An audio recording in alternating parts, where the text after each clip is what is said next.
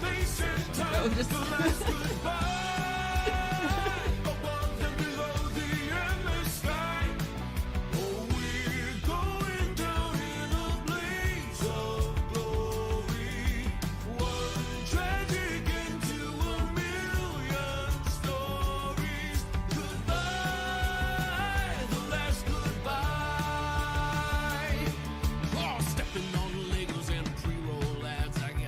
things are better gone, but I really miss that universe where I got to be King Kong. The one where there's no war or poverty, and the one where I'm friends with the Yeti, and the one where I was a mad scientist who made a man out of spaghetti. But if it's true, we'll never begin again, and we're headed for a final oblivion. There's no one I'd rather log out with, to leave my account with, and all the me's of existence. Ooh, it'll be a painful end, but at least I'm with my friends, the ones that stuck by my side always through and through. It's you and me and you and me and me and me and me. The last goodbye here at the end of space and time. The last goodbye above and below the endless sky. Oh, we're going down. Oh, hello, hello, hello, hello. hello. Man, the last goodbye. Oh, so topical to this stream in so many ways that I won't explain further until the very end of the stream. Just make really, really speaks to my current mood at the moment. Saying goodbye one final time. Coincidentally, 10 years of making. I said I wouldn't be a part of this bit. I said to Amy yesterday, like, hey, what if on the stream tomorrow I do this big bit through the whole stream where I pretend and make illusions and say like, oh man, this is a bittersweet day, and then like make you all think that I was gonna quit YouTube. Maybe. And then Amy said like, maybe not. So. You can do whatever you want. I just can't keep a secret. You're right. So, oh, what a heavy day this is. But 10 years. Yeah, and yes, I saw a lot of people. Yeah, I got my hair cut. This is the funny thing about every time I go into a haircut when I have longer hair, I tell them, hey, I'd like to keep the length. I kind of like it, but if you could clean it up. And then they go, okay. And they cut it all off. And I'm like, what part of me wanting to keep the length did you not understand? But yeah, so this is what happened.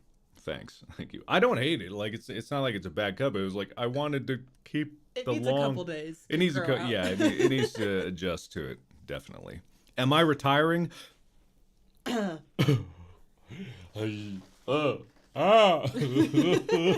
me get through the stream first.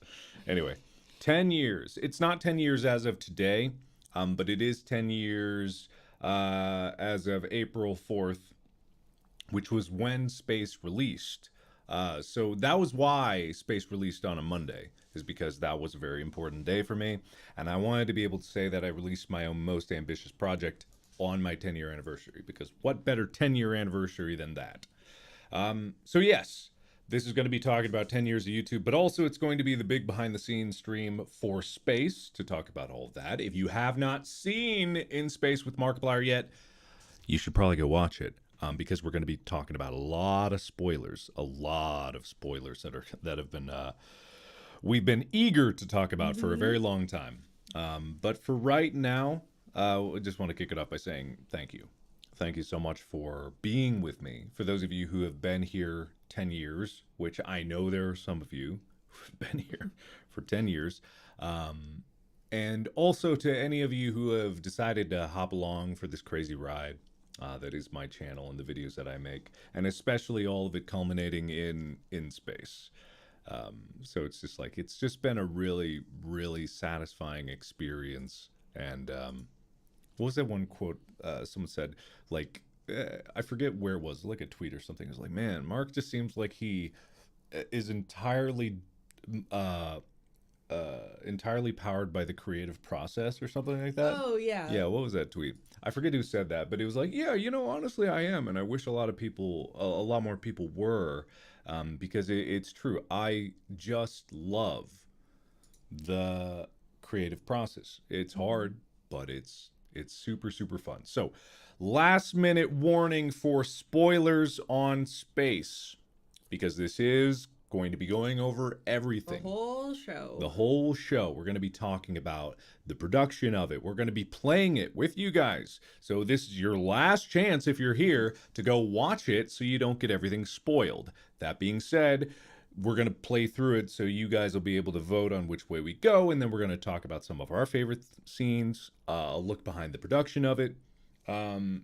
just generally anything we want to say. We also have the behind the scenes video that's done, made by my lovely editors who have done an incredible job on that. I wanted to get the blooper video ready for today, but unfortunately that won't be ready today. So the blooper and behind the scenes video will be posted separately next Sunday.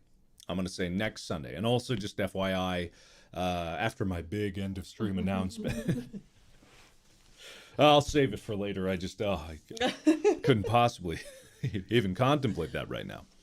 Yeah. So just thank you all so much for joining this. I also want to give a shout out to the people who I've done collabs with. I didn't do as many as I wanted to do because I just so happened to go to the hospital like 2 weeks ago or a week and a half ago or whatever it was, which kind of got in the way of doing a lot of things like that. But just today, I did a video with the Corridor crew, talking with Nico about this and how they were a big inspiration for not only me starting YouTube, but also just for just learning how to do these VFX and how to execute and how to communicate like the needs and wants of it. And also, there's the video I did with Rosanna Pansino, which if you haven't watched part 2 yet, Ro's in it. I will not spoil when or where, but just like the entire realization that there's the other people on YouTube that I've met and worked with and maybe not worked with along the way that were more than happy to talk with me and do a video with me. The Corridor video and the Row video are bangers. Oh, I yeah. have to say. Oh, absolutely. They're really good. The Row video, just like, I have only become less hinged. More insufferable. Insufferable. Quality my general philosophy is whenever I'm doing a collab, I try to make the other person look better by making me look as bad as possible. That's my general. But you can do that with Ro because you know Ro so well that she's not gonna get offended and think that you're not taking that it you seriously. Don't care. Yeah. Yeah. She knows you. So if she's just as insane as you are. Oh my God, frankly. maybe even more so. It just doesn't come across that way on camera sometimes. But yeah, it's really good. So go find that video, support the Corridor video. I just made a community post about that earlier today. And then upcoming, I'm doing a video where I talk with Anthony Padilla. And that's just it's going to be a very long conversation. If you've seen his videos before, you know the basic format. He spends a day with me, and good God, we talked for 3 hours straight, I think. I'm pretty sure about 3 hours. So I don't know how that's going to get cut down, but it will. All right, with all that being said, it is just about time to get going on this whole shebang, talking about Space, watching Space, me revealing all the secrets that even to this day some people have missed. A lot of people have missed some of the things that I'm going to showcase. People are connecting the dots, though. Oh, yeah. Oh, there's some people that almost nail on the head, super, super accurate, really, really close to the truth of the matter. And it's just it's really fun to see people dive into this one and really eat it up, tear it apart, enjoy it. Because that's why I make videos. That's why I've been making videos for 10 years is not only for me to feel fulfilled in what I'm doing, but also just to see you guys enjoy what I'm doing, and really get absorbed into it, get sucked into the wormhole. It is my mind, all those things. But I guess before we get started, maybe we could get a couple questions from people. Yeah. If people have any overall questions about overarching. Yeah. Questions. Yeah. Also, like, I didn't do a video with MatPat yet. I hope to in the future, but you know, MatPat did like not only 2 streams playing it, but also just made a lore video about it before part 2 came out. And also just a thank you to everybody that has played In Space with Markiplier either on stream or in video. That's totally okay.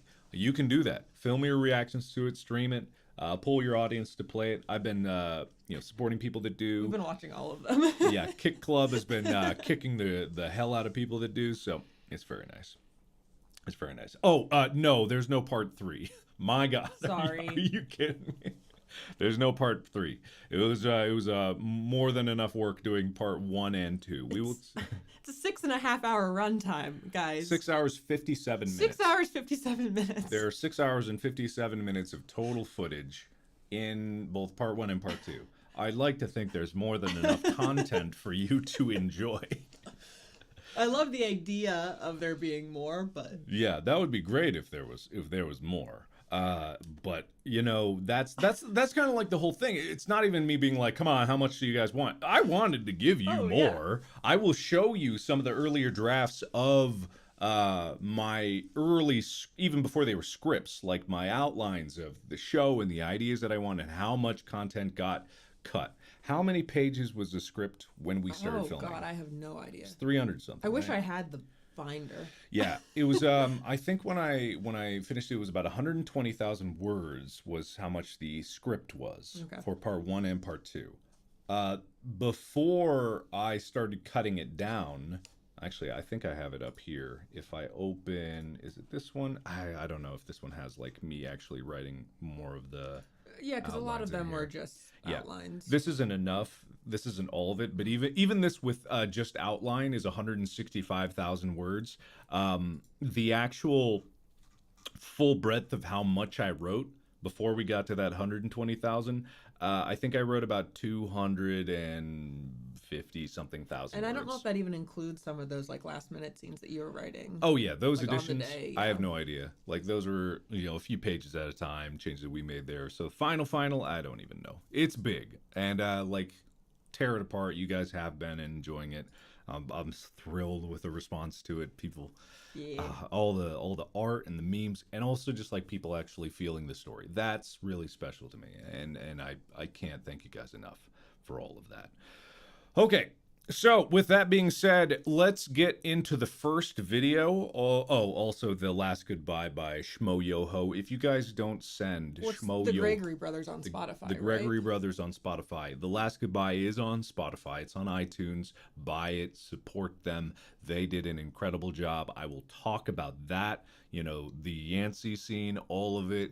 We're going to go through everything today. And then the BTS video is going to be very fun. I have not even seen it yet. So there's a lot of stuff that went on behind the scenes that I did not see. That BTS, how much footage do you think there was? It was, each of them had about 5 to 6 hours. So maybe like 20 hours of behind the scenes footage. Because it was 6 weeks of production. Yeah. And that's like the vast majority of what the behind the scenes video is.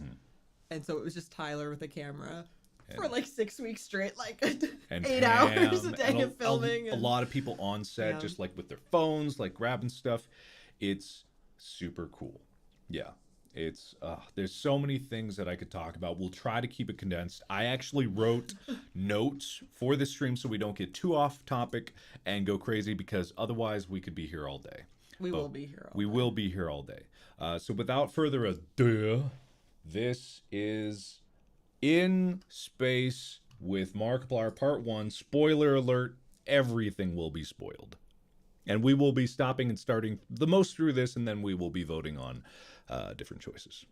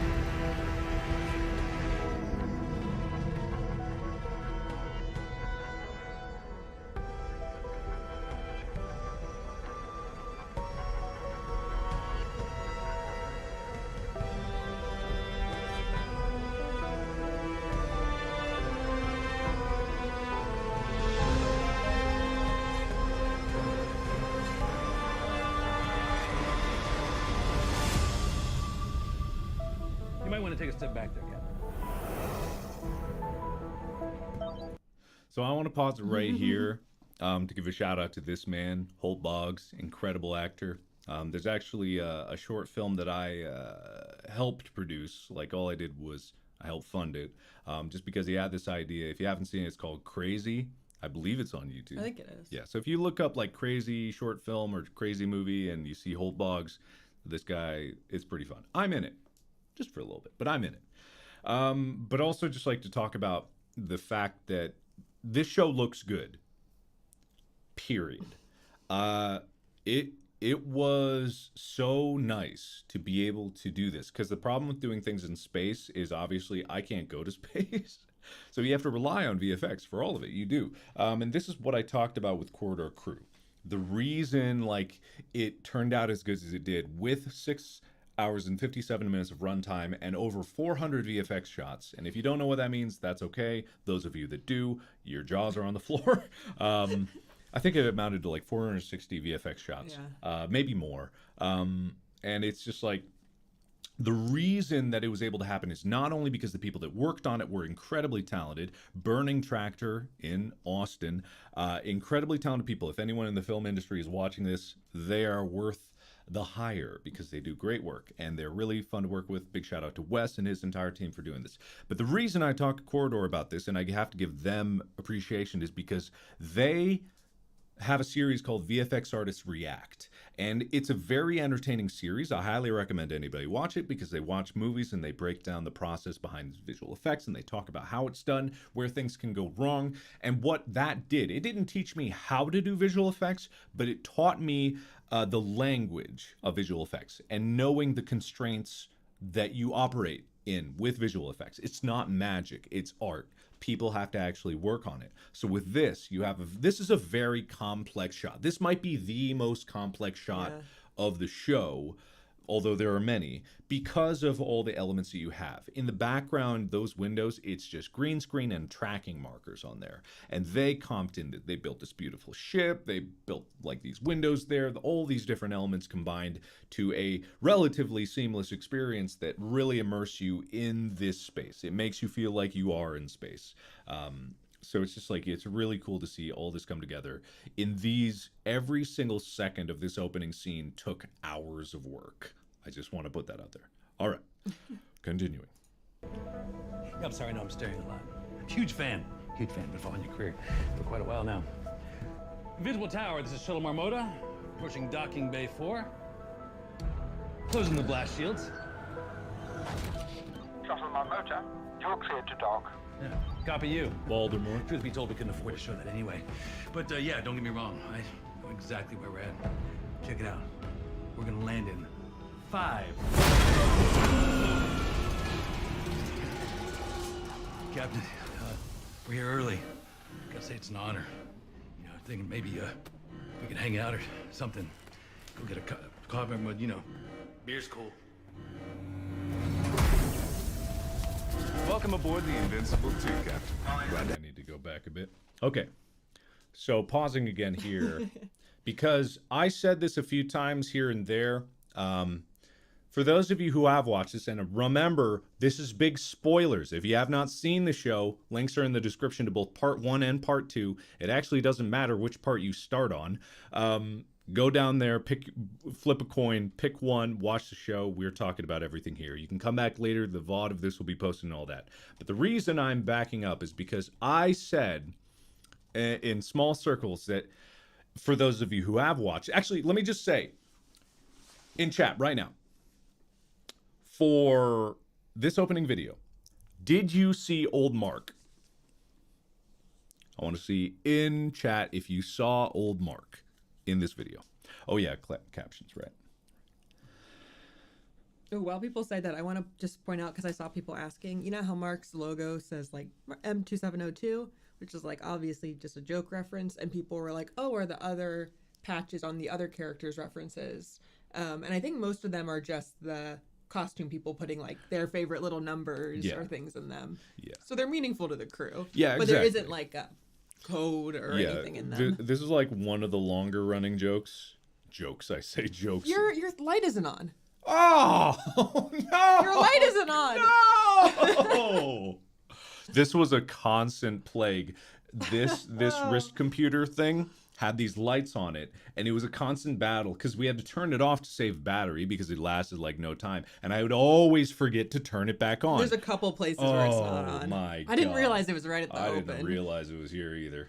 Oh man, it's off. Okay, anyway, so most of you saw old Mark, some of you didn't.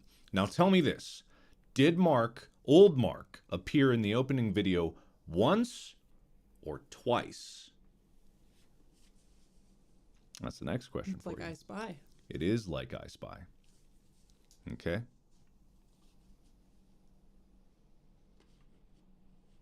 Once, twice, once, twice. A lot of onces.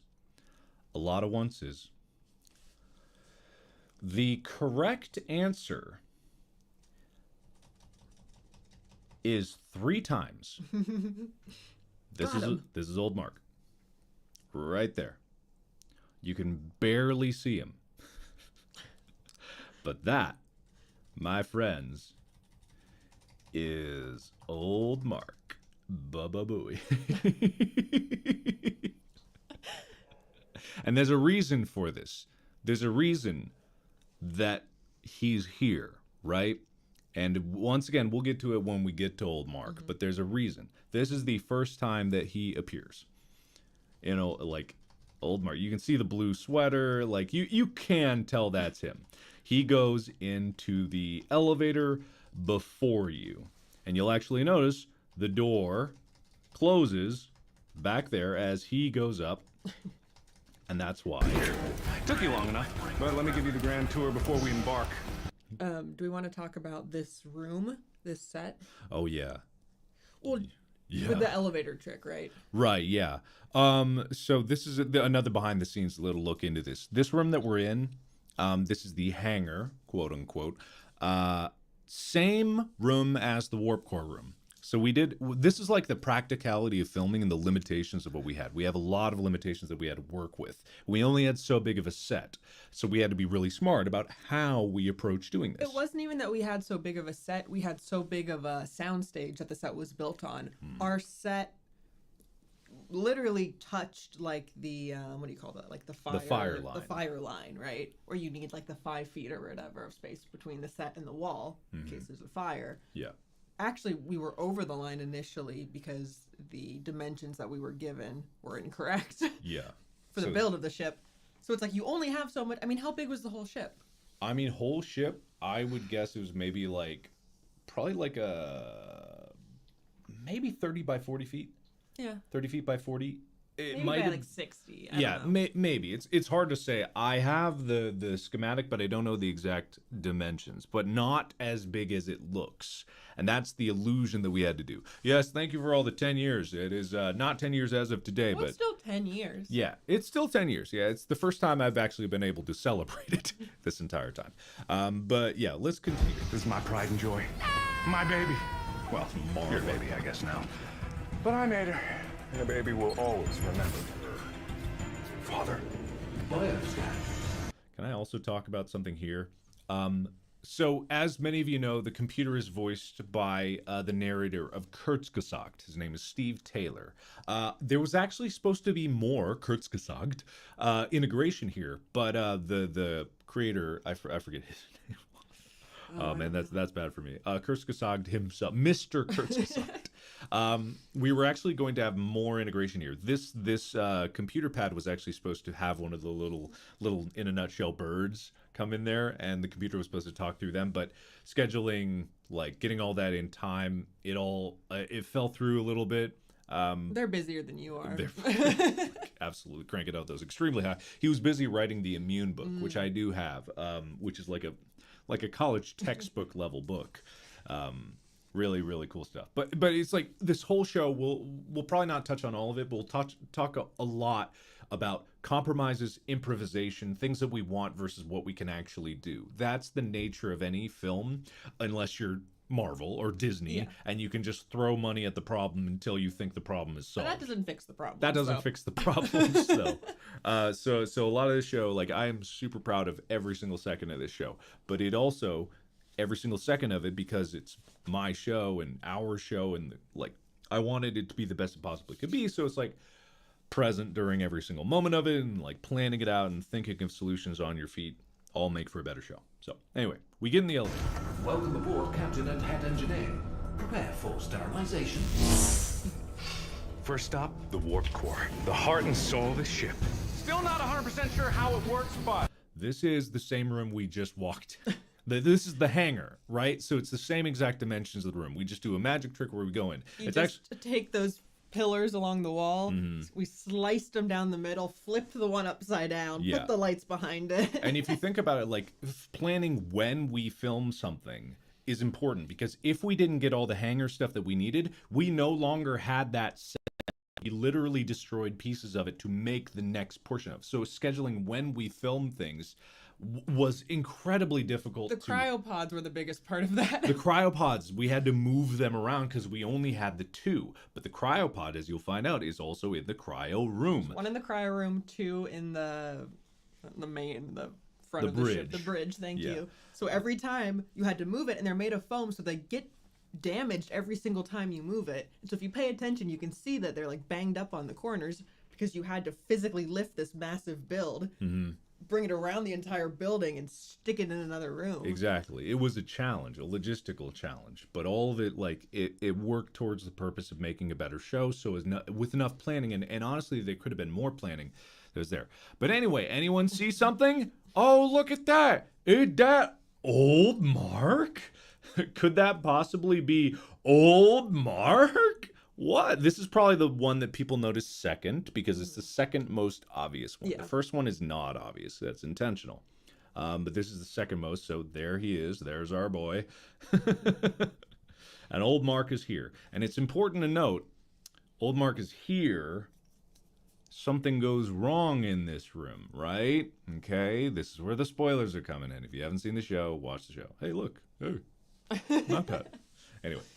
Sure how it works, but... You don't need to know how something works in order to use it. And when we found it again, it passed every safety test with flying colors. It's not gonna be like last time. Oh, no. This time, the Invincible is finally gonna live up to her name. But just in case, I built in a special precaution. If anything goes wrong, we can detonate these explosives and separate the warp core from the rest of the ship. I've yet to meet a problem that can't be solved with explosives. And speaking of explosives, the main reactor. Turns out you pretty much need the power of a star to tear open a wormhole, so a star I built. Built like a tank, too.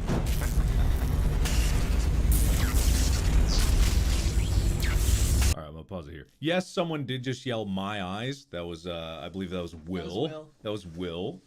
Who, if you remember from Heist, one of the fun things in Heist, it's during the dark path where I keep going like, let's split up, and if you handcuff me in the last one and you're chased by those cultists, it's the entire crew that we film with actually chanting in the same building that we're filming this one is going, intruders.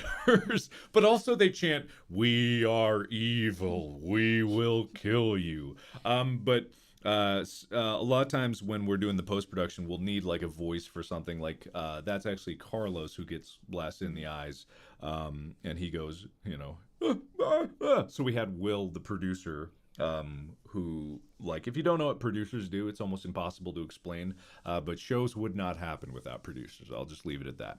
So he goes, my eyes. But also in Heist, he's the last cultist to fall down, who goes, intruders, and then gets his head like caved in on one of those pipes. Intruders, clonk. That's also Will. That's why there's like random, like my voice is in it at one part. Yeah, you're in yeah. these sound mixes, and it's like it's not like you have the actors there still, and it doesn't matter whose voices is. You're like, oh, like this part's quiet, so we need a line here, and so we just throw whoever's there up, and it's kind of fun because then there's like these little Easter eggs of the crew doing voices and the producers. Yeah, it's really fun. Someone noticed there's underneath our webcam right here. There's this dancing dude. That is, if you didn't notice, right there. Our webcam kind of obscures it, but he's there pretty much the whole time. Tear open a wormhole, so a star I built. Built like a tank, too. Did you ask for that?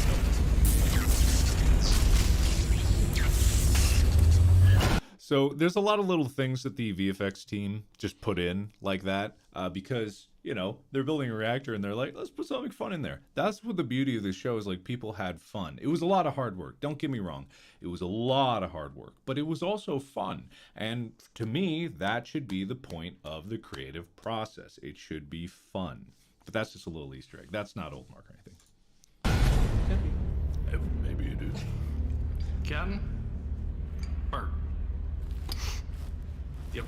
Yeah, it's Bert. He makes sure that the ship don't go boom. Next up is Cryo. Colin. Hey.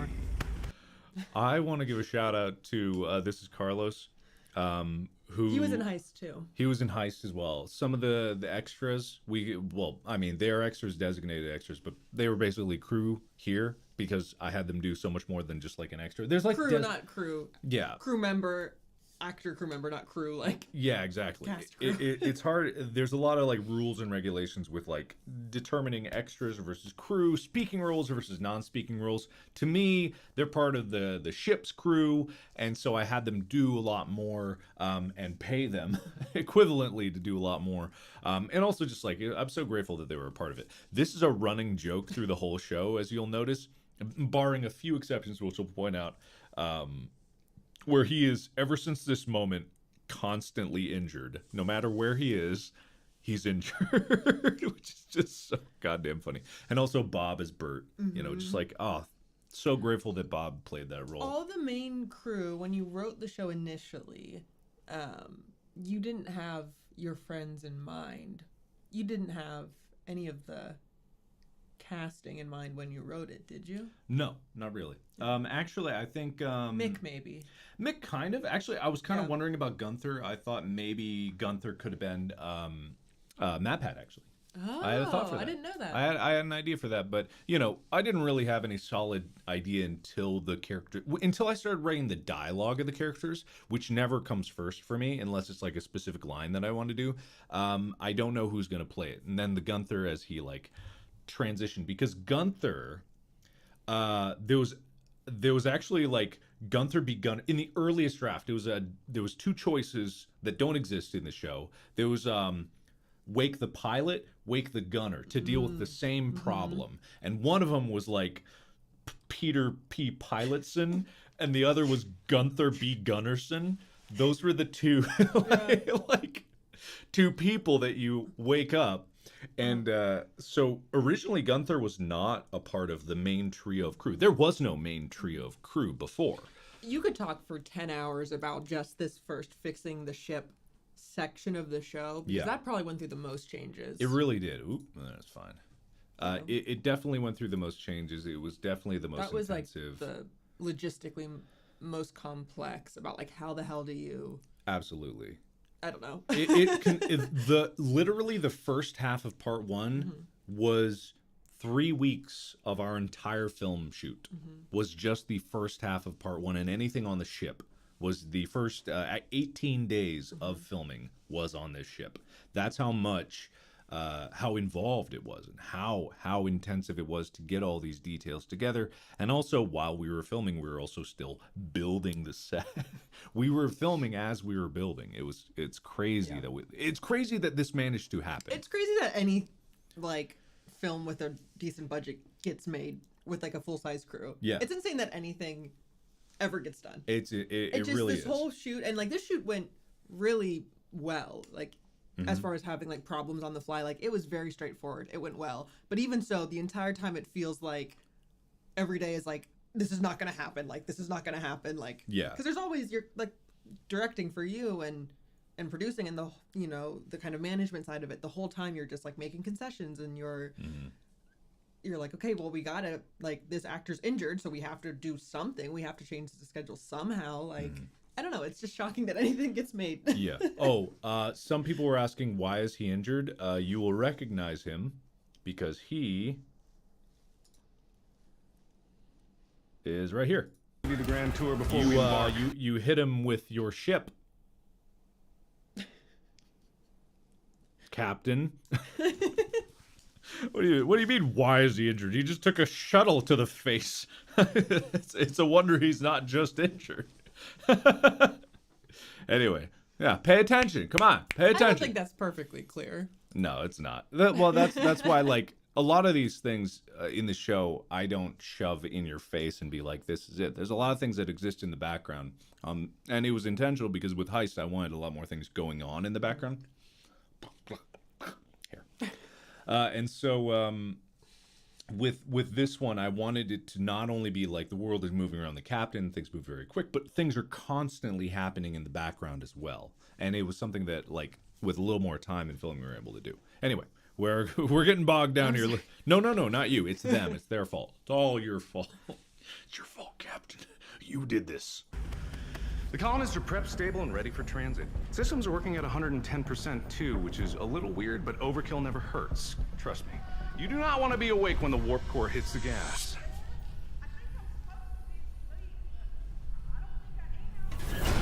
So a few things to talk about this. This is obviously a set extension.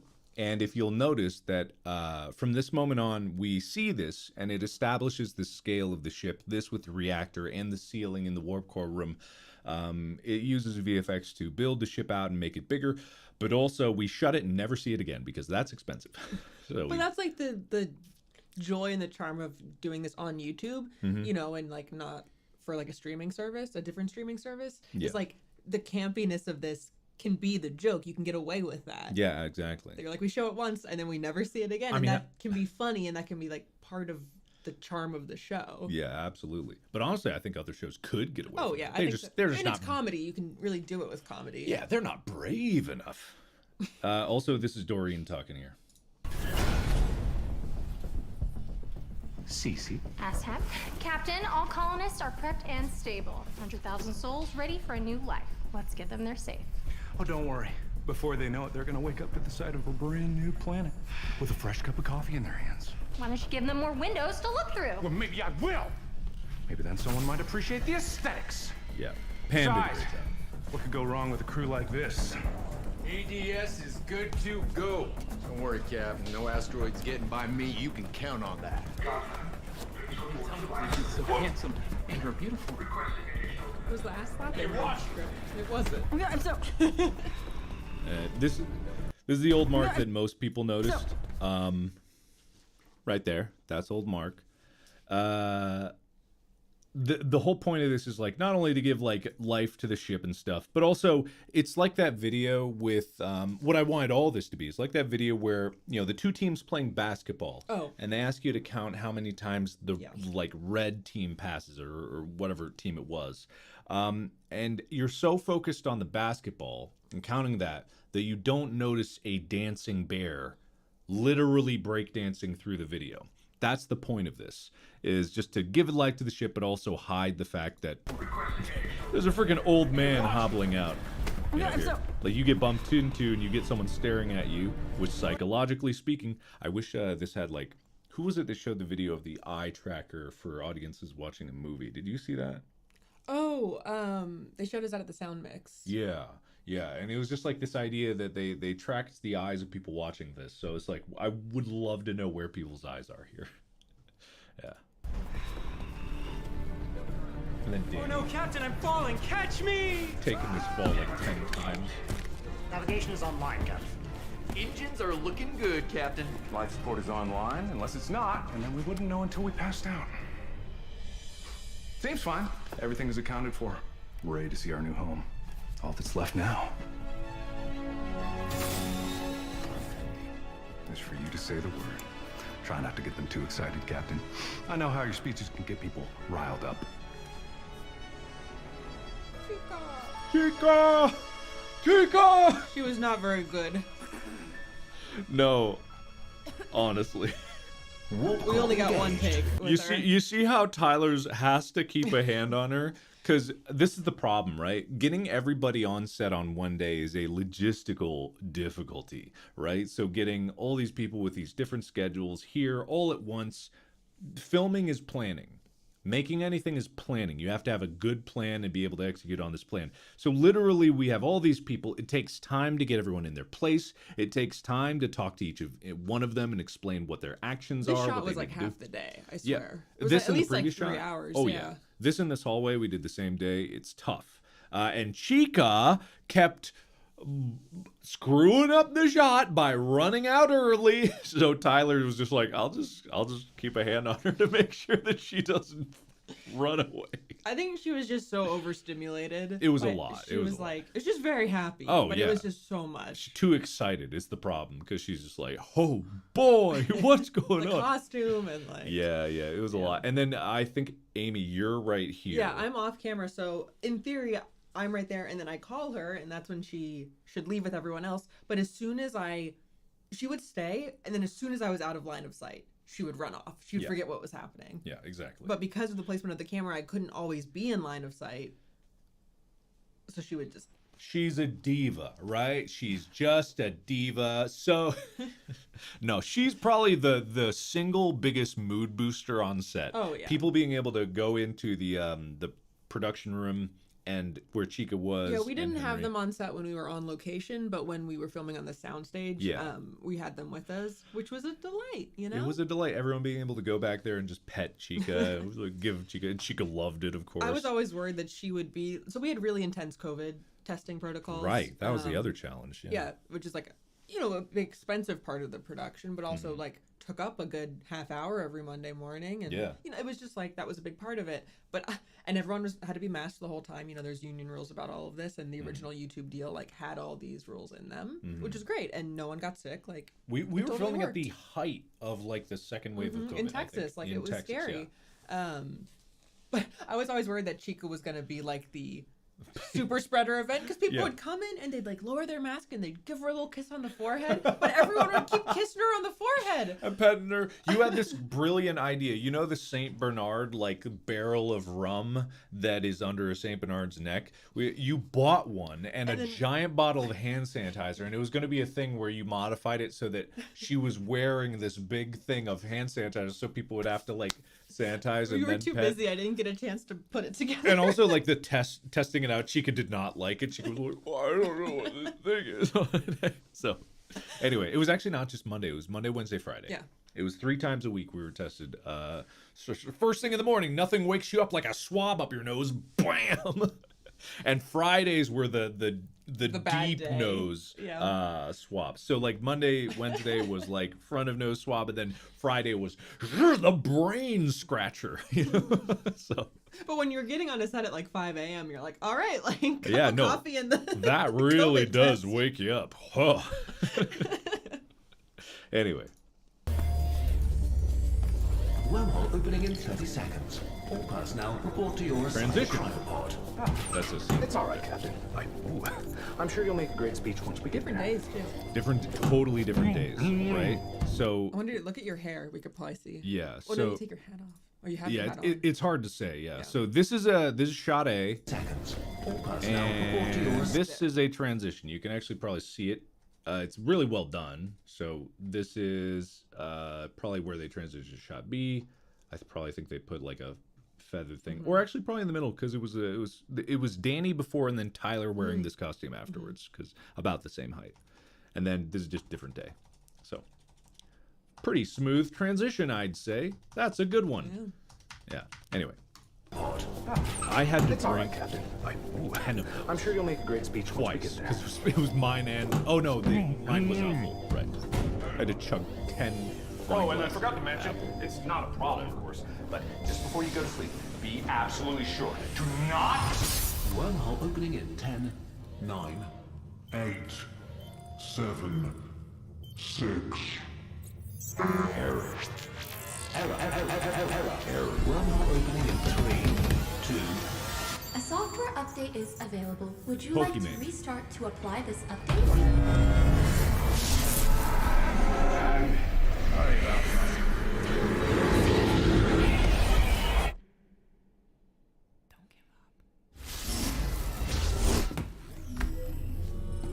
Software update complete. Good morning, Captain. We are currently years into our journey. Coffee is en route. Current ship status is absolutely catastrophic. Initializing emergency wakey protocol.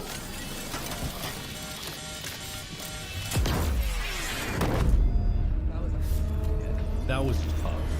Yeah. Reviving head engineer.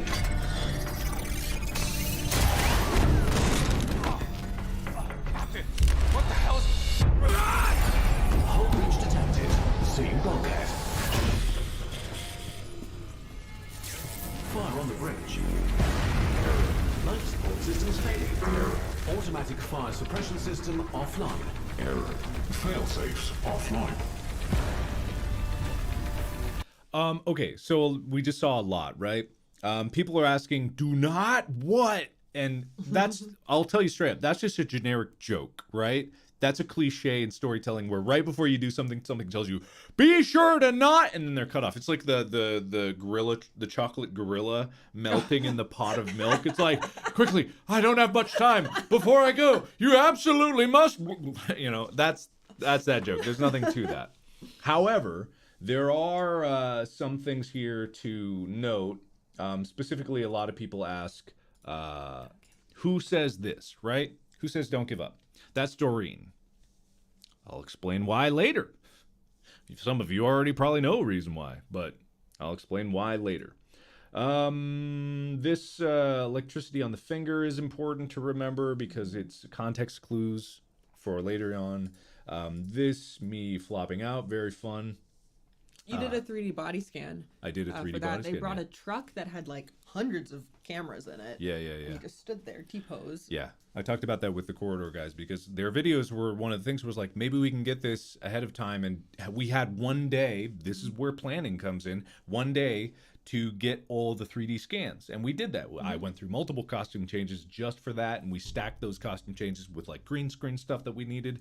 It's all planning. It's all difficult. But one of the things that was important to this story that has existed since the beginning of my first iteration of this show was that the first choice would be made without me. And that was always the case because one of the things, like I love Heist. I got nothing against Heist or Date, but the problem that those videos, as fun as they are, represent is you don't have much agency in terms of the adventure. And it's very counter to the idea that you are the captain of the ship. You are in charge. You make the decisions. Wog captain here. Wog make decision. Wog say open door, you know.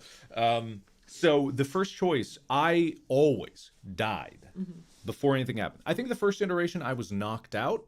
Yeah. And you had to do something without me. But I loved the idea that you are so used to me guiding you through these adventures that I'm taking myself out of the equation.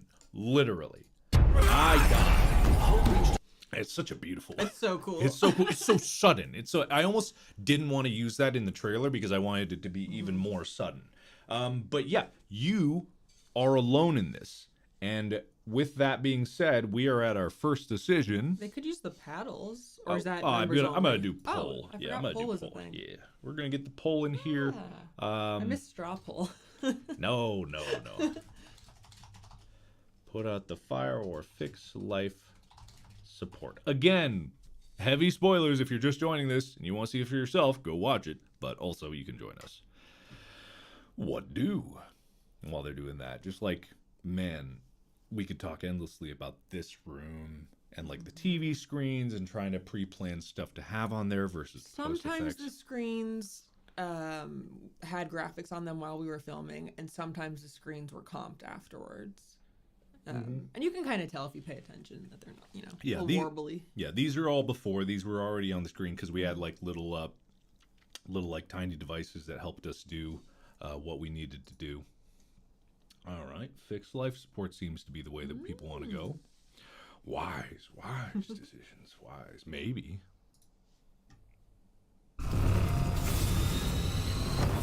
Warning, no atmosphere detected within life support. Warning, oxygen. You know when the captain runs? So I know what you're gonna say. Okay, YouTube was incredibly supportive of this show. Incredibly supportive. Like, Mark had full creative control. They were wonderful. They did not think this was funny. They were like, can you take that out? And we're like, well, no, we already filmed it.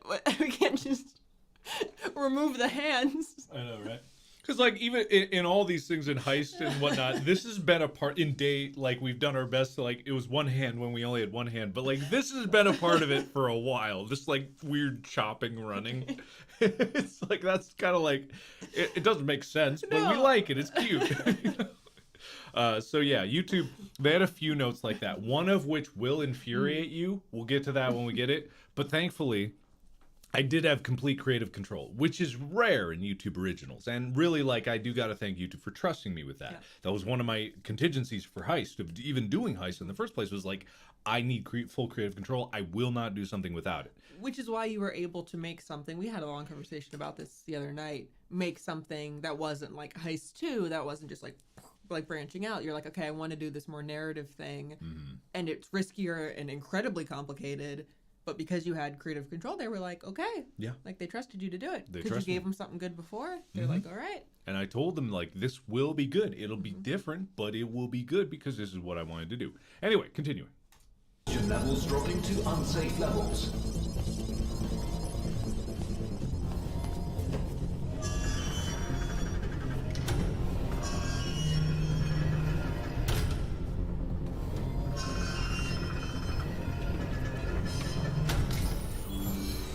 Oxygen levels rising. Good news, Captain. The momentary lapse in oxygen extinguished the fire on the bridge. Warning, brace for impact. Alert, outrage detected. Asteroid defense system is offline. Disregard previous statement, Captain. The asteroid defense system is working at 100% efficiency. Any vibrations you are feeling uncertain the gun's working to keep you safe. I said the asteroid defense system is fine.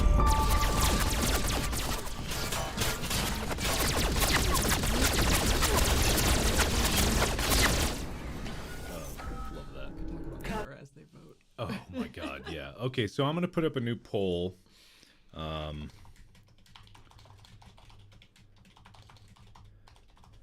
And we reserve the right to overrule if we need to show you something that needs to be shown. But for now, I'm gonna do this poll. One thing that's gonna like blow your mind and just talk about the iterative process of writing this is originally, and a lot of people have pointed out, like, okay, if you fix, a lot of people justified, if you fix life support, logically that would increase the oxygen and then the fire would grow. And you're right. You're absolutely 100% right. I hand waved it with, okay, the oxygen ran out and that extinguished the fire, which wouldn't necessarily be the case. The original incarnation of this show is both choices, putting out the fire or fixing life support, ended with your death because you couldn't solve it by yourself. That was like the whole crux of the issue. It was supposed to be an educational moment to show you that the respawn mechanic. However, in the differentiating of making this first thing, it was too big to have too many fail states, because the difference between this and Heist is there are no fail states. There are failures, yes, but the story continues. But it continues to branch. It continues to branch. So if you have 2 deaths initially, that's an entire exponential more number of videos that you go through. And this first section, saving the ship, is so many videos already that I had to pare it down. And I thought of a justification reason, like, okay, it might be fun if there is a path, a perfect path, where you as the captain can go through this without ever dying. But then you die of old age later. So like it all gets you eventually. But so yeah, that was original. It originally was going to be if you fix the oxygen, the fire grows and it goes bigger and the whole ship explodes. If you put out the fire, obviously that thing happens. So anyway, wake the crew by 57%. Initiating wakey protocol for good to be Goodison, head of asteroid defense system. Oh, there's still so many. There's errors in here that I have not gotten to fixing yet. So the B stands for bullet. Now, I heard you had a little problem on your hands, Cap. I've been through hundreds of battles, fought through hundreds of traps. You rogue drones ain't gonna get the best of me.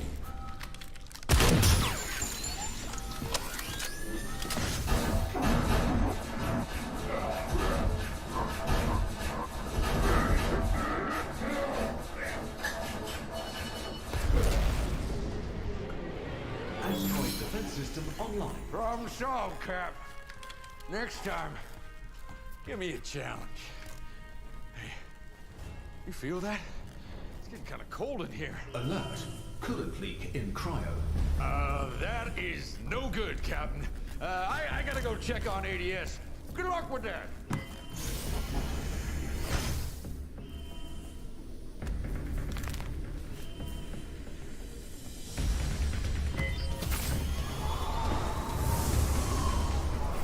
Warning, colonist core temperature rising. Irreparable harm will occur if the colonist's stasis temperatures continue to rise. Manual intervention is required, Captain. Okay, so number one, Gunther, played by Mick, who was the detective in Who Killed Markiplier and other things. Incredibly talented actor in general. Animator, voice actor, like just an incredibly talented man. Talented human being across the board. I'm gonna make the poll inside this. What do call for backup? Wake the crew. Yeah, a lot of these choices are like based on rules of threes. You can do the same thing 3 times, and that usually will get you to a good thing, unless you're fixing it from the outside. Doesn't work as well for you. But one of the things that I like to talk about this is like the scheduling. It is not apparent just how difficult it is to schedule these things in terms of filming, especially when we have so many pieces in the same place, and making sure that not everything is forgotten. Like you get all the coverage you need, because that's the complexity of this opening sequence on the ship. You are looking at this door here after Gunther walks out, Gunther that gets replaced by Doreen, me going in by myself, you throwing me in from respawning from fixing it outside, you throwing me in again when respawning me from fixing it from the outside, and then all the intros and outros, the cuts between me throwing my own dummy against the wall. There's probably like 12 or so iterations of just looking at this. And you're trying to match these to each other. Exactly. Yeah.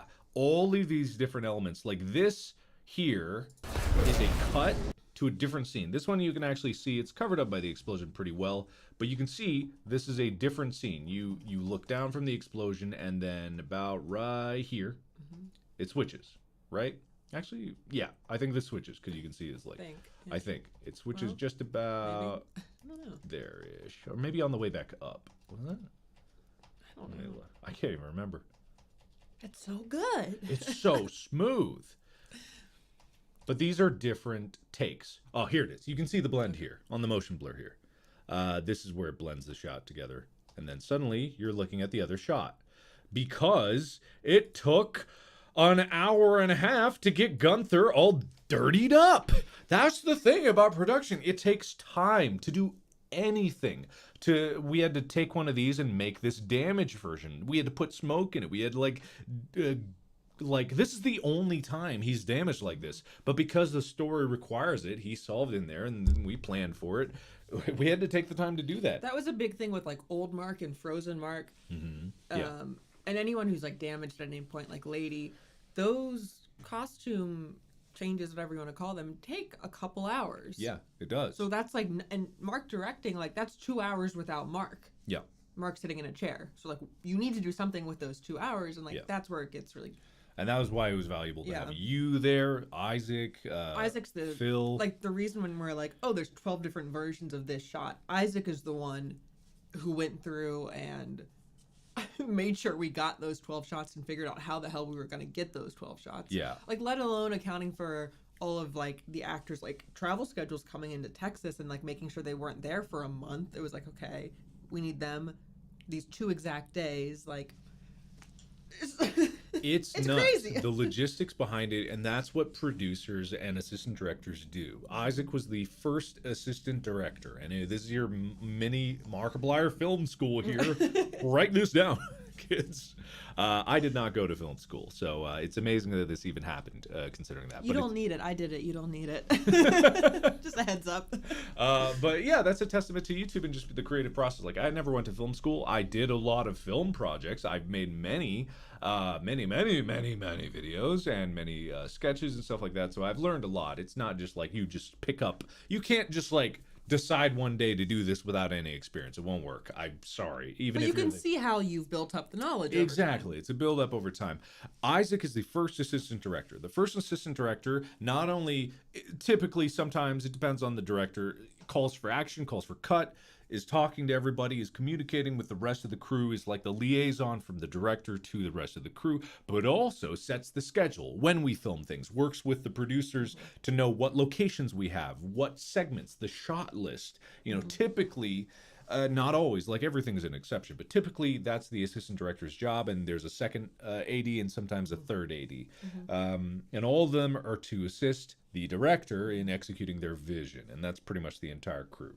The vision is this word they use for the stupid shit that's in the director's head. What were you watching? Was that Corridor yesterday or something where they were like, oh, or no, was it in the Corridor video that you're in? Where they're like, are all directors doing the same thing? That's in the video from Corridor. Yeah, so I think this is what a director does. It's what I'm doing. If you haven't seen that, Corridor crew, very good. But just so many pieces. And so even here, we were looking at this store like 10 different times, 10 different iterations. The frozen Mark look, probably second only to old Mark in terms of time. Frozen Mark's my favorite. My absolute favorite. Amy's favorite, yeah. Wake the crew. Initiating wakey protocol for Celsi F. Kelvina, head of cryogenics.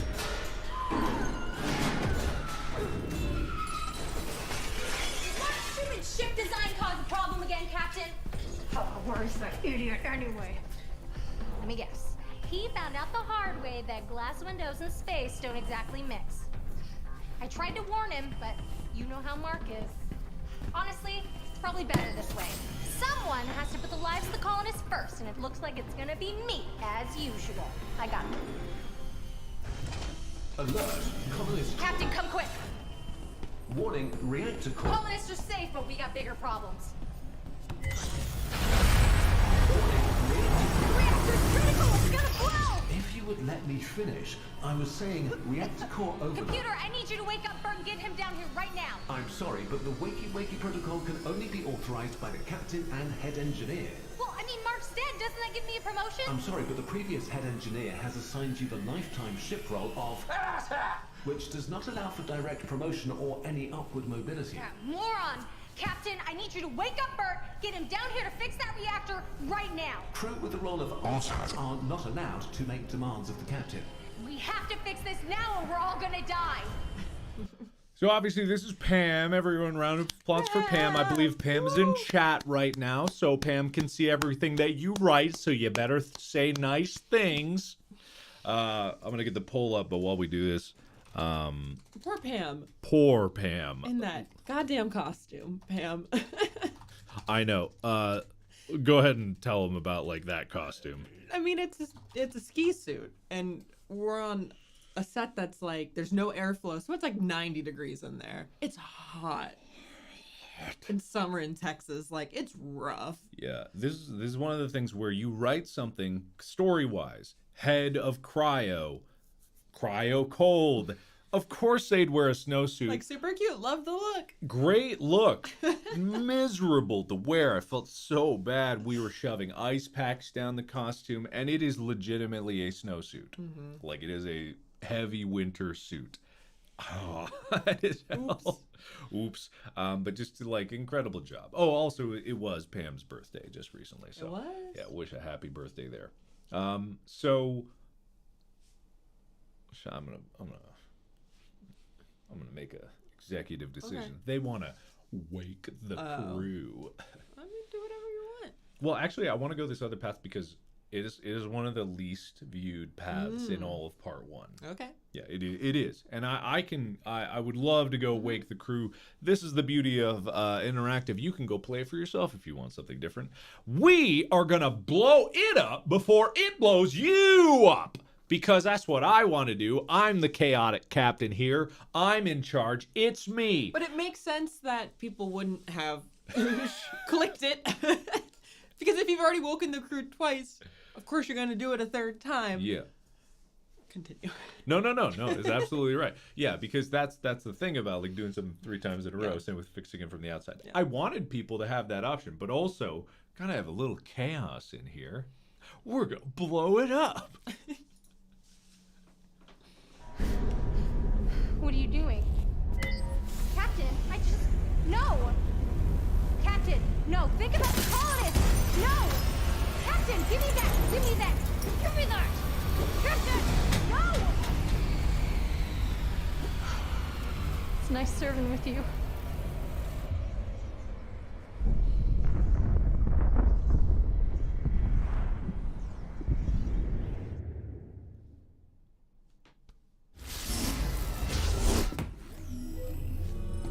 Software update complete. Good morning, Captain. We are currently years into our journey. Coffee is en route. Current ship status is Absolutely catastrophic. Initializing emergency wakey protocol. Captain! Captain, something is very wrong!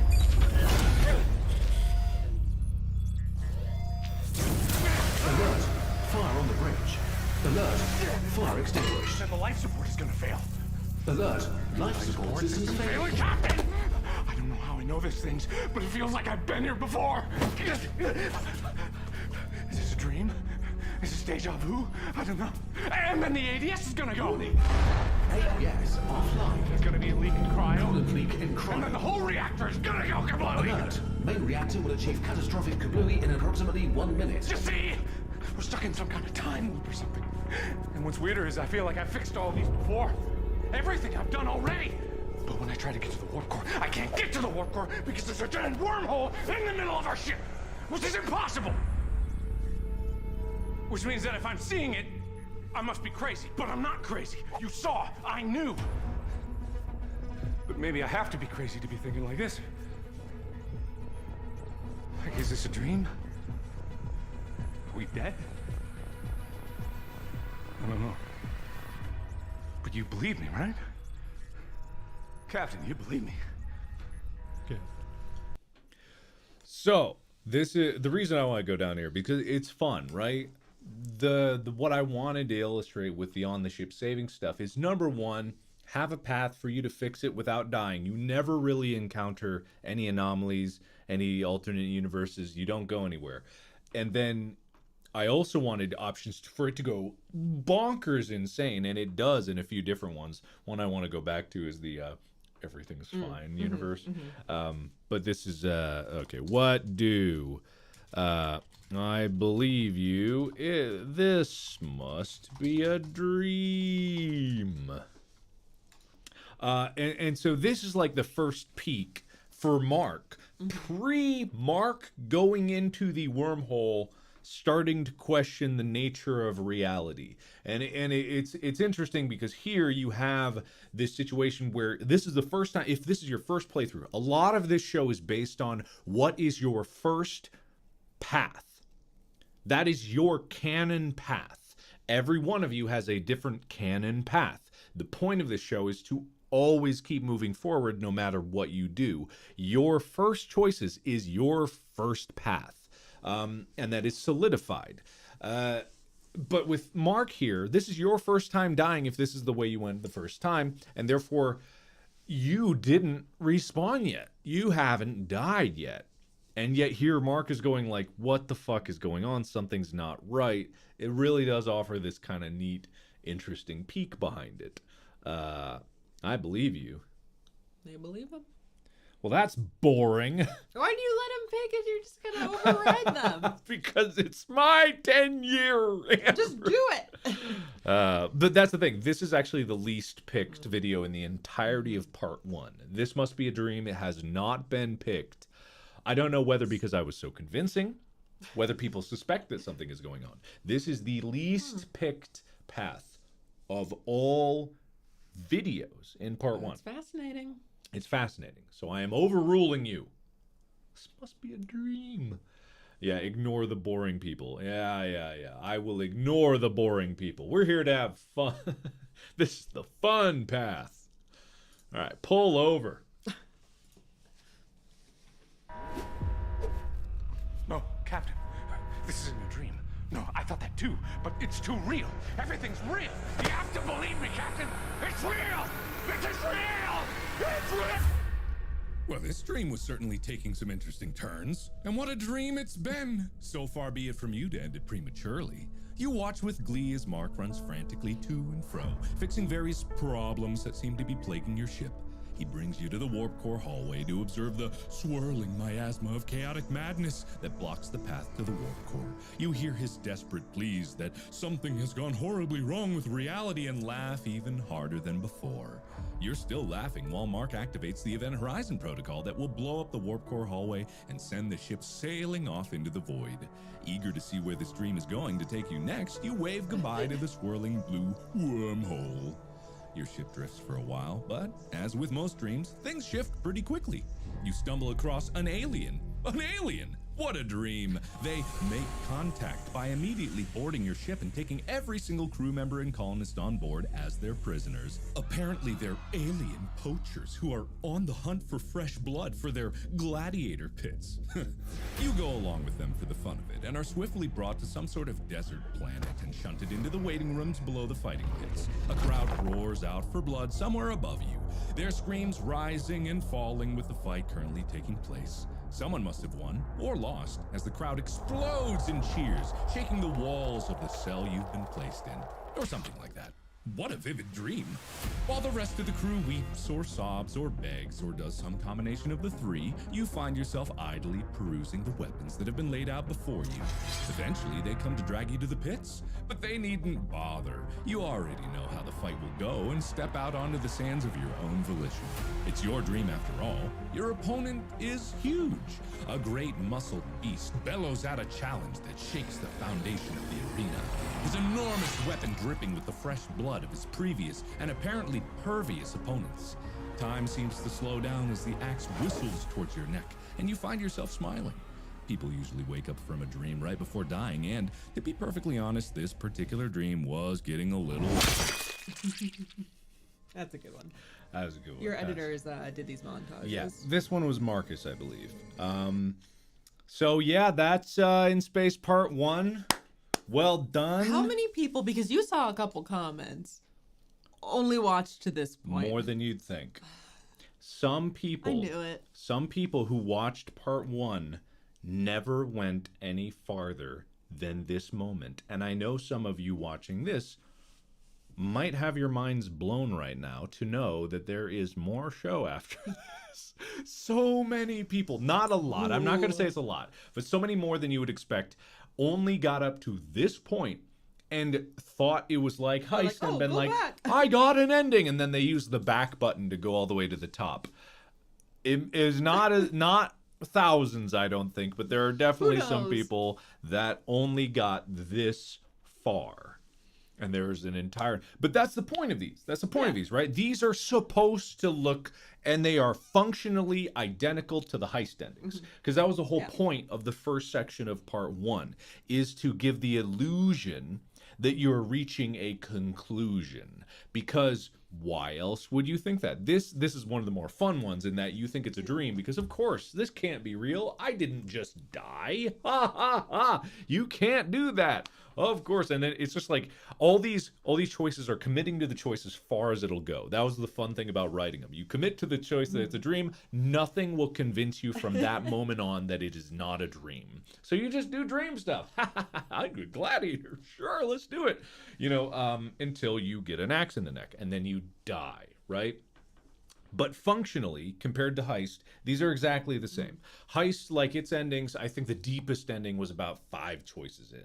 Right, like, give or take. There's some longer. Maybe 6 or 7. It would be the row scientist one in the zombie path would be the deepest one. But this is like pretty similar, and it was intended that way. I wanted it to be like that because I wanted to throw people off, because I wanted to give people the feeling that they are stuck.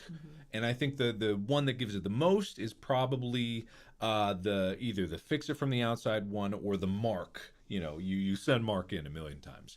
All of them have different flavors of it, but you know, there is just like this similar feeling across the board of like, I did it, adventure over, and there's so much more left to do, like beyond that. I'm gonna keep going forward. I would love to go back, but we have a behind the scenes video that to show you in the stream that I want to get to, and I could talk endlessly about this. But the whole idea is like, and the challenge of this particular one is, how do you have a cohesive narrative in an interactive format? And the only way to do that is to make the illusion of choice part of the story. And that is the story of In Space. It is the illusion of choice, feeling trapped. I planned for part one, at the end of it, when people watched it, to feel uncomfortable with both their choices and the inconclusivity of the story at that point. That was the point, because that is kind of the nature of it. All of the promotional stuff that I did with the trailers, it was all asking you to question what you did. People that went the most destructive paths first, really, some of them, not all of them, kind of regretted their decisions, because, as I said before, your first time playing this is your canon path. That is what you chose as captain based on your decisions and mentality. And all the time I was leading up to this, and all the time leading up to part two, I was challenging you to really think about the consequences of your actions, because in this story, they both matter and don't matter. That is the illusion of choice. It's how much you feel it matters. That matters. So anyway, go towards the light. Go towards the light.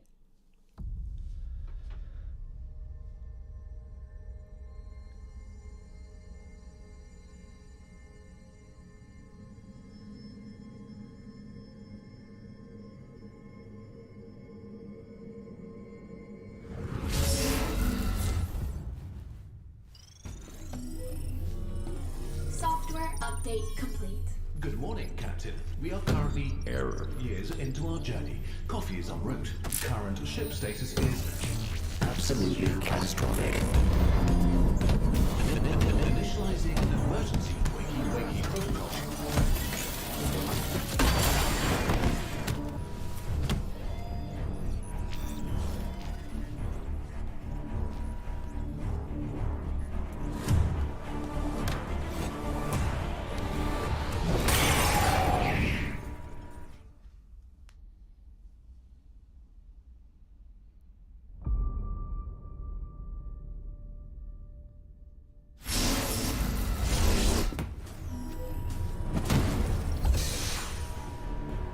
Reviving head engineer. Captain, does this feel familiar to you? Where are you going? Fire on the bridge. Fire extinguished. Life support systems failing. Oxygen levels rising. Asteroid defense system is offline. Asteroid defense system online. Warning, coolant leak in chrono. Colonist core temperature stabilizing.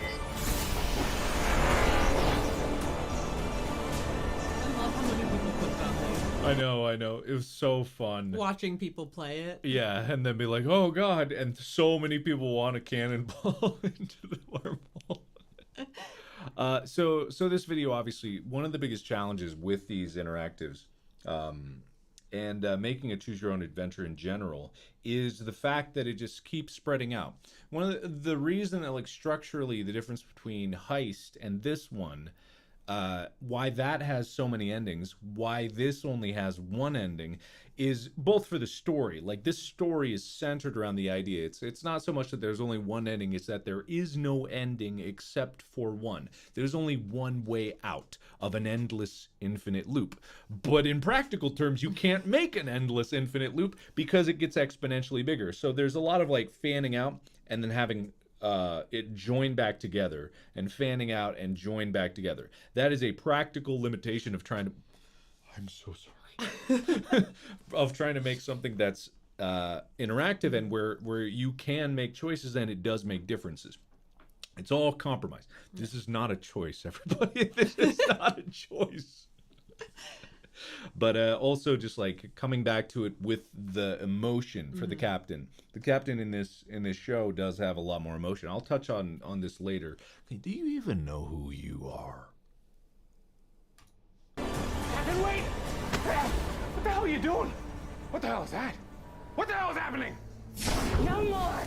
No more. It ends here. I'm not gonna let you do it. I'm not gonna let you do it. You're gonna Tell me what you did. You're gonna tell me, and then you are going to undo all of the damage that you have done. Okay, look, lady, first of all, welcome to our ship, and I know it looks bad, but usually it's a lot better. Not you. You. Everything that you destroyed. Everyone that you have killed, you are going to undo everything right here, right now. Warning, reactor overload in 5. First off, so a lot of like interesting lore stuff happening. This is your first introduction to Lady, as far as you know. Lady, how on Lady's side, this is Lady's near last time meeting you. This lady has already met you many, many, many, many times. In fact, if you'll notice, one thing that Lady has is the device. Lady stole this from you. Well, not stole, but got this from you in part 2. That'll give you context of when in the timeline of all these wibbly-wobbly timelines, Lady is there. You'll notice also the damage cohesive, like getting those, like the stages of damage for the costume was difficult. Oh, also Lady played by Leo Tipton, very talented, incredible job. But like the MacGuffin, right? The, what were they called? The temporal displacement? I never remember the names of these things. Displacement device. But they have it. And if you notice, not a lot of people thought that Lady was blown to smithereens. Nope. Lady, if you'll see this blue flash, bloop. Lady zip zap soups out of there just in time using the device. And that's how Lady got there in the first place. That's why the blue light is there. Lady appeared from wormhole that Lady created, and bada bing, bada boom got out there just before your stupid ship blew up. Like this.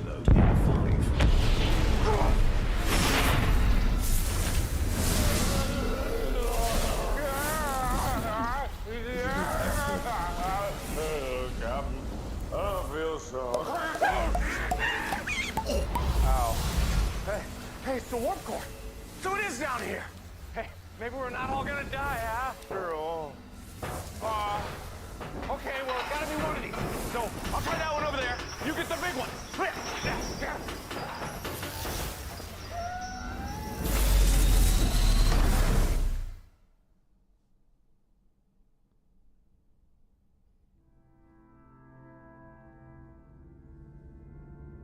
Paradox detected.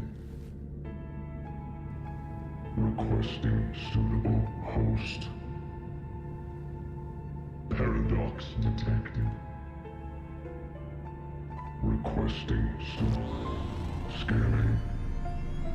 Suitable host located.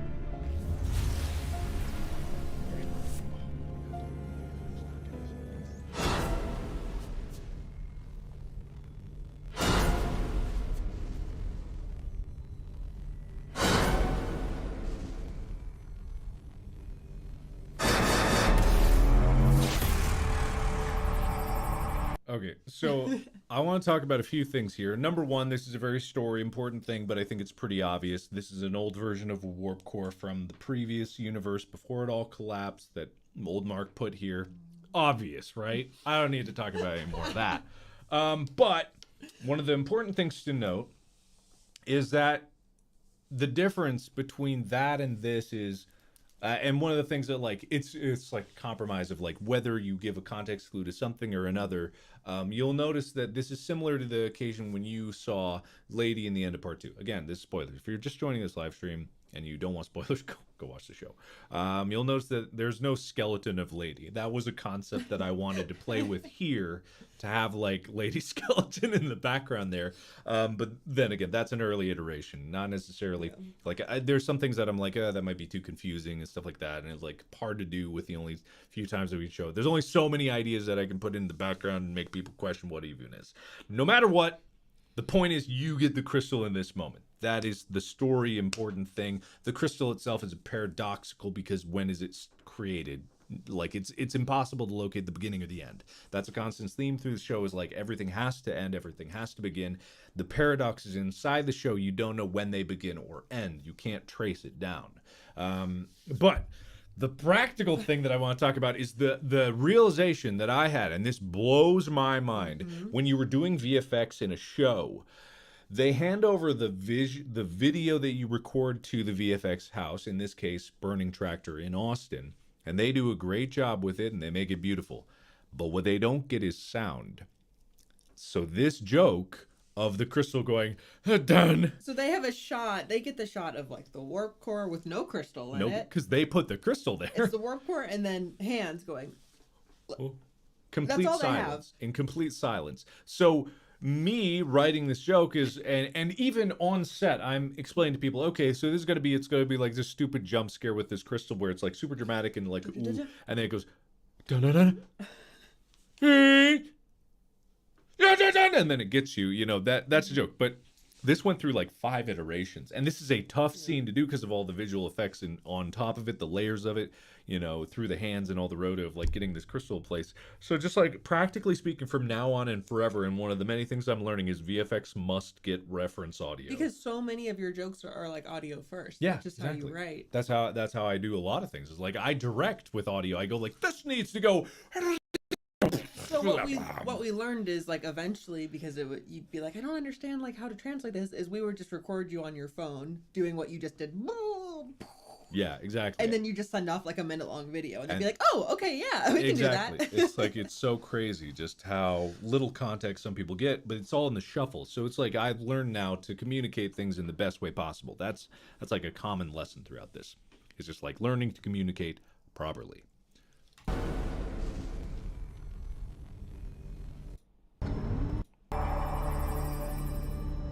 Please resolve paradox. Please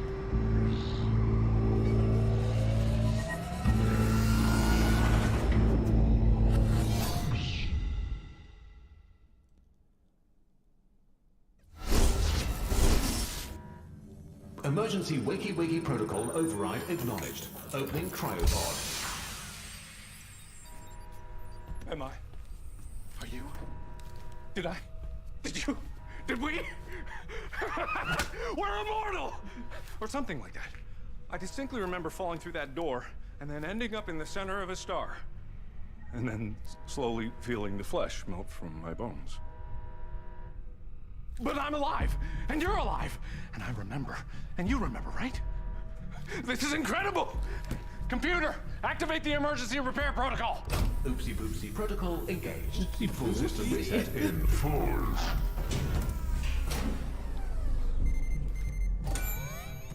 System rebooted. Reviving crew. Backup systems engaged. Okay.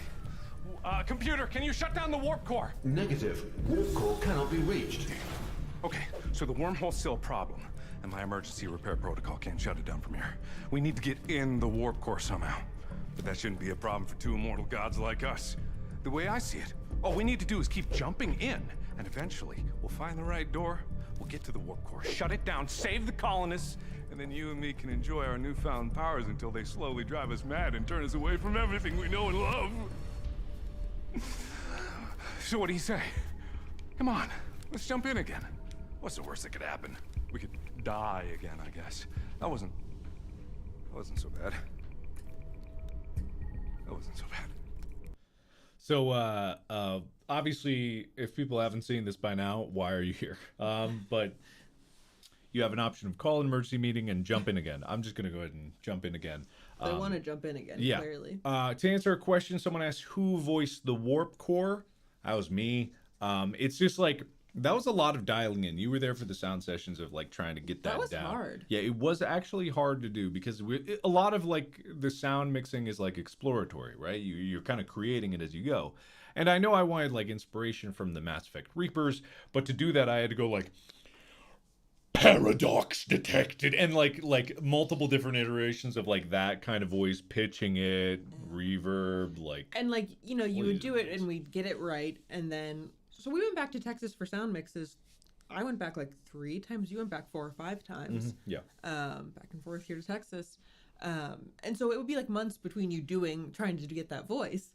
And so like we'd get it nailed down perfectly, and then a month would go by and it'd be like, oh God, like how did you get that? I know, right? That voice. I had to remember like what exactly I did, because to get it at first without me there, I did it in a bunch of different ways and I didn't know how they did. So it went from paradox detected to paradox detected to like paradox detected, and then just pitching it. So it was exploratory, right? This is actually one of the first scenes we filmed. I think this is the first day. This right here, this literal shot was one of the first shots we did. And it was just like, this kind of set the tone for everything. It was an odd one to get on first. This and the jump ins. I mean, what would have been a good one to start on? Yeah, we had to do it practically because we had to do things. The bridge was ready first. So we filmed everything we could in the bridge by myself. And that's a lot of it, but not a lot of it. Yeah, the first few days of shooting, all we had was like the bridge in the hallway, pretty much. So none of the cryo or reactor or any of that was there for like the first like week almost. Yeah. Yeah, which dictated a lot of the filming. Yeah, it did. Well, anyway, let's jump in again. Woo. Hell yeah! We'll be at that warp core before you know it.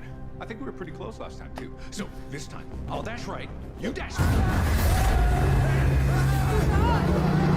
It's the thumbnail! The thumbnail! I can't believe... I'll talk about it later. No one's found this okay. secret. Not quite what I expected. But now we know what not to do. So, what do you say? Let's jump in again. Let's jump in again! Hell yeah! Shouldn't be long now before we're resting on the shores of our new home planet. We'll be heroes. First they'll give you a medal, then they'll give me a medal, then they'll give you a medal, then they'll give me a medal, then they'll give you a medal. They might give her a medal, then they'll give...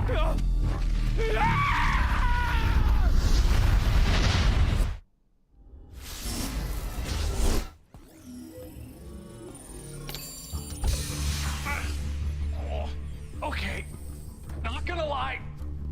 Oh, that was my bad. I kind of get distracted by all the pretty colors.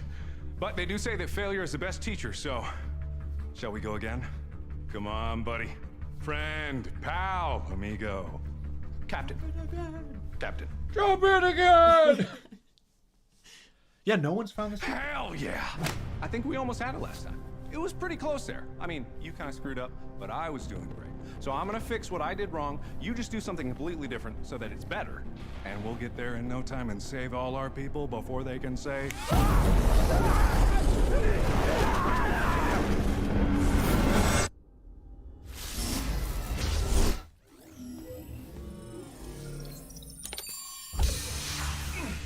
Captain? I'm not the type to assign blame, but I can't help but feel like you could have tried a little harder. You could have, but I want to talk about something here. Because this is the first scenes that we filmed, this is an example of how jokes get added in throughout the show. This, and you know, people probably weren't even paying attention to this. This is Carlos. Carlos is uninjured here.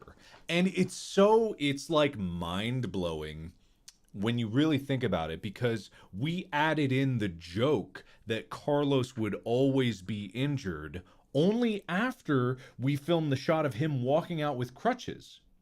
Yeah. Which was filmed after this one, because this is the first one.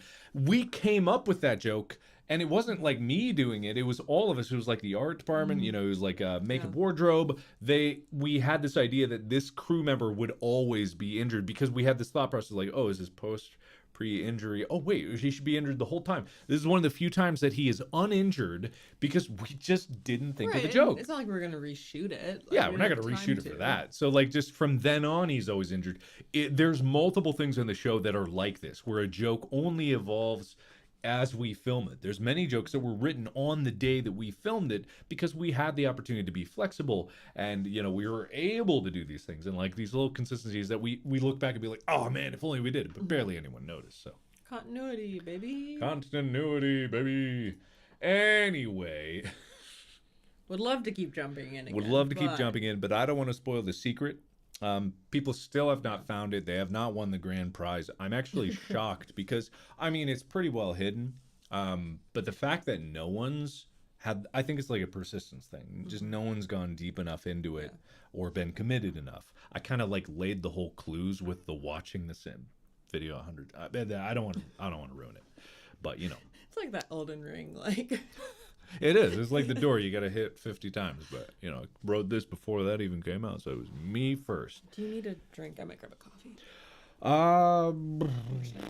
No, I got my. Dogs out. Okay. Well, I mean, if you give me some string cheese, so I But can could eat do that. I can eat it improperly on camera. You can eat it properly on camera. Improperly. Oh, okay. I'll be back. Okay. Anyway, we're gonna call an emergency meeting. Oh, okay. Is that for me? Yeah, we're gonna call an emergency meeting. Okay. Yeah, you're probably right. They deserve to know what's happening. And they might have some ideas how to solve this. Probably not good ones, though. Official legal approval to do this joke. I contacted. I literally got permission to do this joke. And ordinarily, you know, I wouldn't go through the legal jumps and hoops, but because this is a bigger production, you need to go through all these hoops. I would ask for permission, of course, which I did, but actually got legal permission to do this one, because, you know, why not throw it in there? You know, do at least one joke. You can't not do it. And if you have a chance where you're doing an emergency meeting, of course, you can do the joke. So we did the joke. Anyway, and Lixian made this little graphic with Chica there. So. Captain, thank you for such an upfront and thorough explanation of the situation. The mark of a great leader, always being open and honest with the crew, never holding anything back. Sweetest things turn sours by their deeds. A lily that festers smells far worse than weeds. What? Bottom line is, we need to get to the warp core and shut it down. It's having effects that I never could have predicted. The captain and I, we've tried some things, but we need fresh ideas. Yeah. Have you tried blowing it up? Obviously, they've tried blowing it up. Look who you're working with. No, we haven't. But that is a good idea. No, it's not. You know nothing about wormholes. You could actually cause a false vacuum collapse. Well, no, we wouldn't, and also that's impossible. What if we back the ship up into the wormhole? What if we pop her in reverse and just undo all the wormhole stuff? Okay, Mark, I owe you an apology because obviously you're not the stupidest person on this ship. Thank you. Hey! Captain! You never do my stuff. Clearly, we need to send out a distress signal because someone sabotaged this ship. You know, now that she mentions it, some of the damage on the ship did seem intentional. I think someone needs to go over every inch of this ship and do some rat. No one sabotages the ship because the only two people that can change anything on the ship are me and the captain. And the only person that I trust more than myself is the captain. And two, how could anybody find us if we don't know where we are? That's my point exactly. We don't know where we are, we don't know how we got here, and we have the lives of the colonists at stake. Or, hear me out. Beep. Beep. No, it's not up to you. It's not up to you. And I'm sorry, it's not up to you. It's up to the captain. They haven't let us down yet. That's true. So I'll defer to your wisdom. Okay, so as many of you have guessed, yes, the damage was intentional. As you now know, if you have watched part 2, which if you haven't, this is your last chance. I'm starting to really spoil it. Go watch part 2, link in the description, or part 1 if you haven't seen it. Go link in the description. The damage was intentional because Old Mark did sabotage the ship. I am actually going to reveal something to you. If you remember in the opening, you remember how the pilot of the shuttle, when you first come onto the ship, is like, we're going to land in 5, and then you crash. It's funny, right? It's a joke. Me causing Tyler to spill coffee and the warp core going all weird. Me almost blowing up the reactor. Me ruining cryo for whatever reason. That's all Old Mark. Even the shuttle crashing.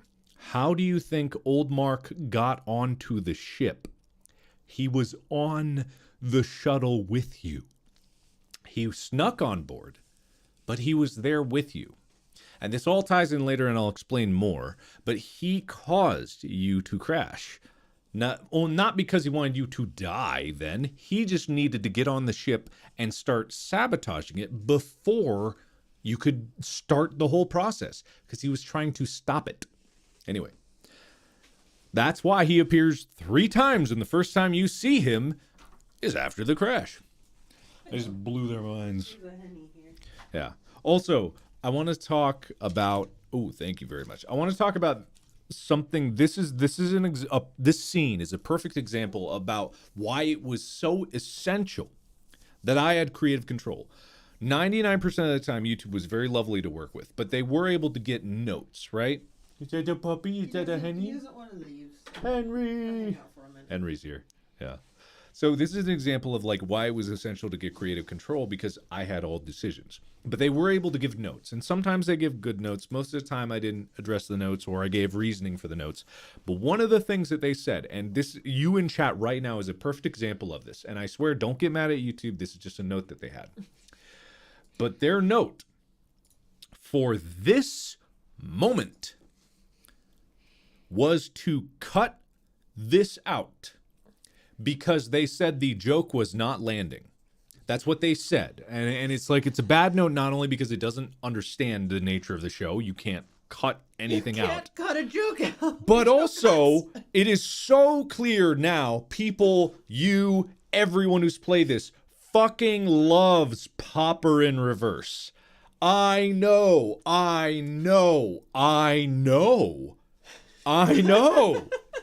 They thought the Popper in Reverse joke that was the literal note. This joke isn't landing. Can we cut around this? It's unbelievable, right? It's fine though, because I didn't have to address it. I said, literally my response to the note was, I disagree, period. And that was the end of it. Like, I'm pretty sure that was my exact address to that note was, this joke isn't landing. I disagree. And that's the end of it. But what else is so funny is this video was not originally named Popper in Reverse. It was named Back the Ship into the Wormhole, because that's what it was. But when I realized how strong of a statement literally having the choice Popper in the Verse, this is actually a kind of interesting thing into naming these choices. This is an example of a name of a choice. Not only is the choice itself compelling, but the name of it is so compelling you want to click it. I'm going to make a poll right here, but I'm pretty sure I know what the poll is going to be. You want to say hi? You're too short. You're too shrimpy, bud. I could pick you up. You could say hi. So I'm asking this, send a distress signal or Popper in Verse. And it's like, it's such a good choice. It's such a fun choice. And that's the other half of this is, right, I want to tell a story, but I also want to make a fun experience. And this is legitimately a fun choice that leads to a I just wanted him to say hi. Keep talking. It's a fun choice that leads to a fun universe. It is also, story-wise, an example of how this kind of universe hopping happens. You hop universes based, it gets more disconnected from your original universe the more times you die, right? That is the basic principle of these universe jumps. So, Popper in Reverse, while funny, leads to your death and the death of the 100,000 colonists that were under your care and every crew member who trusted you. And they so trust you that they don't even question this. Oh, whoops, it's muted. Oh, hold on. I got my in space mug. Yeah. We gave all the crew, took them home at the end. Yeah, so all the crew has all the different mugs. Yeah. Oh, also, if you want to get mugs for yourself or in space merch at cloakbrand.com, link is not in the description. You have to go there, but cloakbrand.com, limited sale stuff. There's some really cool posters and artwork that I got commissioned from the same person who did the heist posters.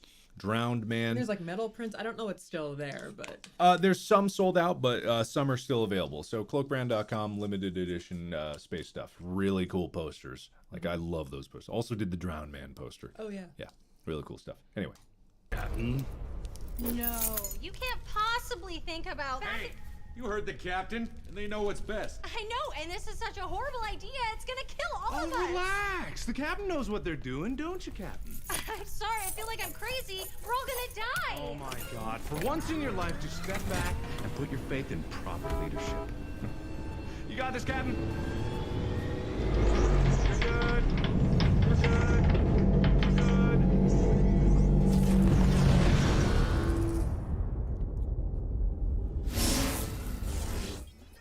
Another day, another crisis. Current ship status, broken. just like my marriage. Here I am again, back for another ride on the merry-go-round of life. Am I immortal? Am I some kind of god? Or was this just another cruel game, leading you on with beautiful promises, only to stab you in the back and leave you for dead? Whatever it was. Yeah, there's so much to love about all of this. And this is kind of like, was hard on set to get all this right, because it took a long time to set this up, set the lighting up. Initially, what we wanted was to be able to, like, drop the blast shield and then have the blinds drop. So they built a whole thing to do it, but, like, it just wasn't going to work. Yeah. But we got there. And this is another factor of having really talented people that want to make something good and allowing them time to have a chance to do that thing. This Philip Roy was the director of cinematography, or director of photography, cinematographer, whatever. He made it look pretty, and all the camera stuff. He worked with the lighting team and stuff to get this specific look of taking the time to make sure there are slatted blinds in every noir shot. Him and I really fought over this. But and because he was right. He was right, but it's hard to envision. This is the same struggle that directors have when they're trying to tell people their vision of what their idea is. People cannot picture what is in your head. No matter how much you explain it, they will not get the exact same picture. So you have to get a clear enough explanation so that it is obvious, or show them afterwards and have them just trust you. This was worth the time to take. But man, when you're fighting for every minute of filming time, it is tough. And for me, like, my job was, working with, like, the AD who would, and the other producers who would be in my ear being like, you need to tell Mark that this is good enough as is. Otherwise, it's going to throw the whole schedule off. So, like, you were coming from, like, the director's side of, like, I want this to be perfect, I want this. And then I would be the one who'd have to try to make the call that something was, like, good enough. Or, like, this needs to be a concession that you have to make, right? And that's always, like, the sort of... Yeah. For those of you who don't know the dynamic of how Amy and I work together, this is how it's been it was for Heist, for a lot of the projects that we've made together, is because I am in front of the camera, I physically cannot be behind the camera when we're filming. I don't know what it looks like until afterwards, unless we play it back. So Amy... There's no way you could watch playback of every shot. It would take twice as long to film. It would take twice as long to film. So during the writing process, like, I'm involving Amy with all this so that Amy is the only other human in existence that knows what's in my head better than, like, everyone else. Second best to me in my head is Amy. And so Amy looks at every scene, knows what I want, knows my style, is able to make judgment calls 99% of the time of what is good enough. And 99% of the time, I will agree we can move on directly, and I can have full confidence that that will be what it will be. There are many occasions where I'll watch playback because you are like, I don't know. I need good. you to decide if, like, this is a deal breaker or not. Because you would be catching errors a lot too. Errors of things was happening. Really, me and like Scripty, script supervisor's looking at the actual script as we watch and is like, oh, he didn't say this line and this line is really important, right? Making sure, like, that's consistent. Whereas I'm looking at it more for, like, visual errors, right? Yeah. You're acting. You would trust if I came to you and was like, do something different. Exactly, right, 100%. Or like a joke wouldn't land. I trust a joke doesn't land infinitely more than YouTube's. Well, because I know your audience exactly. now after how many years. Like, I feel like I have a decent sense of, like... And I trust your sense of humor. It's so funny because, Amy's role in the credits is creative producer, and that is an official role, is a very important role. But you might as well have been co-director as well, because when we're on set with Heist, it was like finding that role, and people realized how essential you were to the creative process. But also now that they saw Heist as a finished project to this one, it was so amazing because every time Isaac, the AD, would yell "cut," everyone would freeze, be quieter than even when we started filming, which was always a fight for Isaac. Like, quiet on set. Shut the fuck up. But once we yelled "cut," everyone froze and stopped talking because they were waiting to hear from Amy whether the shot was good. Because we're not getting coverage on this because it's first person. So normally you're filming a scene and you're getting it from 10 different angles, but the joy of first person is when you get one take of a scene, you move on. Hey, you move on. So everyone was like really waiting to hear from Amy of whether that was good enough, and I knew based on my performance, like if Amy said good enough, I had full confidence that I was happy with how I did. But you could also make a call beforehand exactly just to be like, let's run it again. There were many times where Amy was like, that one's good, and I'm like, okay, it's good. That's one in the can. We can get one because I think I can do better, or stuff like this. There's actually one at the end of this part one that is an example of that. But we'll get and to I'd say it. like 90%, 95% of the time we agreed. Oh, yeah. Which I always thought was so funny because like being on set is like it's a super high stress job, right? It's fast paced. So like people would, fight's a strong word, but people would like butt heads, right? Like that's part of the job. You try to minimize it, but like it happens, right? People are like fighting for their department, like that's what happens. But it's funny because it was very rare that we would disagree. But there were a few times where I'd be like, this is not good enough, and when we get to post, we're gonna be screwed. And you're like, I know it's gonna work. Yeah. And everyone would get real quiet. Yeah. I'm like, everyone else gets to bicker. If anything, we have infinitely more experience like dealing with conflict than any of you random people do. Yeah, it was just very, very serious. Like, oh God, no. They disagree. We're like, yeah, sometimes. But it's all for the betterment of the project. Yeah. I would rather anyone on set fight for what they believed was better for the show, even if at the end of the day, like I might disagree with them and make a call and be like, no, we're gonna go with this. And I'm in this show even making most of the calls. Like it's very, very close to what my ideal version of it. But there's some things where I'm like, I wish we'd have done something a little differently.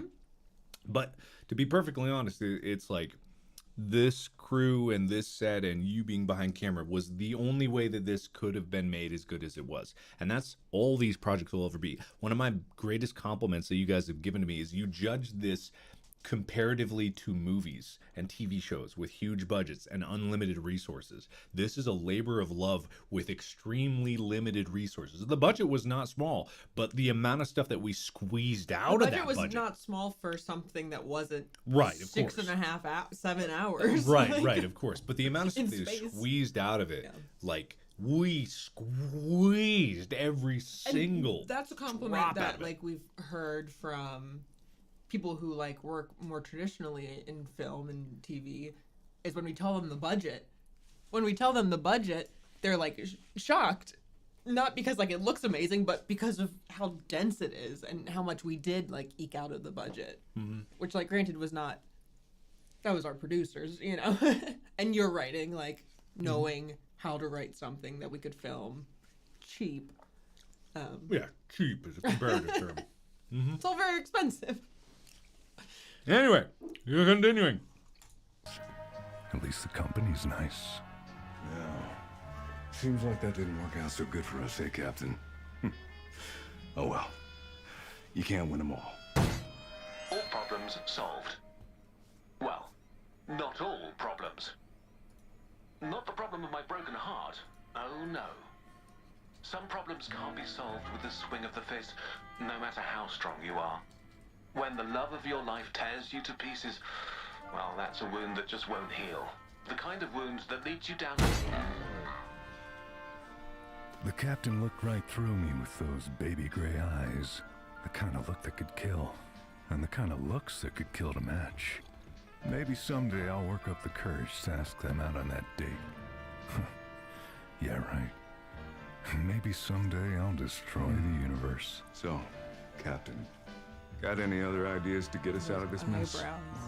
We love the I'm eyebrows. just happy to see you. I'm surprised you didn't go get like microblading afterwards. Between you and Mick, you guys were both like, man, like, Yeah. having eyebrows like this. Oh man, it was so crazy because like literally the only difference makeup wise of this character versus any other was the eyebrows, and I didn't even think of like eyebrows. Is that even going to come across? It comes across, and I would go home because I didn't take off the eyebrows, and I'd go home and look at myself in the mirror like, oh damn, ooh, and Mick also like because did Gunther also had eyebrows? Did, Gunther had eyebrows, and he would look at himself in the mirror and be like, ooh, damn. You could do this all the time. Right. I would love to go fire all weapons at the wormhole, but you and your voice line is in Send a Distress Signal, who and cares? we need to see Wug. Yeah. That's one. That would be. It would be better. We to go called that out way. many things to show in this one. Yeah. And everyone's seen Fire All Weapons. Yeah. Ethan does the voice. Ethan does the voice. It's a very fun one, but it's also the whole crux of this destructive path and getting away is you need to know some context, but the more careless you are, the less story you understand. Right? That's the principle. If you make unwise decisions as a captain, and let's be honest, they are unwise decisions, you don't know the full breadth of the story. Because of course you don't. Like, why do you deserve it? You don't. That's kind of Dorian's thing, is like having fun, Captain. It's very meta there. Anyway, sending a distress signal. So, shush. Shame on you. Sounds good, Captain. You always know the right move to make. It was a terrible idea. The worst I've heard yet. Sure, the captain was pretty, but they were clearly an idiot. All face and no brains and no ways out of here. We were doomed. Cursed. Damned. Dunzo. Dunyan ring. Signal's out, Captain. All that's left to do now is wait until... Something's coming, boss. It's terrible. It's horrible. Get yourself together and tell us what it is. Detecting an energy buildup from an unknown vessel. It's some kind of alien spaceship. Whoa.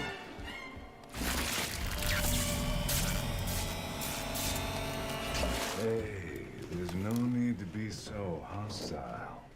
Far be it for one to judge a new species on looks alone, but flying through a wormhole willingly? You're either reckless or stupid, or both. Not the first time, buddy. And I'm sure that it won't be the last. Sure, I was scared. I was downright terrified. The urine soaking into my pants made me regret not building a recycling system into the suits.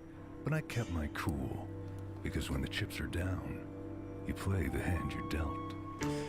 I'm sure that there's some way that we could resolve this amicably. I love the piss joke. Some way that... It's this scene especially is a culmination of so many different additions and little like nuanced things, while the conditions for filming it were hell. Not Wade is a trooper. The Wug is played by Wade, and Wade had to deal with this costume being what it is, which is like 15 layers of different pieces of armor assembled together and 2 helmets.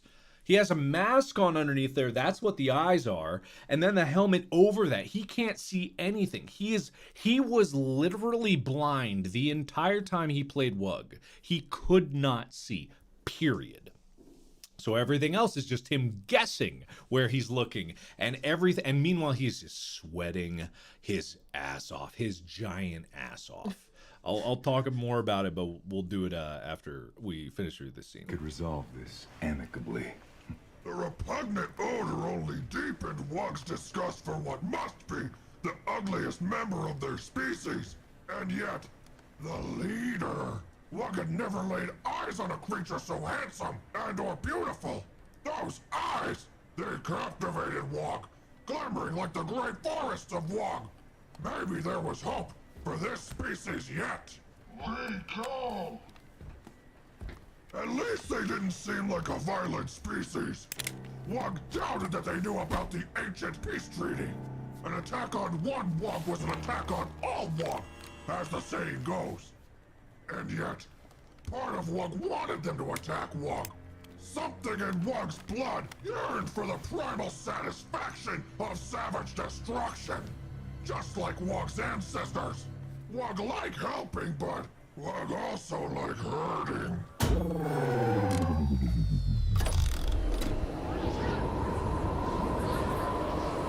You hungry? Okay. Sure, Wug was disappointed. Wug was downright devastated. Maybe something went wrong with Wug's translator? Maybe beautiful humans think Wug ugly. Stupid! Stupid! Wug just glad Wug put their recycling system into Wug's helmet so they don't see Wug cry. We hear these people help. Take this. If you want to, you don't have to. Wug understand. Okay? Wug help. Wug happy help. Wug always help you. Thanks, Wug. We appreciate it. I hope our paths cross. Okay. Okay. So I'm pausing there because I'm going to show you something that is going to blow your minds. Maybe, maybe not. The blowing of one's mind will be determined on how fragile your mind is to being blown. But that scene with Wug in Noir Universe went from being the scene I was most concerned about and was the least happy with to one of my favorite scenes. It's long and it was slow. Long and slow and no action. It's just dialogue. Yeah. And the original way that was filmed and the original dialogue that I had, it is only through the benefit of Wug literally not having a face that scene worked out the way it did. What I'm about to show you is a just purely assembly version. So there's going to be like a lot of numbers and stuff on the screen. Don't worry about that. It's just notation for the filmmaking process. But this will be the basically original version of the scene. And this is how things can change in making these. What you're about to see may shock you. Let's see, volume. Yeah. Alien spaceship. Oh.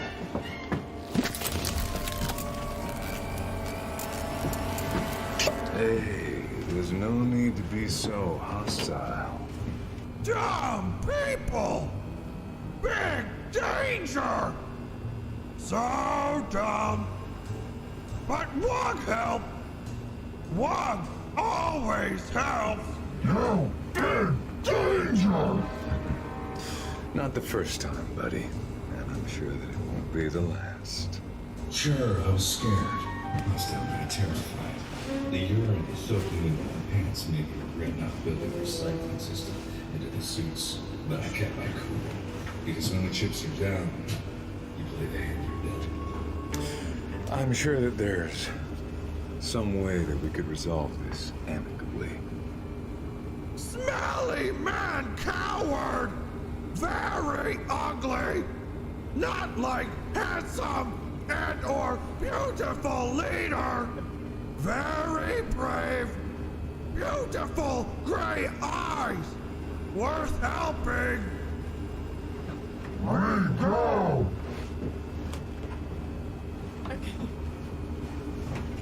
Wug just glad they know attack Wug!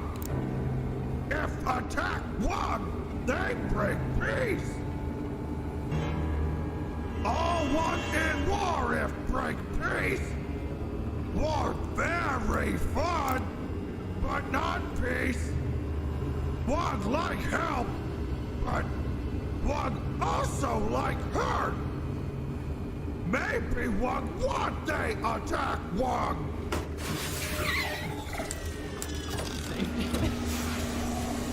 I mean, I did.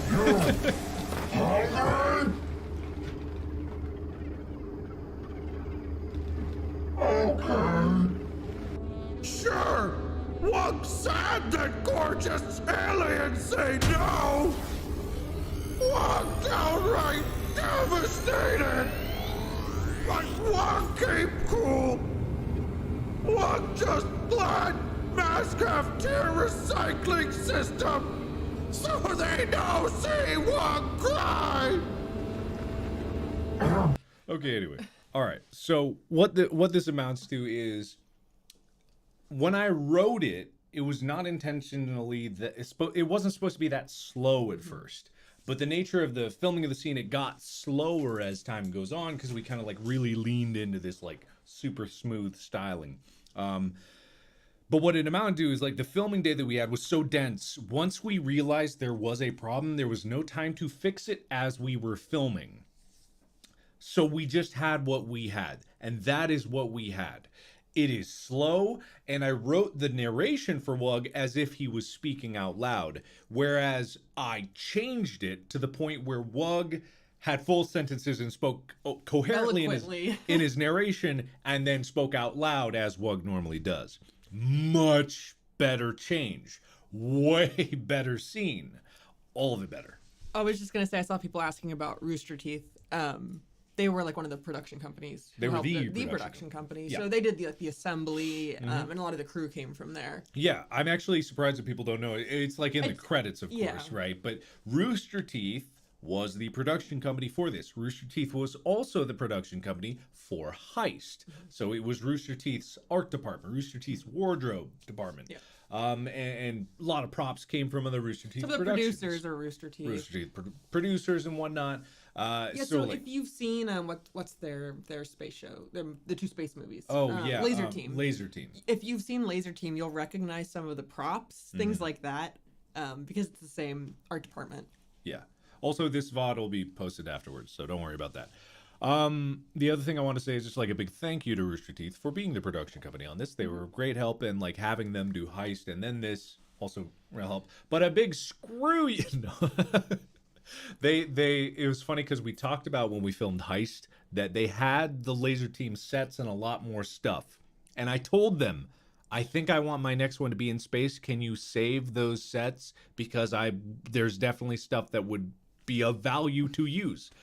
And then they just threw them away.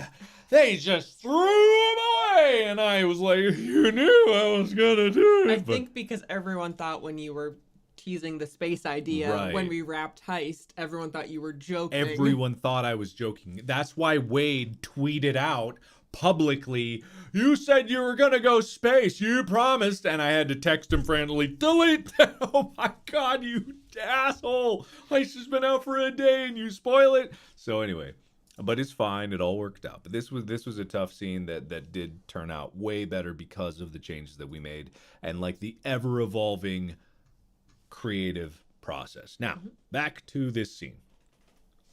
I hope our paths cross. Okay.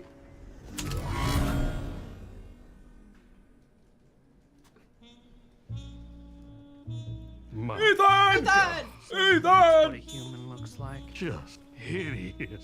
New species, huh? They won't last a day. That's Amy's They voice. won't last a day. They won't last a day. Getting that at like 10 p.m. during a sound mix. Yeah, I know, right? We're way late in the scene. Thank you for visiting the Universal Stability Agency, the last line of defense between order and chaos. You got the wrong gal, see? I was framed, see? I didn't have nothing to do with that wormhole, Everyone just see? fell Come head on, over you heels. can't send me Morgan. back there. You can't make me sing. Morgan. I'll never sing. I want a lawyer. I have rights. Now there's something you don't see every day. Eyes like fresh gray grass, hair like the first gray rays of sunshine, and a hand glowing with the gray light of an unstable warp crystal. Oh yeah, my gut was telling me that they were something special. More special than that ugly one. That one makes my gut turn just looking at him. And my gut's never steered me wrong before. When will Mark write a female character that doesn't hate him? Not hate, just finds to be horrendously ugly. I'm just saying, like, Lady Chelsea Bandit. Wug. Wug. If you didn't know, Wug, well, okay, there's multiple Wugs. Some Wug lore, right? Well, I'll get to it when we get to it. That's about to happen. It's about to happen. But all Wugs, well, it's not that they look the same. That's insulting to Wug. To our human eye. To our human eye, they all look the same, but it's so clear if you're a Wug, they're all different. The Wug that is about to show up is a female Wug. The other Wug on the ship is, well, I mean, does it matter? Why are you asking? Anyway, I had another point. Morgan, right. Morgan's noir voice is so good, and like we spent forever she was a local cast out of Texas, and we spent so long trying to decide on who was going to play Bandit because we were down to a few people, and we're like, they're all so good. And we ended up deciding on Morgan, but Morgan had never done the noir voice. Yeah. She just auditioned like for the normal Bandit. Yeah. And then she just pulls this out. And it was just like, wow. That's the problem with like casting, and to see it from the other side. A lot of actors, like, you know, they audition so many times, and, you know, it's so rare. But that's the problem of it. We got like 30 auditions just for Bandit, and almost all of them were great. So good. Would have been fantastic. How do you make that choice? Well, like, I'm so glad like that Morgan was there. I'm not saying that Morgan was replaceable, because obviously Morgan did an incredible job as Bandit. Also did not expect all the fan art. Like, that was new. She's very sweet. Very sweet. Very, very helpful, incredible, like, did a great job. Anyway, wonderful.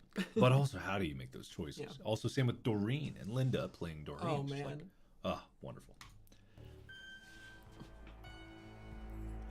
Bit of a weird day, eh, Captain?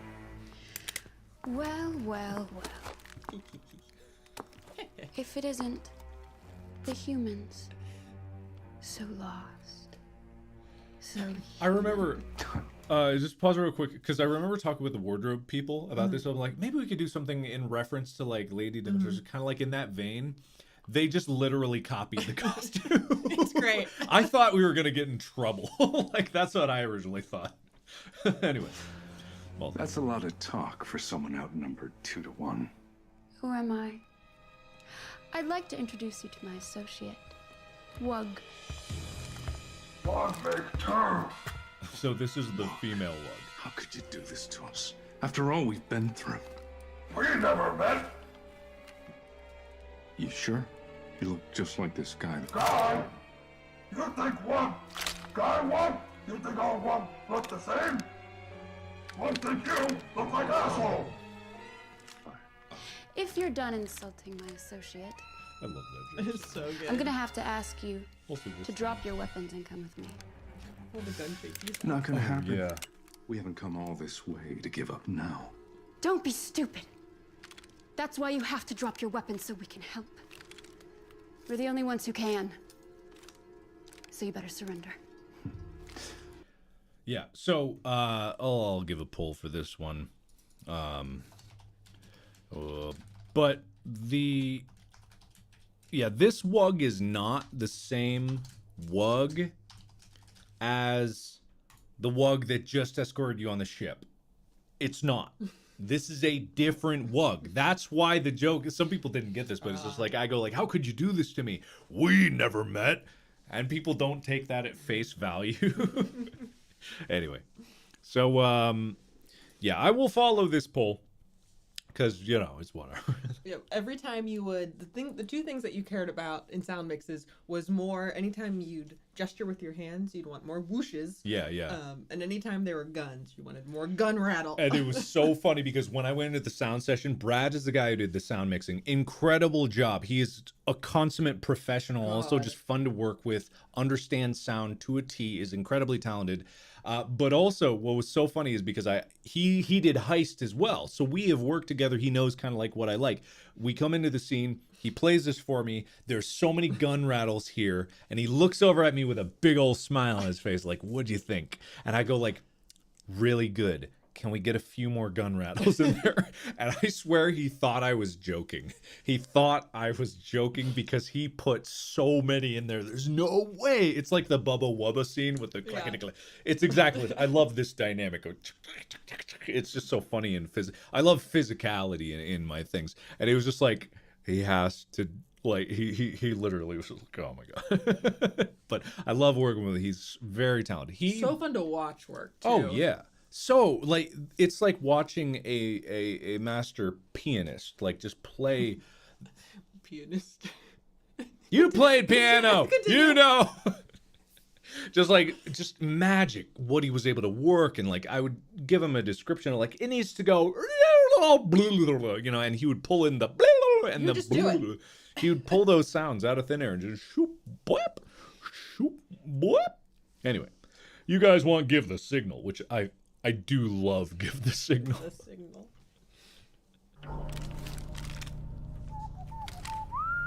That is the theme from Heist. It's I Don't Want to Be Free. Not many people caught that. Good whistle. I did that whistle. You did.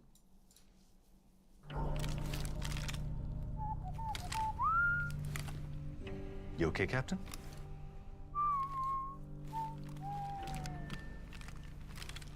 Is this a surrender you're surrendering? No, no. The captain would never surrender. Also, Mark having the tiniest gun. Yeah. It's signal! Captain One, ugly alien attack! Went one guard down! No way. No, it's not a signal. Is it a signal, Captain? It's not a signal. No way.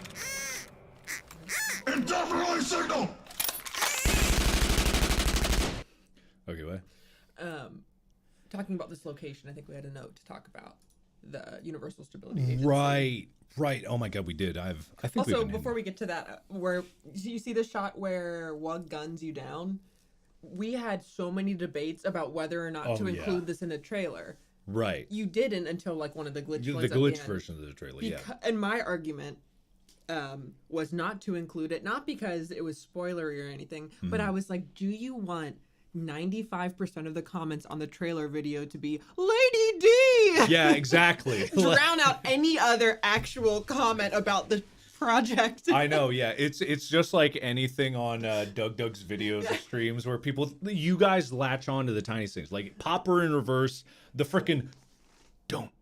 Like you latch on to the tiniest things, and you were totally right. It would have been every comment. Because literally when this scene came out, all people said was Lady D. Literally right here, people just go, Lady D. So this was not in the original trailer for the simple fact that you guys cannot control yourselves.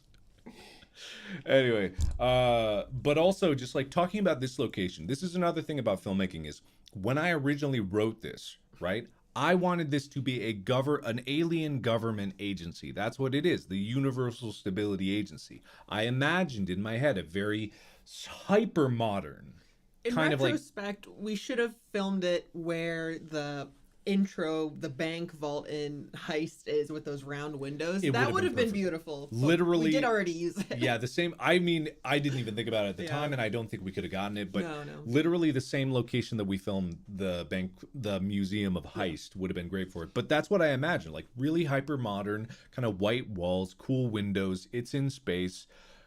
Couldn't do that. We had this kind of location for a clean room of a fabrication, but they had too many rules of filming there. This is actually an archival library. This scene right here is the same scene that we filmed everything of Where in the World is Markiplier with Tyler and Ethan. Tyler freaking hair. I can't wait to talk about that. But it's all about compromise, right? So we only had this location, and it looks like a shitty government building. Because it is a shitty government building. Because it is a shitty Texas government building.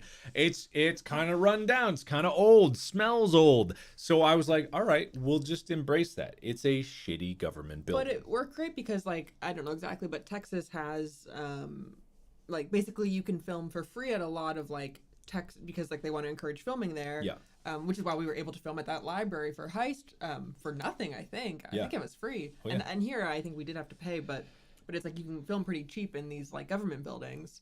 And they're like, well, that'll be the bit then, is you have this glorious exterior shot of like this crazy ship, and then it's like this janky ass old building. Yeah, and that's like how it goes. And so we embrace that. Someone said it looks like a DMV. Yes, that was the idea. So we're like, okay, even aliens have shitty government buildings. That's how it's going to be, and that's what we did. And it works really well for the noir look. It looks incredible for the noir look. In the normal one, it looks like a shitty office building. Anyway, carrying on. Actually, I'm going to hit the bathroom if you can take over. You got it. With a sucking whoosh and a swirl of blue energy, the captain of the Invincible 2 finds themselves back in their cryopod. The captain looks around, slightly confused for unknown reasons. Eventually, they get on with it and pull the emergency release to free them from the confines of their cryogenic prison. Stepping out of the pod, the captain wonders to themselves if they are, perhaps, stuck in some sort of purgatory, doomed to endlessly repeat the mistakes of the past. The captain's intrepid engineer also wonders the same as they emerge from their pod. Captain, do you hear something?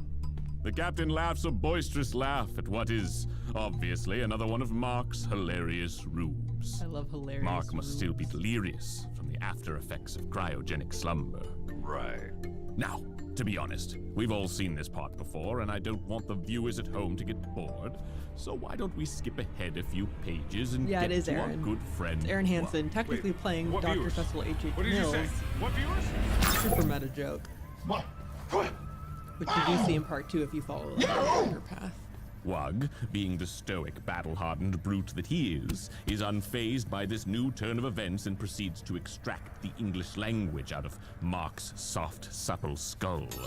What? Wug pilots the ship to the space fast food restaurant. Okay, the space fast food restaurant was an idea we had at the beginning, and I wish we could have had a longer scene with it when we first brainstormed the show. Talking about the fast food restaurant, are you okay? Yeah, I'm fine. That this was like kind of a bit that we wanted to do from the very beginning, like the pimply alien teen. From the very beginning of the brainstorming session, this is one of your ideas. We was like notes app in the car, like has to have an alien drive-through, and like that was critical to it. So yeah, and it's fascinating because this looks so good. Like it's just a testament to the talent of the the VFX artists. Like they really did a great job in setting this up. because it's just Danielle standing on green. Yeah, did you talk about Danielle is actually No. was one of the wardrobe, right? Wardrobe. Well, she's wardrobe, but she does act as well. So sometimes she's in a few different places in the show, like part 2, things it's like in that. this video. Oh, it is in this video. Yeah, because we would just like quickly need an extra, and she was like, "Let me do it." Yep. The captain grabs the food. Also, it's such a good costume to only see Oh, for sorry. 1 second. That's supposed to be a Wug-only fast food restaurant. The ship arrives at the Universal Stability... I don't think it's in the BTS video, because I don't know if I ever uploaded it. But we do have a video of Mark. I have a video on my phone of Mark eating the taco, because it is fully edible. The Wug taco, or whatever. Oh yeah, no, that thing was weird. Would have been sitting out all day, too. It's like mushrooms and And noodles like, and noodles and more mushrooms, yeah, and a lot of food coloring. Anyway, the agency. We here? Arrival! We here! Oh, Wug removes the helmet from Mark's soft, supple skull. Owie. And so our intrepid adventurers have arrived at the Universal Stability Agency. But is it too late for them to stop the rampaging wormhole that they have unleashed upon the cosmos? The captain thinks back to all the faces of the colonists under their care. Will they be able to save them? Or will they be doomed forever to suffer the same fate over and over again? And will Mark ever learn the captain's deep, dark secret? What? Only one way to find out. What was that about a deep dark secret? The bandit Ethan! enters. Morgan! The bandit leaves. Ethan! What have you done? Not so fast. Now we get to the interrogation. You are destroying everything. The bandit knocks out Lady. What? I said the bandit knocks out Lady. That's not my name. And no, I'm not gonna do that. It's so hard not working with professionals. A vent cover falls on Lady's head. I said that's not my name. Ethan! Yeah. I also wanted to say, like, I thought it was so interesting, and I kind of knew this was going to happen, is like how people's feelings towards certain characters evolved over time. Old Mark kind of saw it the most, but also Lady saw it with like part 2. You see the full complement of them. It's like judging a book by its cover. How dare you? But there is something funny about like Markiplier. Because people get so frustrated because they were expecting there to be multiple endings in part 1, and then you just keep getting Peepaw, you're still here. He's like, yeah, what? Anyway. What the hell? And back to the ship. There we are, back on track, and not a moment too soon. With a device from the bandit in hand, our intrepid captain now has the tools necessary to make their way to the warp core without further delay. But will the twisting halls of the invincible I'm sorry. tube... What did you say they have? The The portable temporal displacement device. You know, the MacGuffin that allows our captain to navigate the chaos that is this ship. I didn't give them anything like that. Oh my god. Okay. The captain looks down and sees the device. It glows. The captain can get to the warp core now. They just have to find it. There. All you need to do now is use the device, and you'll be well on your way to part 2 of this whole ordeal. So the real business can begin. I'm sorry. Danielle. Part Good 2? yeah! What does that mean? You're not supposed to be here. I'm so confused. Captain, I don't know what the hell's going on, but if there's another option that gets us out of here that doesn't involve listening to a crazy voice in our head, we might want to take that one. There is no other option written here. The next page literally says the captain uses the device and in a flash of blinding light is transported to another universe. There's no other way. You must move forward. All right. So one thing I want to talk about, because obviously we're not going to get to it in another path, we just don't have enough time, is this whole, the concept that I was talking about. Oh, it's not even on the projector here, right? The whole concept of like the more chaotic your choices are, or literally the more destructive it is, all of you chanting Plan K, is the less you know. Lady doesn't even have a chance to make an accusation other than what have you done? You are destroying everything. There is less and less context for the situation that you are in because you are too busy shouting for Plan K. And I am not going to give you Plan K because, as you can plainly see, there is no other option. Oh, would you look at that? There's nothing else.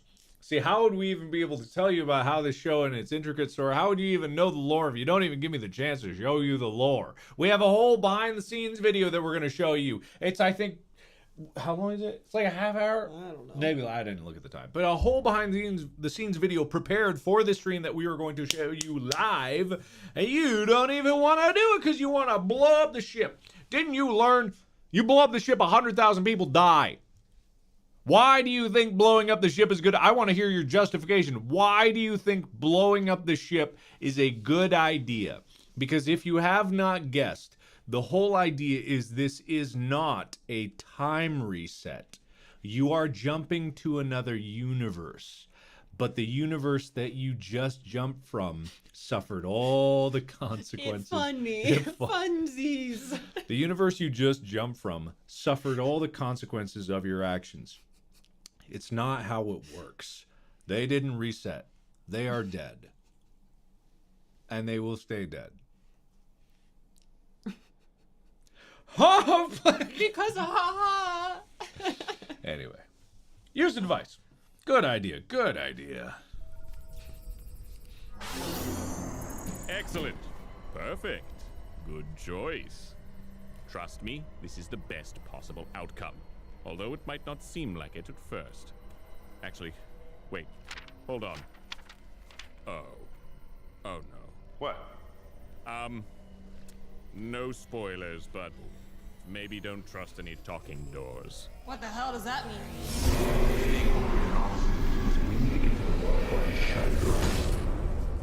I'll be damned. We made it. Ooh. You guys were flying around in this thing? Well, she's seen better days. It's Ed! Ed! Yes, this is Ed from Heist with Markiplier. You thought Soda Poppin' wasn't in this one? Boom! There he is. You see him right there. E.D. Ed, baby! Whoa! I think, did Adam just bring that? That wasn't in the script, right? I think our prop guy just had that. Yeah, I think he's just had that, which is so good. It's Ed. It's Ed from Heist. Yep, crazy. All the, what was it, roast beef? Was it roast beef? No, I don't remember. Was it roast beef? I can't remember. No, I it ate was it all. something else. I don't know. Anyone remember? What was it? I can't even remember. Anyway. Pot roast? I don't know. Pot roast. Prime rib. Oh, prime rib, of course. Oh, ribeye, filet mignon. If I may be If so I may bold. be so bold. Where's the crew? You guys watch this That's normal, right? That's just how your people build computers, right? Well, that's not how it's been in the past. Might die the crystal. Mightn't die the crystal. Your crew, do they need help? Well, they probably don't not need help. The captain can check on them. Go on. Yeah. Well, you're the captain. You're in charge of the crew. And morale, speeches. Whose hands are that? I don't remember. Oh. Is that Ima? Maybe.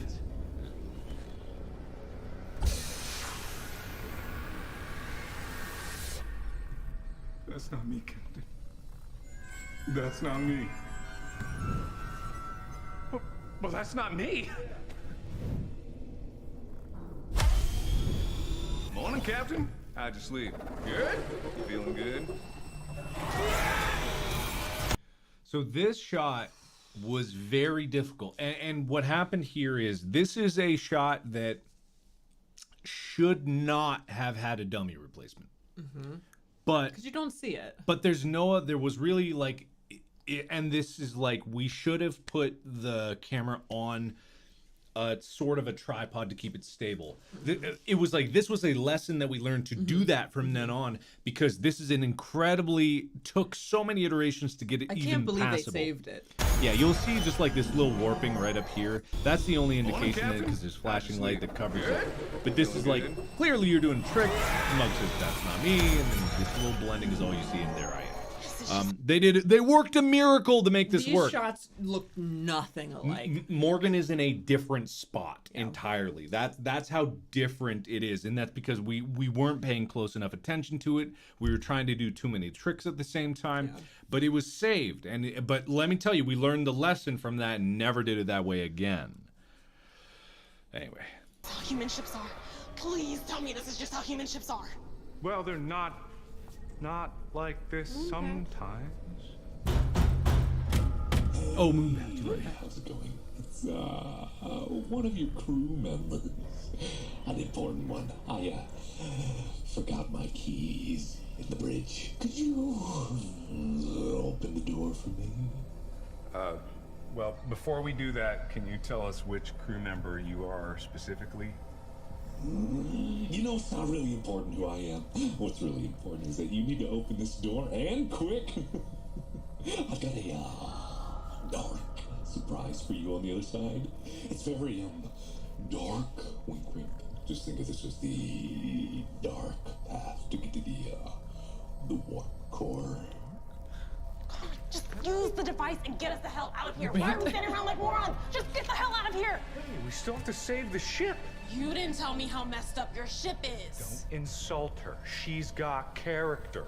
Yeah, I've got character. Just open up this door and see how much I've got.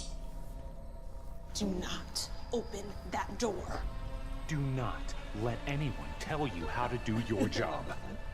You're the boss. But maybe don't do that.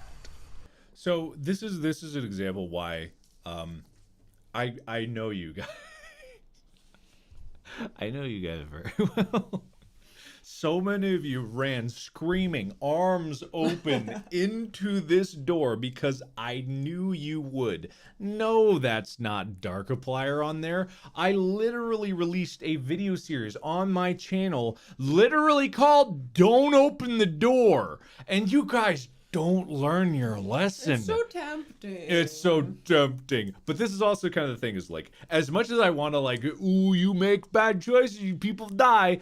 I literally made these choices for you because I knew they would be fun too, right? So it's like a whole thing of like, it's fun, but also like, I'm gonna use your temptations to kind of like drive you in one way or another. And technically, you do get to the warp core if you open the door. But also, the lesson was not learned in part 2. Literally, part 2 had a open the door, don't open the door, and there is an actual prize on the don't open the door side that not many of you have found. Mm-hmm. You haven't visited him in a while, you know. Also, yeah, Ooh, no. this is tight.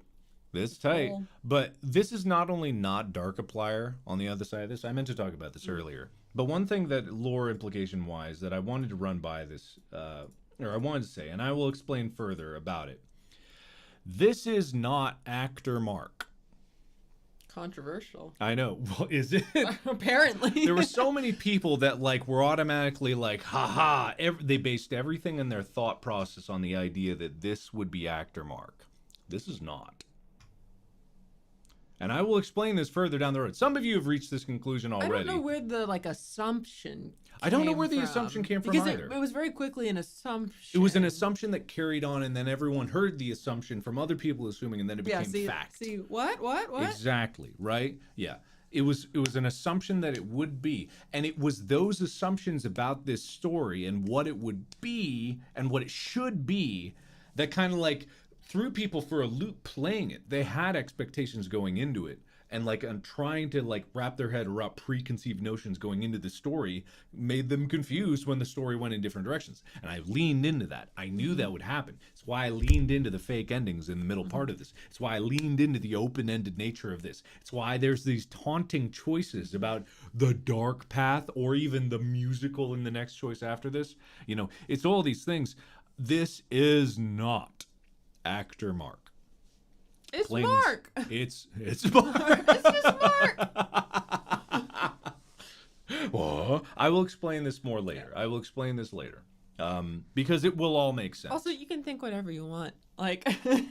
You have that's also true. You have your intention. Yeah. But I have my, and this is what I say in every explanation stream, is like I have my intention.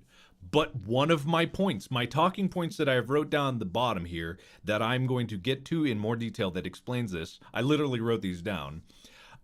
There's different levels of infinite. There's the infinite possibilities of what I could come up with, you know, my other universes, and there's an infinite number of interpretations of that for every single one of you. Infinite upon infinite upon infinite. That's one of the major themes of this story, is about infinite possibilities. The multiverse. Not only is the universe infinite, the multiverse is infinite. It's infinite infinites. There are different levels of it.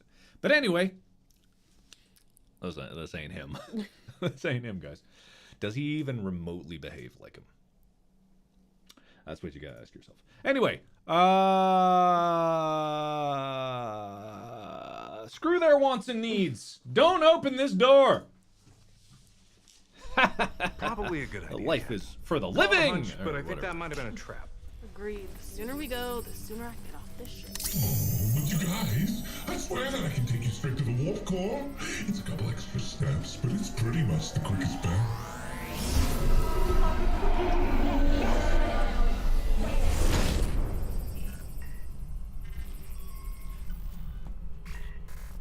Democracy failed us. It's really an electoral college in this voting system, so really if you think about it. Good to see you again, Cap. You know, I've been thinking, we need a little change of management around here. See, after you were abducted, I got to thinking, who got us in this mess in the first place? And I think it all comes down to bad leadership. This is why the crew revolts. Now, I tried to play it your way. I really did. I tried to get to the warp core best I could. I jumped into a wormhole full send. There's no escaping this. Not with you in charge. I can see that clearly now. So why don't you step down as captain and let somebody with the guts to do what it takes run this ship from here on out? Well, what do you say, Cap? You willing to do the right thing? So what Gunther's talking about, not only am I wanting to see this for the sake of like a lot of the really good acting that Mick does here. Tragically, he got this perfectly, almost perfectly on the second take, but he messed up the last line He was so mad, and it was right before lunch, and then we went to lunch after, so he got to stew eating his lunch like, I fucked up. But he did such an incredible job. I can't do it. But also, people focus too much when it comes down to lore analyses on the obvious, right? The Doreen literally, like, giving you clues about things in the past, and not the things that the people in there... Because the problem with thinking of that Mark as an actor means that you think of all of this as just an act. As just like nothing. It has no meaning. It does. It's a story. I'm telling a story. But this story is not a story in a story. This story is about people and their choices, and the fact that you as captain are not the only one making choices in it. Other people have choices to make, and they have motivations, and they have wants and drives. Like, if you look at it as if it's all just a play for your entertainment, you lose connection with the actual consequences of what you're doing. You lose connection with the lives that are lost and the people that are relying on you, and you as captain and your responsibility to those people. Now, in the end, yes, it's just fun, but a lot of what Gunther is saying here is motivated. You did blow up the ship. You wanted to. The only reason it's not blown up right now is because I stopped you from blowing it up. That is true, and that is a fact.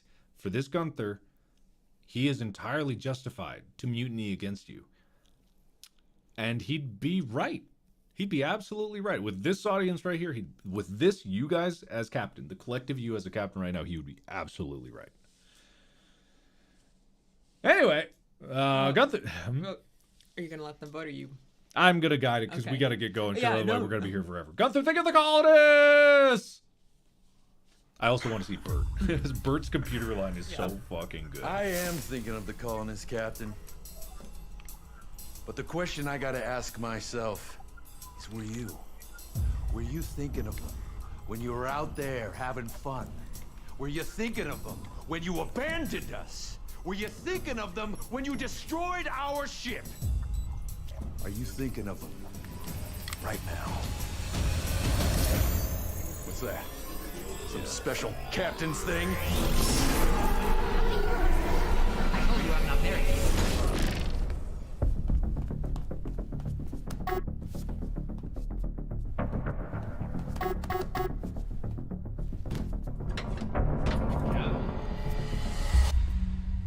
Over here, Captain. Yup. The futility of what you asked me for is laid bare. To quest upon infinity is to be drawn ever deeper into the tides of madness. Recognizing the inadequacies of the human mind, I merged my psyche with the computer in an attempt to find a deeper understanding of this quandary in which we find ourselves. And lo, I did find sorrow. We are cast adrift against the web of the infinite. Hopeless souls worn dull against the waves of eternity. All will be consumed by darkness. But in darkness lies salvation. I have modified the reactor to create a singularity that will collapse unto itself and take the wormhole with it. Though our ship will be destroyed, so too will our suffering. Do not try to change my mind, for I have touched the fabric of reality. I have drunk deep the knowledge of infinity. You are but a mote of dust against the mountain that is my mind. Who loves this line so much? I mean, you were getting into Old Man when we filmed this. Yeah, so I you didn't see this get filmed. You didn't filmed. see it until it was like compiled. Yeah. I love this scene so much just because I love Bert as a character. Like, just the super eloquent side of Bert is like what I really like. This like reminds me of the tweet that I saw recently that was like, oh, like I loved the show. I'm really proud of like Mark and the crew and his writers and yeah, and people give it like and his writers and I'm like, hey, writer. You can't tell this is all coming from one man's mind. Anyway, I want to also address something that people were saying. There's a lot of people who are like, but actors in this show, he's there. Yeah, you see behind the scenes. He is. And I go, yeah, so's Noir, Mark. So's Bomb Disposal, Mark. So's Yancey. So's Camp Council. Oops, all marks. They're all there. Doesn't mean it's really camp counselor all along. You know what I mean? That would have been funny. You just continuously. I know, say all the yeah. characters. God, I'll save that for another joke down the road. But the reason I say that is because there's another compliment side of this with the infinite concept. You as the captain, and the captain that is in this is you, but you can be, you know, misinterpreted. You may be listening to this and think I'm speaking to you personally that is watching this video, which I am, but I'm speaking to all of you. That you is still you, but it's all of you at once. The captain in this show is all of you at the same time. Each of you makes different choices. Each of you would do different things. The polls here show it. It's not 100% one decision. You would all do different things. There are infinite versions of you. You are the multiverse of you tangibly playing this at the same time. But the whole crux of this story is that you and all these multiverse versions of you are overlapping. The you is making different choices at the same time. You are the captain's version of actor. You, I'm talking to a different you, are the captain's version of Yancey. You are fragments of yourself from different universes. You watching this is one. But you I'm talking to is all. You are the Darkiplier of the captain. You are the Wharfstash of the captain. One of you is that. Many of you may be that. You are not all one thing. You, this has been a concept through all of the stuff since Who Killed Markiplier. Is the viewer as a character is literally all of you at once. And nothing is more clear about that concept than this show with its multiversal thing.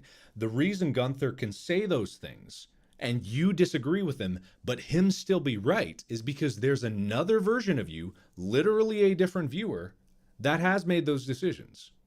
And they are all true because it all overlaps. That's the crux of you being the captain. Anyway. Which one? Blow it up before he blows you up! Because I want to see Morgan's scene there. What? Such crude thinking cannot avail you, but also don't do it. Can.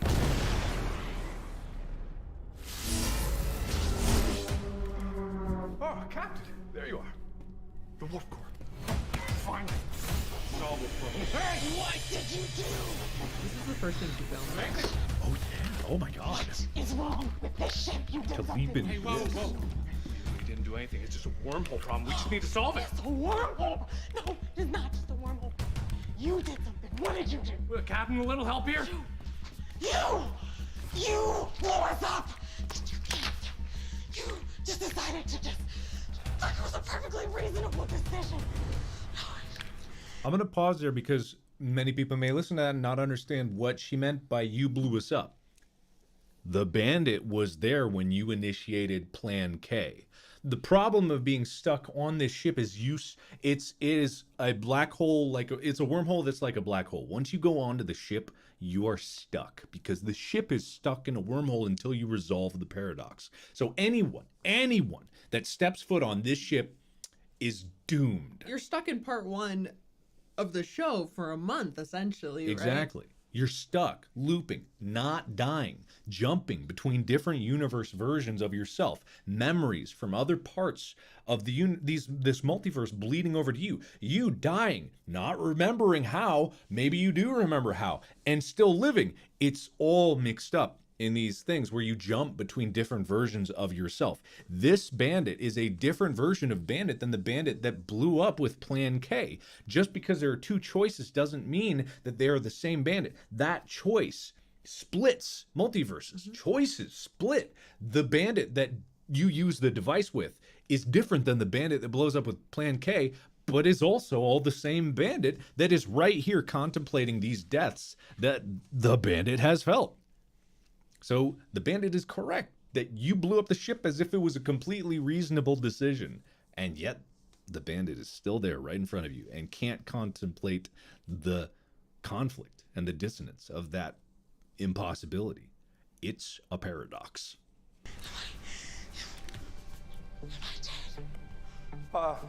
Well, not right now, but do you remember dying, maybe? No, how can I remember dying? And you're not supposed to remember that. Hey, is it really dying if it doesn't count? Like, I remember dying. Every time. The captain remembers. We've been shot, stabbed, blown up, beaten, eaten. Like, I remember the first time when we jumped through the wormhole. I mean, I didn't die before that, right? Captain? Is this a dream? Do any of our choices matter? Does anything matter? Have we been here before? I'm gonna put up a poll for this because this, like, the reason I went to this scene is because it is important. If this is a lore stream, this is probably the most. Everyone's so focused on Doreen. This is the most important, besides maybe the ending. As far as like the crux of the theme of the show and what you really care about. Yeah, exactly. This is the most important scene in part one. If you're trying to understand what I care about, the Doreen one, that's fun. That's fun.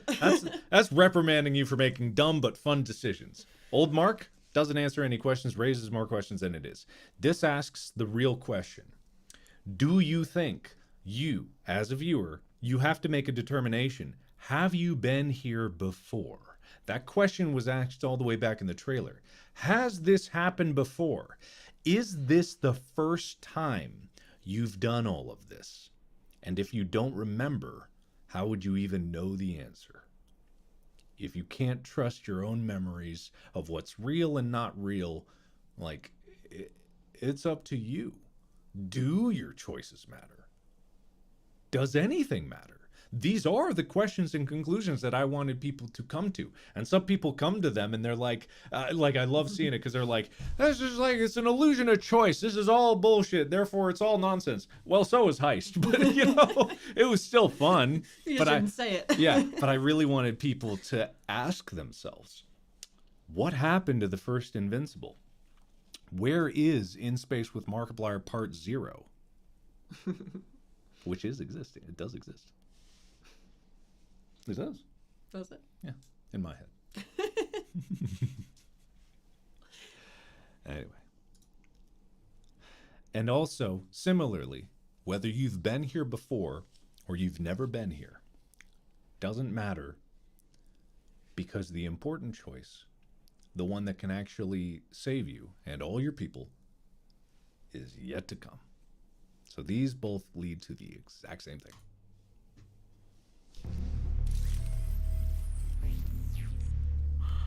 Yeah, of course. Makes sense. That makes perfect sense. Hey, Captain, look! It's the warp core. We made it. I knew we could do it. Took long enough, though. Unless this is one of those doors that's trying to kill us. In which case, you should probably go first. So, no, it's after the other, you. It's the other version where I do think You're really the captain.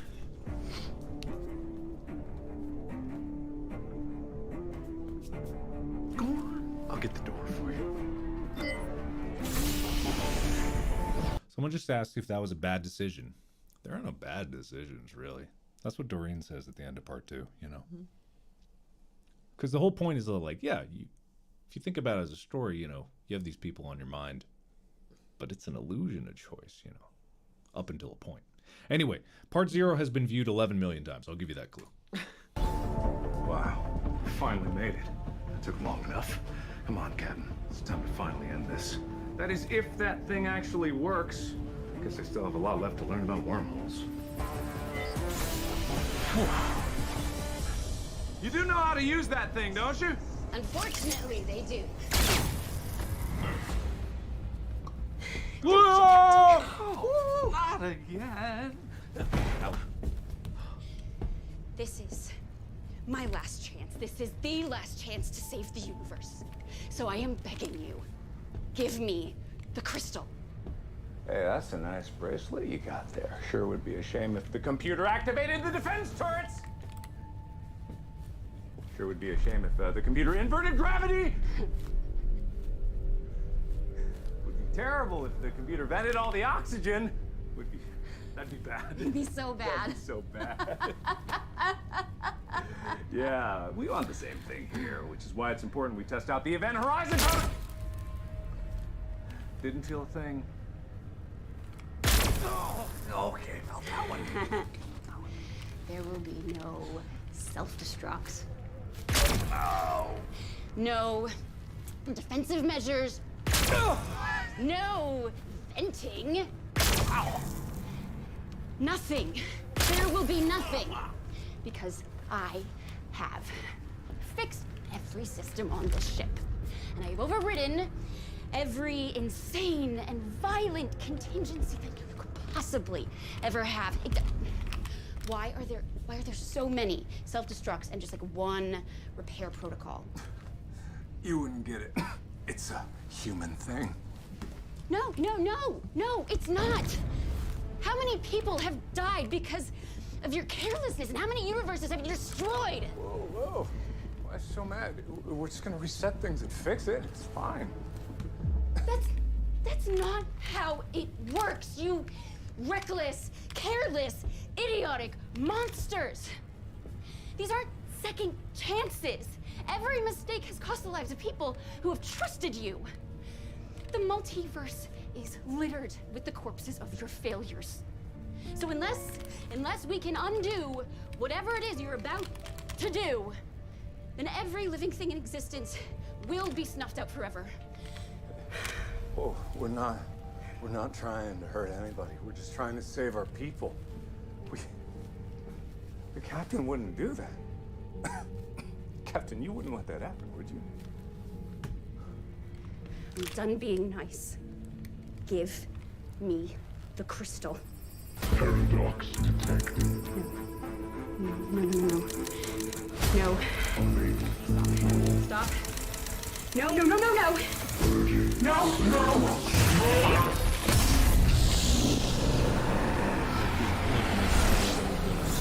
Okay, so a few things here. Number one, Leo did an amazing job. Also, I think Leo's back was like...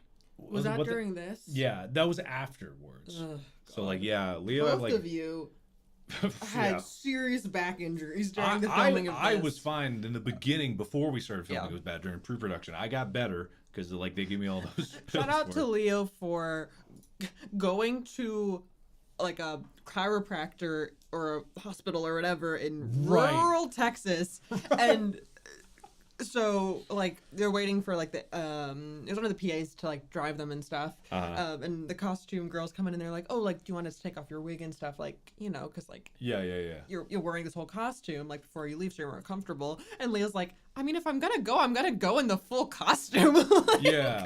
So like mid filming, I think it was like the harness stuff, like for the falling through the wormhole stuff that hurt Leo's back. Leo had to go get that checked at a chiropractor. We had to like stop filming for the day. Totally understandable. This happens. That's how we got the warp stash scene. That's how we got the war scene. In part one. We had time for that to add that in. That was not originally in the script. Where he's in the hallway.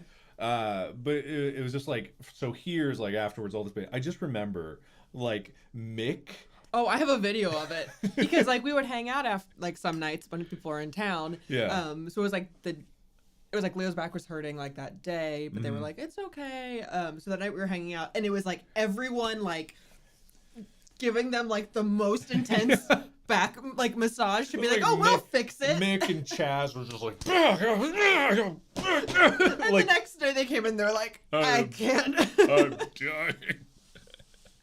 I remember seeing from afar. I'm like, that doesn't look like it's helping, because I had done the foam roller on my back, and that made it so much worse. And I was like, well, these things were like, huh.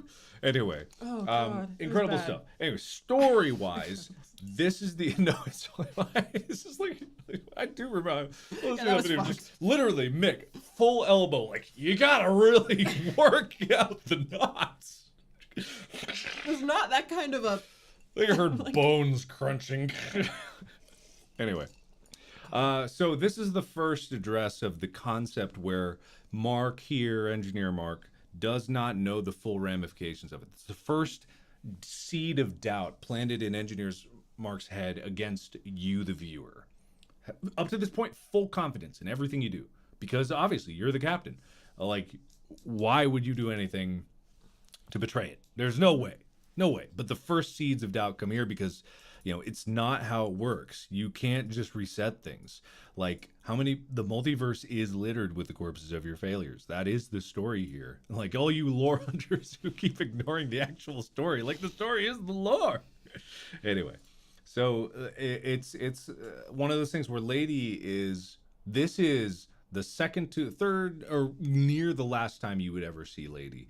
At the end of Lady's journey, and from being that friendly person in the Universal Stability Agency that not as many people saw versus the other versions, to this, desperate, committed, willing to do whatever it takes. That's one of the best scenes, I think, is the normal universe, you It's and Lady. very funny. It's so funny, and it's so long, and like with the candy, and it's a great scene. It is a good scene. But speaking of good scenes, probably my favorite scene in the whole show.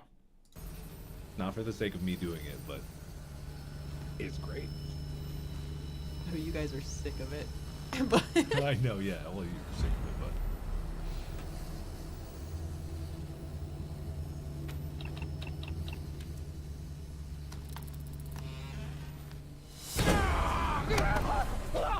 Unhand me, you fiend! Oh, don't hand me if you dare! I don't know this man. I've never seen him swim a day in my life. Oh, look what you've done! Oh, what have you done?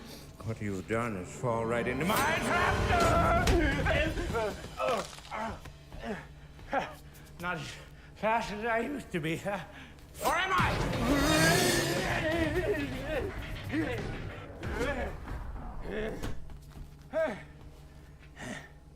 Okay, you win. Can I have my hand back?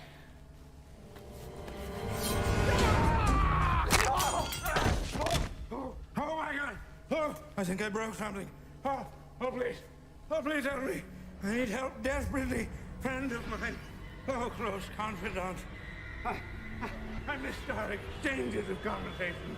That's it. Closer. Payback! Payback. Whose idea was it to throw sand first? Who first had the idea? Did old Mark have the idea to throw sand in your eyes because you threw sand in his eyes? Did you have the idea to throw sand in old Mark's eyes, or I guess not old Mark, because old Mark tried to throw sand in your eyes? And also, where'd the sand come from? Did old Mark give you the sand to throw in his own eyes? Did he even know? Which he didn't. No, because you. Yeah, exactly.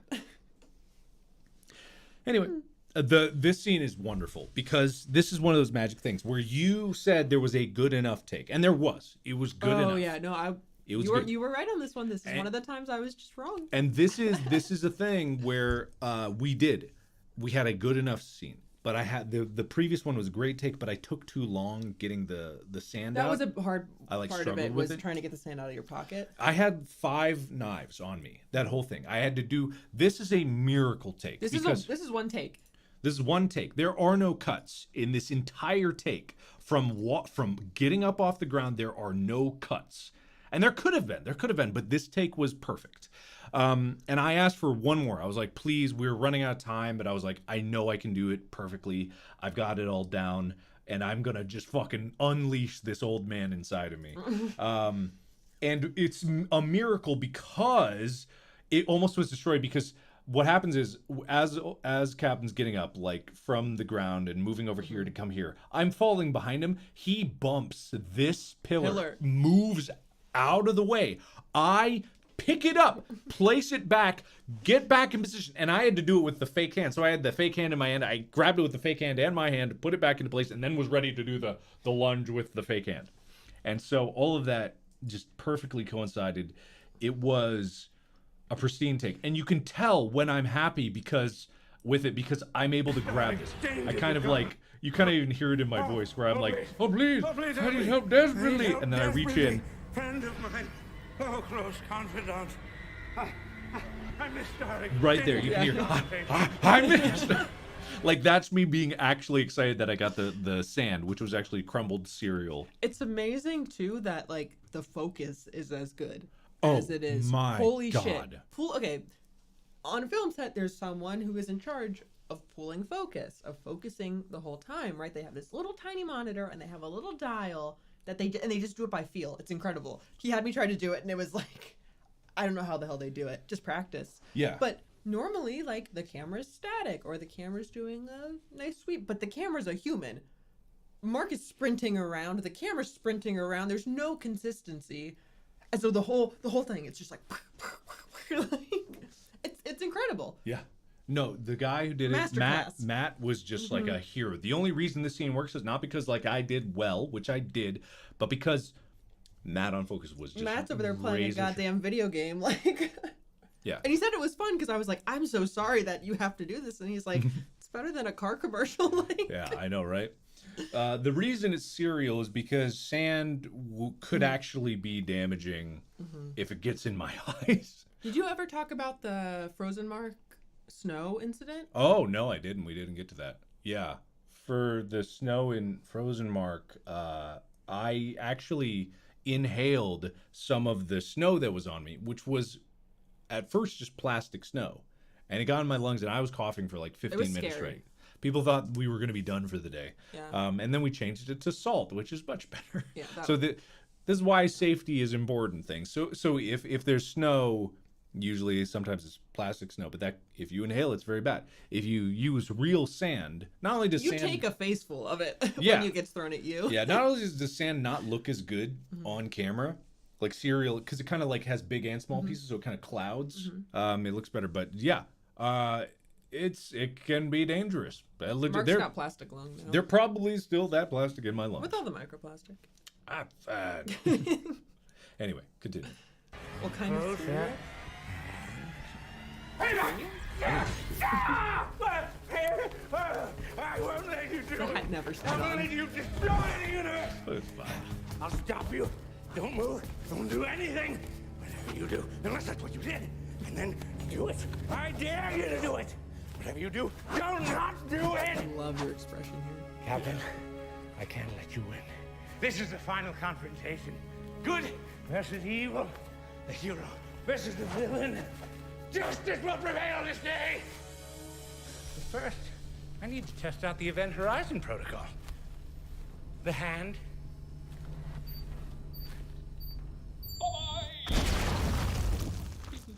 I just kind of had this realization about the way that I write and the way that I always mess with you guys is that I do things literally to mess with you 90% of the time. Like, I wrote this dialogue in this scene, the hero versus the villain, to make you think it was actor. And then I turn around and I'm like, you thought that was actor?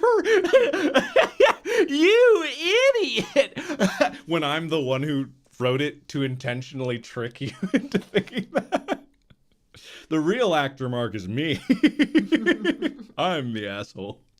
Actually, it wasn't even actor Mark at first. His name was Asshole Mark. It was Asshole when Mark. we filmed Who Killed Markiplier, his name was Asshole Mark. That was his name. Because that's the whole bit. That's the whole bit, yeah. But anyway, lore-wise, old Mark trying to stop you for something that he does not know what you did because Mark in the previous scene was not in this room with you. Yeah, he does not know. In no circumstance has he ever actually known what happened in this room. And the sad truth of it is, he caused it. Yeah, that's the true secret. It's all me. I'm sometimes an asshole. I'm sometimes sweet as hell. I'm a great singer sometimes. It's all me. This is the only way to be sure. The only way to truly fix a problem once and for all. Oh, yeah. Sorry about that. So does it for people, but this scene doesn't do it Sorry for about- people? Yeah, It's the same. It's the same. It's the same. It's the same. A lot of things. Well, when you've tried everything else, there's really Look only at one more him. thing left to try. Be advised, designated location outside known universe. I know. That's the point. Current action could have unforeseen consequences.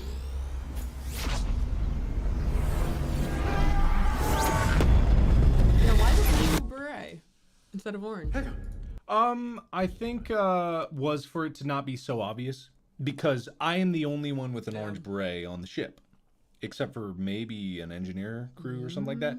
But it's like it stands out, so it needed to be like hidden. It looks good with the sweater. He can change. I don't Yeah. know. There's He can- not like he can change. I can change him. I can change him.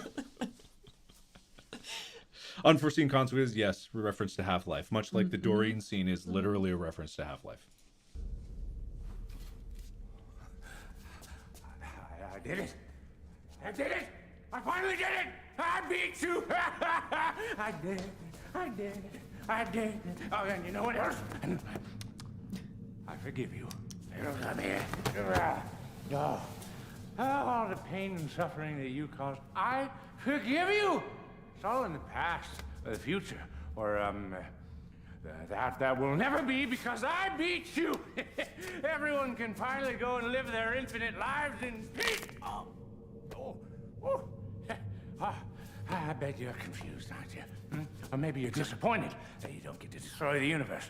Doesn't matter. All that matters is that you will no longer put the universe in imminent peril with your reckless rampage. Those credits? Yeah, very Grinch vibes. You're right. Yeah, big inspiration. Hey, that can't be good. Paradox detected. Yeah, I know. That's why we're here. Especially why are you here? I thought Immunitus thing wouldn't shut up about paradoxes. Warning. Universal stability compromised. Attempting to resolve. Probably just tying up some loose ends.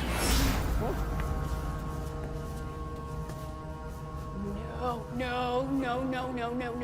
What have you done? What did I do?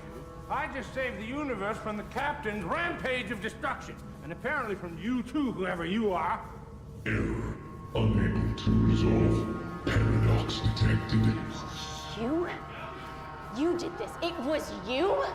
Lady, you're gonna have to be more specific. I've done a lot of things. Infinite paradox detected. Universal collapse imminent. Turn it off. You have to shut it down. You have to. Well, maybe that's not the worst idea in the world.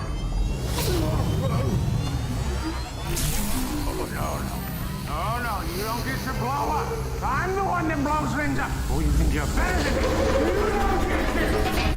I love the eyes. I love all of this. So cool. Yeah. So this is just like, it's turned out exactly how I wanted it to turn out, right? To feel wrong. To feel broken. Because that's what happens. The question that people should ask is like, this crystal and that crystal there are the same crystal at different points in time. They cannot coexist. Part of the reason why everything breaks is because old Mark sends you outside of the universe and doesn't realize that the warp core follows. It does. Like, it's one of those things where it's unintended.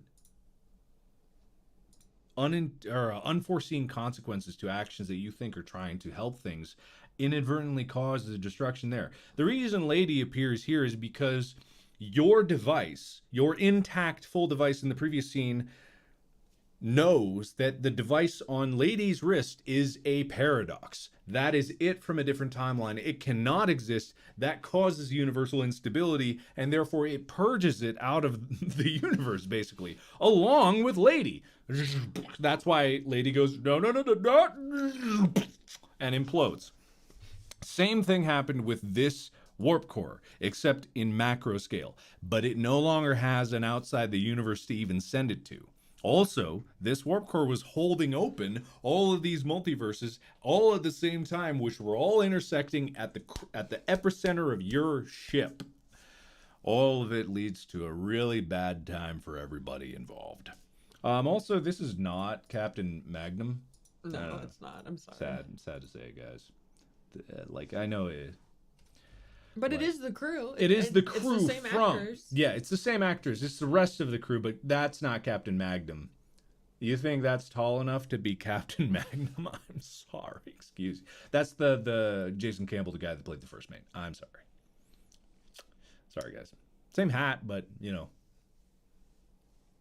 It's a multiverse where he's shorter. It's a multiverse where he was Captain. I guess. Anyway. Sorry, guys. You had a lot of preconceived notions, but if you'd have just used your analytical ability a little bit, you would have realized that. You thought that guy wearing Captain Magnum's hat and coat was Captain Magnum? You fool! They can't even get an obvious plot. Anyway. Yeah. Look at all these wonderful people that worked on this. There's many more things to talk about in part 2, obviously, but I'd say we have the behind-the-scenes video ready for you. And what we're going to do is we're going to take a break, a breather, but right now I'm going to play that for you, which means that you guys get to see something that has not been seen before, and it will be completely unguided. I have not even seen it. We haven't seen it. So I hope it's good. if the editors put some horrendous things in there and get my channel banned, it's not my fault. I am hereby surrendering all responsibility. You are seeing things that I have never seen before, and this is a huge risk to do this, but here we go to do it. You know what I mean? Oh, it's not like Unisonus was that for an entire year. We didn't watch those videos before they went out. I watched the majority of them. I mean. So anyway, we're gonna. I'm hungry. So you how guys, long is this? This is let's see. Don't say how long out loud. Now we know. Okay. What time So is we it now? Okay, cool. Okay, cool. All right, so you guys are going to see this magical thing that nobody else has ever seen, and we are going to go. This might be loud. I'm going to drag it right into OBS, which might cause horrendous problems, but I like that. Let's destroy the universe a little bit here.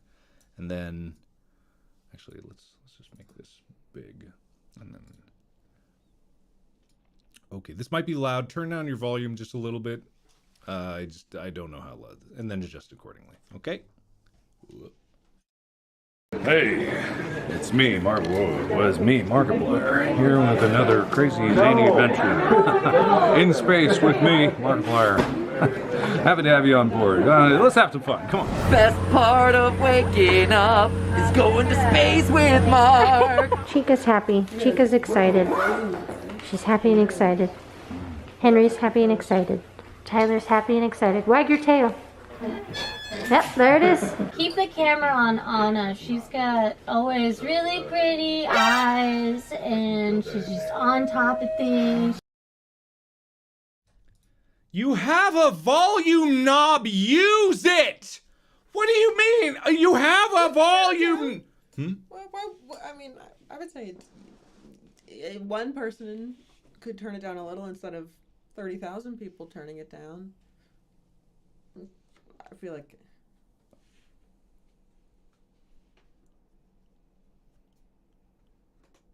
I was trying to watch that. It's good. It's okay. So hey, it's me, Markiplier, here with another crazy zany adventure in space with me, have fun. Markiplier. Happy to have you on board. Let's have some fun. Come on. Best part of waking up is going to space with Mark. Chica's happy. Chica's excited. She's happy and excited. Henry's happy and excited. Tyler's happy and excited. Wag your tail. Yep, there it is. Keep the camera on Anna. She's got always really pretty eyes and she's just on top of things. She's a great fun person and she's super sweet. She's hardworking. I like the massages because then my head starts hurting. I know. You stab my scalp with bobby pins. And then I keep you coming back with my head massages. He stabbed me. His fault. It's your fault. What did I do? You wrote it. I didn't design the looks. Oh, but you wrote it. What? And you approved it. What?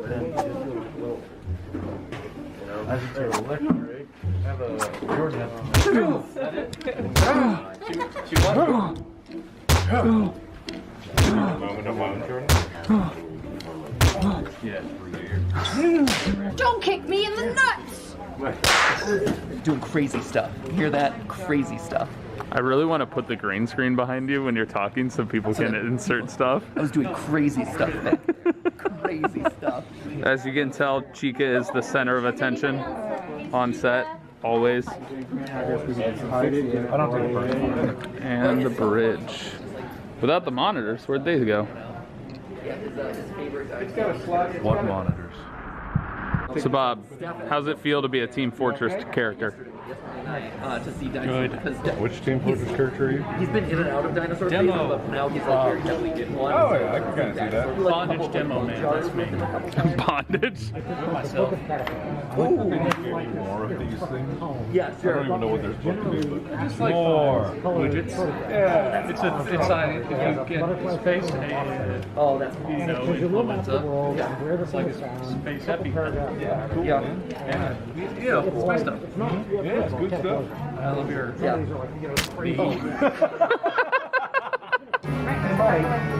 You should. Oh wow, that's great. I'm capturing the god that is Bob right now. It's all for the mustache.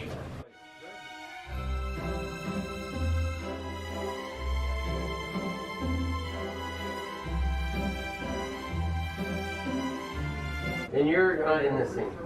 I'm not. Okay. I'm dead. Perfect. That's what I would hope for. Okay. Just on speeds. Mark? Rolling. Wave him in the air like you just don't care. I don't think he can raise it. That is pretty much what happens when you don't care. I said take a bow. That was just as strong both of them. I'll get bow further, but my back hurts. That's from carrying this film, quite literally. That's from carrying the camera. Alert! Alert! Cryo Problem. chamber is broken. Fucking And leaking. you'll look over. You'll look over. See that there's mist coming out here. Look back to him. That's no good, Captain. I gotta go check on ADS. Good luck with that. And then Boink. the door will close. Yeah, exactly. And then just like decision time.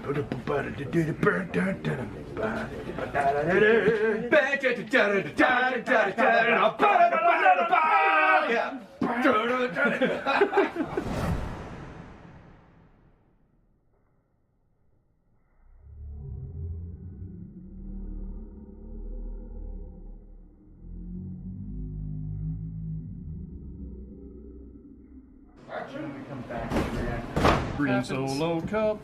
Life happens on No, hide back behind the cup. Proceed to party. Green Solo Cup.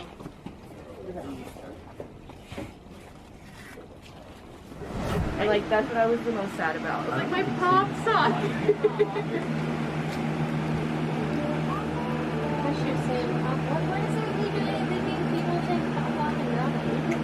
I like that you think that. Okay, you can move on now.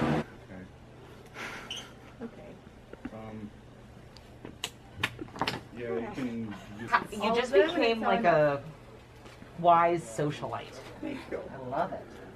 See what years will do. Years experience, shit like that. What number has This is quite a look. Well, you've done it. It's called fashion. Look it up. Welcome to the new Bob Ross, painting with ammunition. They're just gonna give this bullet a happy little singe mark. Happy little singe mark. I don't want him to be lonely, so I'm Secret. gonna give him a friend. It's our secret. These are your bullets. You make them as dirty as you want to. It's your world. Anything's right. And then you take this one bullet, you just beat the devil out of it. Hey, Pam. Oh yeah, Alright. I can't hear you. Talk out of my good here. Just saying hi. Just looking at you. Look at this rumble. I'm gonna go run around on set and make people uncomfortable by shoving a camera up their butt. That's what I do. Butt cam. Butt cam. Butt cam. Chica butt cam. Butt cam. Butt cam. Butt cam. Butt cam. Butt cam. Matt Pat. Butt cam. Oh. For all the viewers out there, that is some delicious Matt butt. A butt pat? Butt pat. Butt pat. Hi, Captain. Everything's great. Nothing's wrong in the world. Hey, look at my butt. Ooh, ooh, ooh, ooh. That's haunting. Gotta get the book cam, double book cam, NSP book cam. Sorry. Hi, how you doing? You guys look fantastic. Yes. A little left. And now both of you take a tiny step forward. And here we are in space. How amazingly cool is life? I think this is the best look so far. Danny, how high does our pants go? Oh, and they're low rise. Oh, my. You're hiding half of them with the poncho. What do you suggest? I suggest Tuck your poncho. that you either tuck it in or pull it up. French Yeah. tuck. French tuck the poncho. Yeah. Now let's see it. Oh my god, the captain is back. How amazingly cool is that? Yeehaw!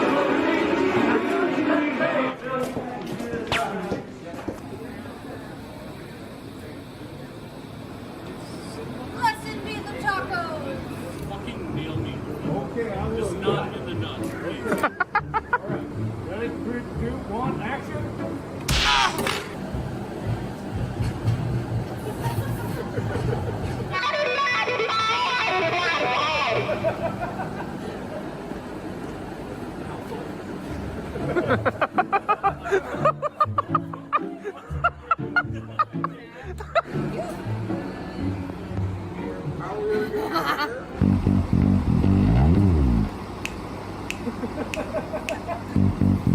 Yeah, that's great, buddy. All we love is Angle it up. Now down. And that's work.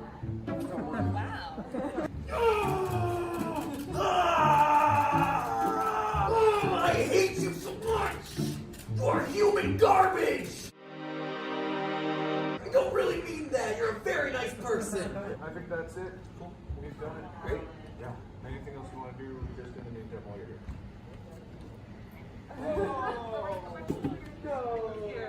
Real fast. Why? A butler, why? Well, you're still alive!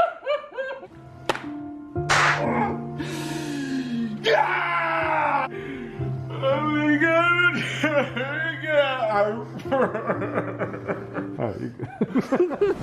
You really rock that nub, Leo.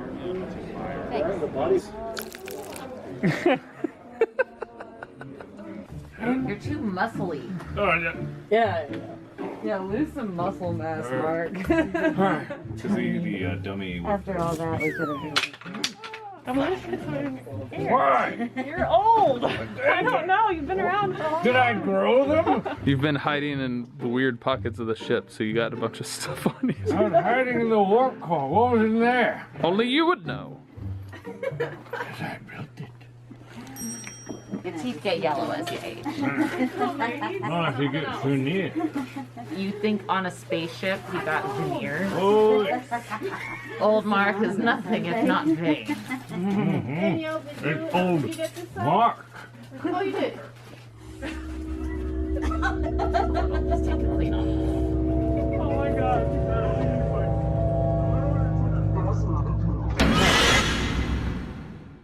Amy, why is it Mark's fault? What's Mark's fault? Why is it Mark's fault? I don't know. Anna, what? Why is it Mark's fault? Oh my god, because of his big weird brain. Danielle, why is it Mark's fault? He stole our frilly socks. It's Mark's fault because of all the Markiplier promises. I've never had a Markiplier promise. Ever.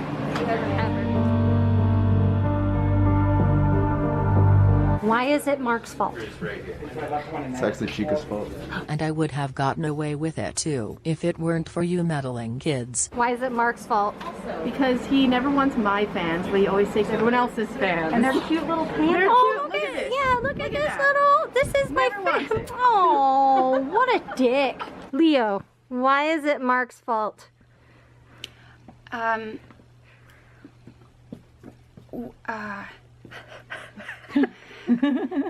don't know. Who is Mark? That's a good answer. Why is it Mark's fault? I don't want to answer that. You don't want to answer? What I don't want Mark to hurt me. He won't hurt you. Have you not seen him? I'm pretty messed up as it is. He made it his own fault because the story is about Mark. He thinks it's about the camera or whatever, the viewer. It's about Mark. It's all about Mark. It's all just an excuse to dance around, get some more attention. People who really don't know how he is. It's exhausting. Why is it Mark's fault? I don't know.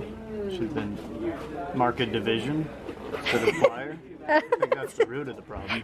It is Mark's fault because he is a culmination of all the things that, I don't know, he sucks. We just did rehearsal for when Mark throws me around like a rag doll. And then I get to beat Mark up. That's the face of someone who deserves to get beat up. Mick, what's going on with Pam? I mean, we all know this on set, but Pam is talented, but she's one of the laziest people we know. She's like narcoleptic or something. In fact, dude, check it out. She's like passed out right in the corner. Her Look at legs that. are in the, people are Look at that. She's blocking her. half the pathway. It's ridiculous. I wanted to get your reaction on camera. You did this to me. This Nip slip. you busted out my suit. You Janet Jacksoned her. Yep.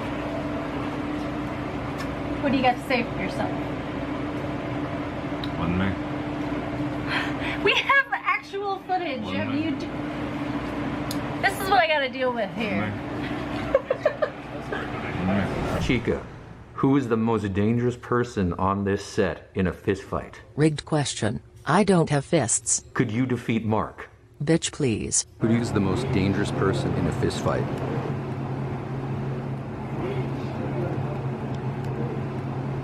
I gotta ask you.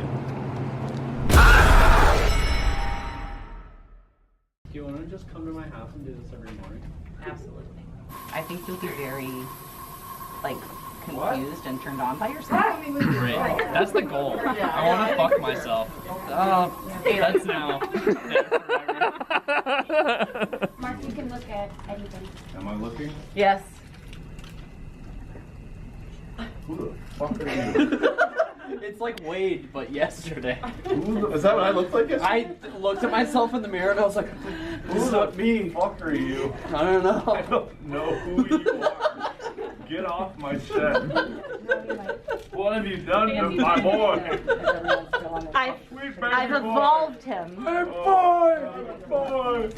And he feels beautiful. I do feel really pretty. You are pretty. You're not. Doesn't he look like him?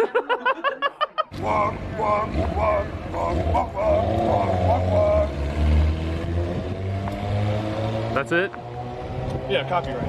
What's your favorite room or part of the ship? The cryo room, because I can make that thing completely fogged out white, and then you can hide in it and jump out and scare people. Tyler, cut to the big fogged out room when, or whoever's editing this, because I'm not an editor. I don't know what I said my name. Hannah, what's your favorite part of the ship? My favorite part of the ship? Ooh, that's a really good question. The warp core hallway. It looks really good. The lighting's really good. I feel like that was the part when I walked onto the set the first time that I went like, like seeing like all of the different textures and the pipes and the lighting and just how everything kind of fell in there. Felt very much like classic, like alien ship. It would have to be the bridge, man. That is the coolest part for sure. It's for you to say the word. I really liked life support because, you know, it had all the greenery in there and it was like, I don't know, it was like the only place where there was plants growing on a spaceship. What's your favorite part of the ship? I would say warp core. The warp core? Yeah. It's a giant phallic symbol. I mean, look Oh, like that. yes. What's your favorite part of the ship? The props. Makes sense. Makes sense. Accurate. My Yeah. favorite prop, though, is the big red button. Beautiful. What's your favorite part of the ship? Costumes. Costumes aren't on the ship? They are in my world. All right. What's your favorite part of the ship? Maybe the warp hallway when it's all rainbow. Absolutely. No question. Rainbow warp hallway. Or the lockers. I like the lockers. They're practical. My favorite part is the hallway into the warp core. That's a very common answer. I think that's gonna win the overall poll, yeah. Yeah, it's just aesthetic as hell. Yeah. So impressed with the lighting and the set design. Yeah. And no place to hide audio. Yep, my favorite. This is obvious. It's cryo. We're very happy. Cryo's where the cool kids are at. But aside from cryo, I'd have to say it's every part on the outside of the ship. Anything that's not the ship. Space, you know? Space is my favorite part of the ship. Bob. Hi. What's your favorite part of the ship? Recess. Recess. What's your favorite part of the ship? You could do that. My favorite part of the ship? Yes. Camera rehearsals up. Let's get our first positions, please. Costumes. There you go. Probably this room because we get it smoked out. You know, right now it's pretty calm, but we when it was fully active, it had dry ice, and I think this was the dopest one. Probably the cryo. Getting cold up in there. Getting cold, and we got some hot people, so sometimes we go in there to cool off. All right. Jordan! Hi. Just the man I was looking for. What do you need? Captain of mine. We only have the ship for a few more days. That's not true. I never leave the ship. But what's your favorite part of the ship, Captain? The warp core hallway, 100%. Popular answer. It's the winner. It's the best looking, 100%. Yeah. Oh yeah. What's your favorite part of the ship? Oh, sorry. What's your favorite part of the ship? Leave it in the comments below. Don't forget to like and subscribe. Yeah, hit that thumbs up button.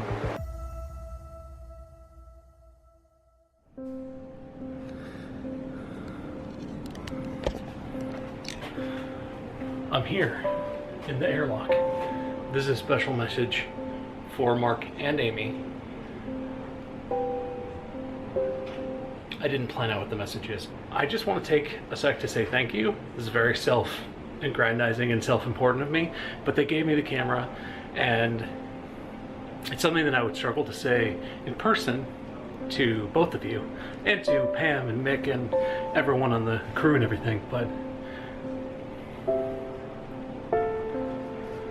this has just been so fun.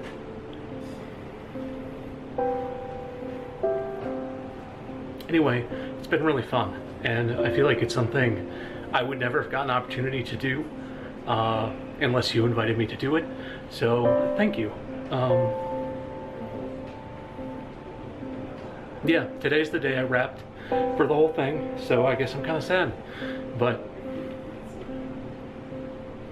thank you.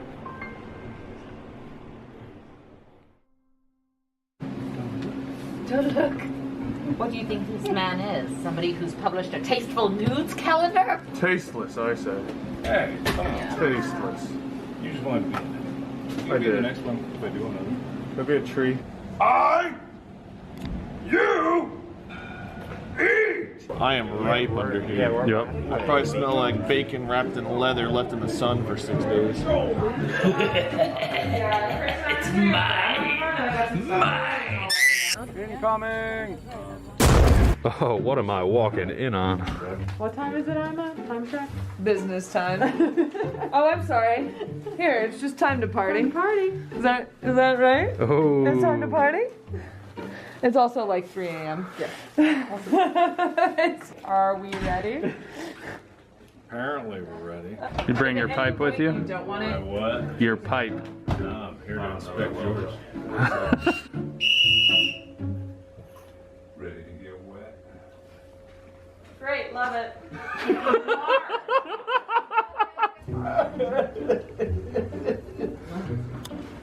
It burns! Oh!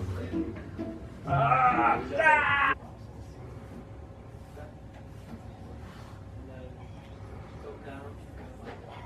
Oh my god, it fucking burns. Where's my dude?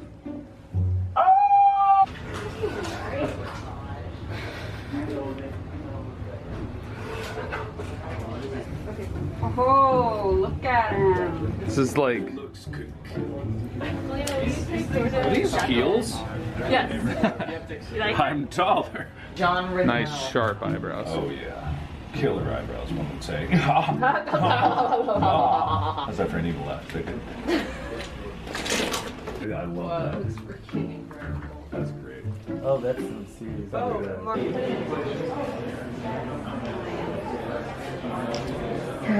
This place looks awesome. Oh, dude, I did not pick up on that. Chica dog is my favorite. You're looking a little old. You're looking a little like a bitch. Yeah. You take the photo yet? Do you know what BTS is? I don't listen to much hip hop.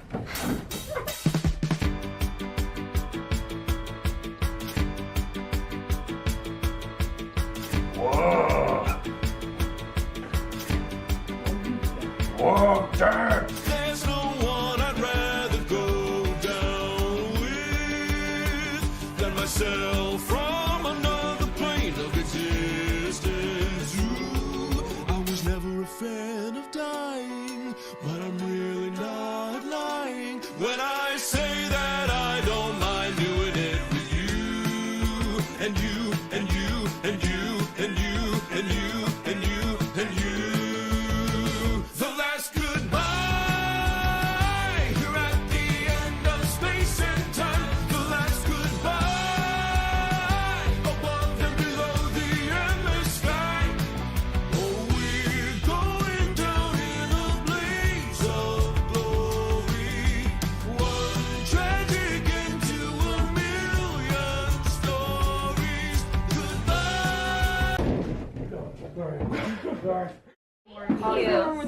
I could cry. I love it so much. It's so good.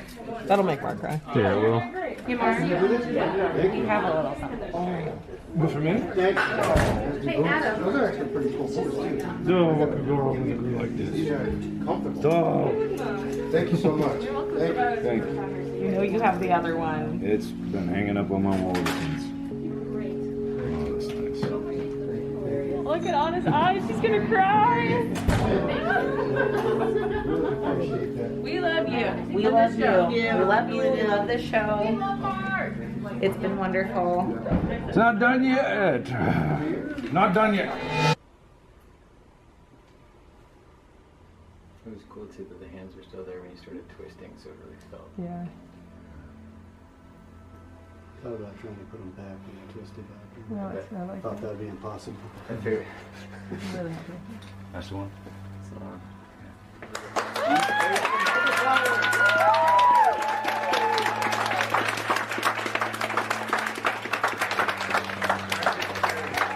I could thank every one of you individually, and I will. There's one person I want to thank, definitely, which is our captain, who sacrificed his own neck to make sure that this project off the ground. Thank you.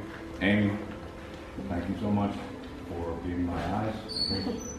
Isaac, my shouting voice, booming, thunderous, calm. Every one of you did an amazing job, and it's just such an honor that so many of you fell in love with the project too. I mean, it's one thing to ask you to like bring my stupid imagination to life, but it's another to see people really enjoy it. It's just very special. Yeah, I hate speeches, but I love all of you, so thank you so much. That's a wrap, everybody. Thank you.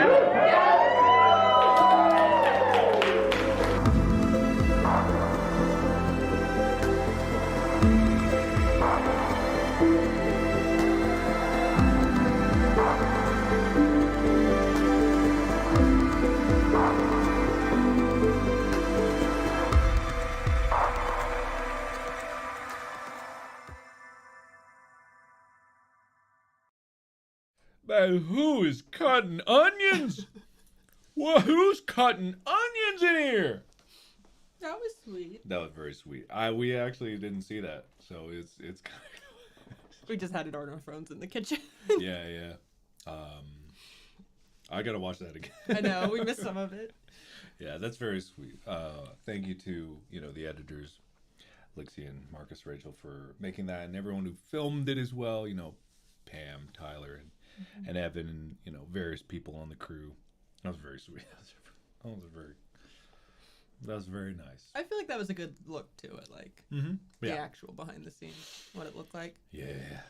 That was good. And Bob's freaking message in there. I thought it was gonna be a bit. I thought so too. You know, you never know. Where with he's them. like, oh, I couldn't say this to them in person. Like, Yeah, you never know with him. But no, it's very nice. You know, just really, really, really sweet people. That's what makes all this so fun is being able to make art. No, you know what? Not even sarcastically. I'm extremely proud of this. This is art. To me, it's something that moves you, makes you feel something. And when we get into part 2, you know, it really brings all that together, and I think that's very special. it's you telling like a story and a message that you care about. Yeah, you know? exactly. And a lot of people cared about it. That was the thing. Me saying that at the end of like people fell in love with it. They did. What wasn't apparent is like there was a day on set where everyone dressed up as me. The last day, yeah, it was a big secret. And I had no idea it was coming. And then just show up on set and see everyone dressed as me and either my various different looks or just how I showed up on set when I wasn't in costume. Oh, it was just very sweet. Yeah, really good people. Oh, and dressing up as characters that like weren't even in space, that were like Yeah. other characters you've done. Yeah, I know, right? Oh, just very sweet. There was this one moment where Jordan, I remember so distinctly because it was so weird, right? Who put him up to Tyler. it? Tyler put him up to this. So Jordan was the captain, you know, he had the whole rig on his head. And one day we were in that diner and we were waiting for them to set up something or other. And like if this was me, he just came up to me like this. So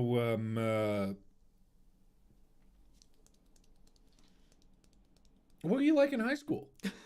You know, just like really, really, really weird. I'm like, you know, it's kind of a nerd, I guess. You know, not very talkative. Mhm. And then he pushed it hard. Like, yeah, so like you prep guy, jock.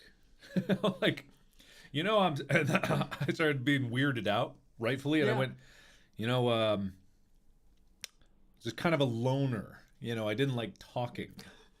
It's just, I look at him real strong. And he's like,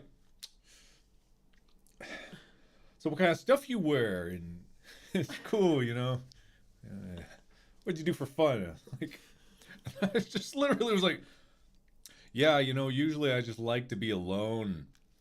And then I walked away because And so I knew that this was happening, and then Jordan comes up to me and he's like, I think Mark's really mad at me. He was like, I think I upset him. But and then we get in the car. I was like, oh, I knew that he was probing for like to figure out how to dress like Mark, because he was like, I'll be Mark like when he was younger. Yeah, and then yeah. we get in the car to drive home, you and I, Yeah. and you were like, Jordan was being so weird today. Yeah, I was Jordan like, what was did he do? so- Like, what did he say? you were playing it off like I had not just like, Jordan yeah, was so worried. he just came up to you and started asking these really weird Like what? questions, like about my high school childhood, how I dress. Very strange, you know. It's just like, but Tyler put him up to it because of all people that knew how I dressed in high school. Tyler knows because he was there. God. Anyway, so it's whatever. All right. We have a big group picture of everyone just as you'll have to find it later. Yeah. It's one of all the girls because I wanted to post it, but I couldn't because I had my alien stuff on, so it would have been a spoiler. Right. Okay, so what we have now is even more show because we gotta go to part 2, baby. If you have not seen part 2 yet, you gotta go now because we're gonna spoil it all for you. Strap Right in, here, guys. right now. Part 2, What a baby. Beefy G-dang show. Beefy show, big show. It's a big show. We barely got through any of part 1. Oh my god. By the way, if you do want to watch this, and you've seen it already before, watch it with a friend. You know, I joked about the whole like tie a friend down and force them to watch it, but really my favorite thing was watching people play it with other people. It's fun. When we had friends over for the friend premieres of this show, we had people making choices, do round Also, robin with your voting. mom too. And my mom was there. Yeah, my mom was there for the part 2 friend premiere. It's fun. It really is fun. Also, a goddamn delight to watch it with all of them because it's like Mick and Pam. It's like the perfect group of people who like have been there since date. Yeah, So they like know yeah. every joke Oh and my like God. every like and we've watched it like, you know, the crew premiere and stuff like that. And like a lot of these jokes are like 6 years old, you know, so a lot of it like does go over other people's heads, which is totally fine. Like I think it's still fun even if you don't get any of the references. Yeah, but yeah. it's so fun to watch with people who are like Like the gym scene and shit. Yeah, you know? the gym scene. God, it made everybody laugh. It made me laugh for like 5 minutes straight. It's so funny. Because, like, we'll talk about more when we get to it, but I talked about it with the members. Also, thank you to the members for supporting the channel and helping fund projects like this, because we went way over budget many times. And, you know, glad we were able to afford a few more VFX shots. But yeah, I talked over, like, it's hard to do physical comedy with CG things. Mm-hmm. That is one of the few examples I've seen of CG things being just as funny in terms of, like, physical comedy. Anyway, we're going into part 2 now. Buckle up, last chance, bail out if you want to watch it for yourself. Also, cloakbrand.com, special posters are available there. Limited edition merch, not going to be there for long. Other people on YouTube have played it. Bro did a video. Bro. Go, if you see anyone doing reaction videos or streams, send them some love, because we love watching people play it. And if you want to record yourself playing it, we would love to watch it. Yeah, it's not like something that we're gonna like take down. It's there to play. It's for you. You make Let's Plays, like you're not gonna tell people not to play your like game. Exactly. All right, part 2. Here we go. Wait. What? Here we go.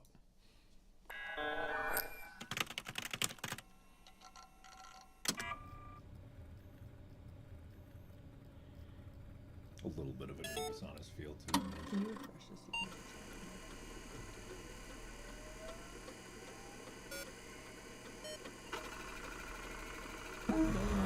Oh, it's a 1.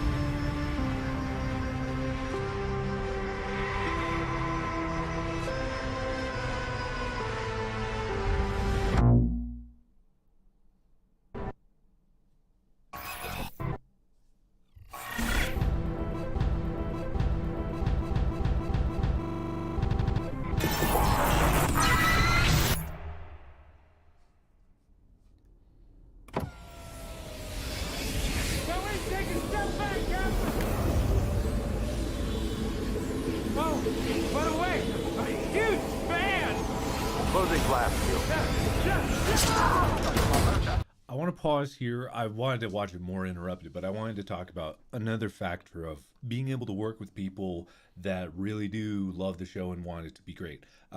If you saw in the BTS video, you saw that Adam there loved the big button. He was the prop master for the show. I could go to him and ask for anything. And in this particular case, in my written script, it was just a glitchy version of the original scene. But we saw an opportunity to do something creative. And I was like, what if he's hanging out the window like outside? That'd be probably the weirdest interpretation of this. And so I went to Adam and I was like, do you have any, like, this is a long shot, but do you have like a severed hand or something in a prop bucket somewhere? He was like, I think so. I got severed fingers too, if you want that. And I go, I will take the severed fingers. Yes. And I was like Adam to a T. He always had shit like that just waiting to go. Because the prop department has their own truck on set, right? They bring all their props. So it's not like they have all of their stuff. But he carried around the shit that I guess he knew that you might. He thought I might ask for. And that was what's beautiful about it. You did use a lot of like fake arms and I stuff. did all the time. It was like 1 or 2 times that he could not get something that I asked for. And it's like, that's a testament to him and just like the amount of stuff that he was ready for. And also like him understanding the show. He is the reason all those mugs had so many different versions. There was written a few different versions for mugs in the show, but that was like 4 times it was different. There was like 20 or something mugs in total. So, yeah. No blood, though. Oh, I'm sorry. I didn't want to get blood on this nice set. But yeah, no blood. He's, fingers are cold from the vacuum of space. The blood thing was a thing for the Crazy Mark stuff. Right, yeah. Where there's all the tally marks all over everything. But it's like, because of the way the scheduling worked, it was like, well, we can't draw all over the set because we need to keep filming on the set. Yeah. So that's why it's like pieces of paper instead. Which is fine. It works. Yeah. Anyway, continuing. What an idiot! Boom, we're here. You like bratwurst? My uncle left has bratwurst like a restaurant. I'm thinking maybe you and me, we could go. Grab the brewskis. Welcome aboard the Invincible. Glad to have you here. Took you long enough. Let me give you the grand tour before we embark. Right, George. My baby. Baby always remembers its father.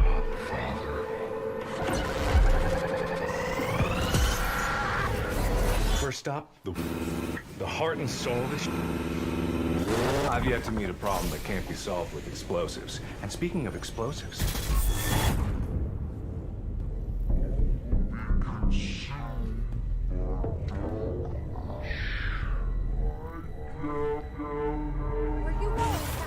Do you think she had the right idea, Captain? Did she give up? Or did she move on? All a matter of perspective, I suppose.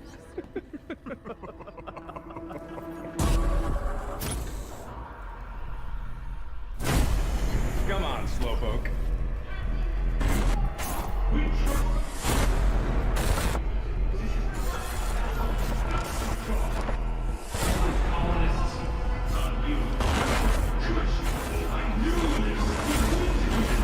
All that's left now.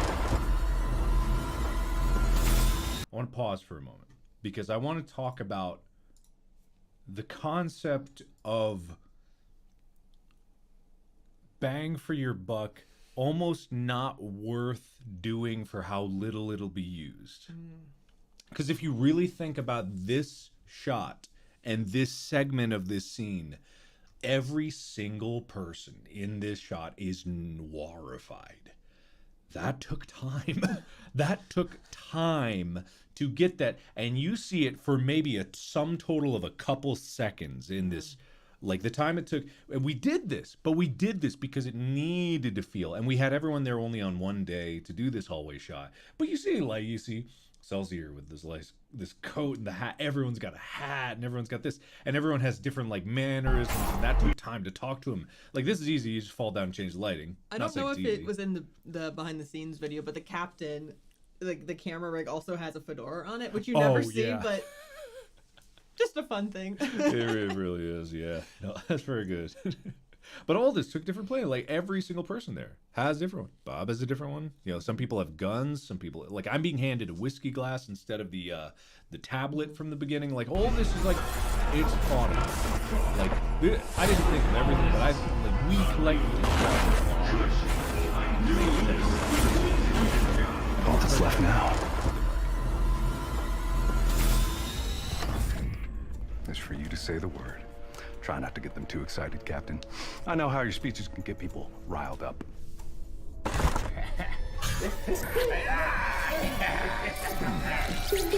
Captain, why does it seem familiar?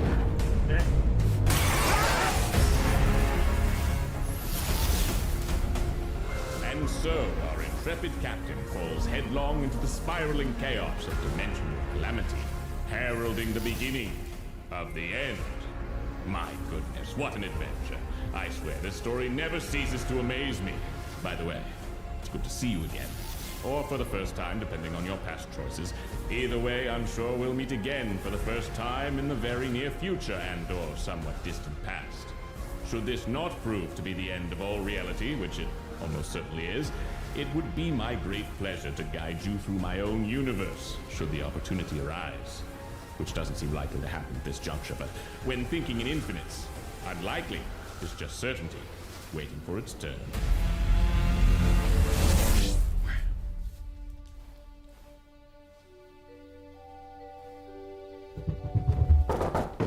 What's wrong, sport? So He yeah. runs so fast. And notice how he's so polite. He knocks on the door before opening it because he respects the boundaries. This, oh man, God, Stan! What a trip. You know, this is really an epitome of if people don't trust that, I kind of know what I'm doing. This makes no sense and is like why if this was a traditionally made thing, no, it would never be. It would never happen because like, what is this? And Yeah. you're like, oh, this is a character from a GTA video that I made. A one-off, like you know what I mean? Like I made like 3 episodes of this. You know, it's not my most popular, but it's got a niche audience. You know, it's just like It would never get approved, which is why I was like, that's why I so think YouTube is such a unique place. Like, even outside of YouTube Originals, the ability to do things like this, craft your own worlds and like scoop things in and push things out and make things and transform things is just like very fun. Oh, the reason you have gloves is because, like, so in Heist, you know, something that we tried to pay attention to the best we could is having like different types of hands, right? Like different genders, like ethnicities, right? So we had a variety of hands, so like it always felt like the you is not like one you, it's all of you. But the captain has gloves.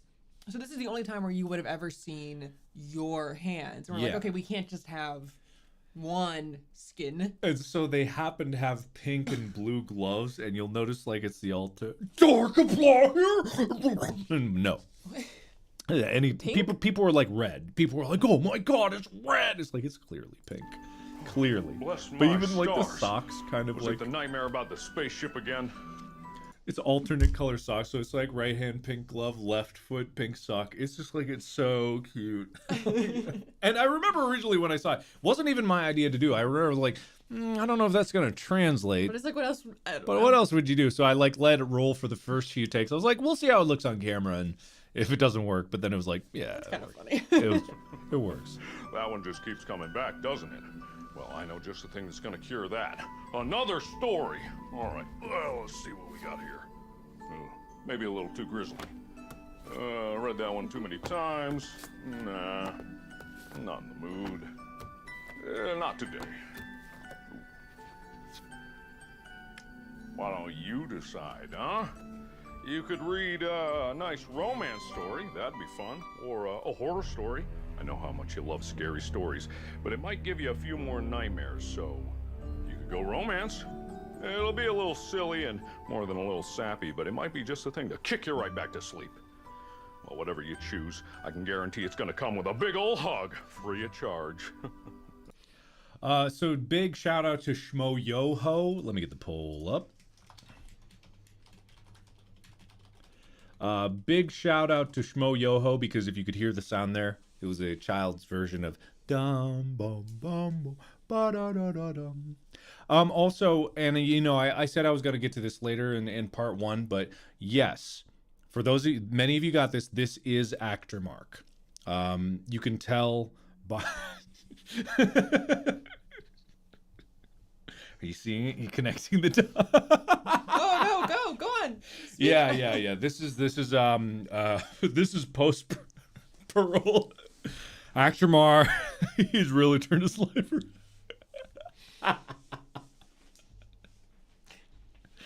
No, it's not, you idiots. I'm sorry. I make no one laugh more than myself. Okay. Looks like romance by a good bit, which is good, because, like, this is my favorite of these two anyway. Once again, playing a, yes, straight up reference to date. And you'll see another reference to date earlier, or later on, or earlier, you know, time flows backwards here, or whatever. But yeah, it's like, I knew people would go this for the dark path. But romance. It's not actor, it was a joke. It was a, God, I should never have said anything, because people are going to take that seriously. You can think whatever you want to think. You can think whatever you want to think. You know, that me saying that is just a valid jump and a conclusion as you guys jumping to conclusions. Right? My universe. Anyway. Oh, all right. Probably for the best. We don't want you getting any more nightmares now, do we? We haven't had sky water for a spell. Oh, and speaking of which, it's been at least an hour since you last hydrated, so be sure to drink up, champ. Okay, romance. I've never read this one myself. Not really one for romance. Or at least, that's what your mother used to say. Right before the divorce. But that's not important right now. Okay, so the story begins.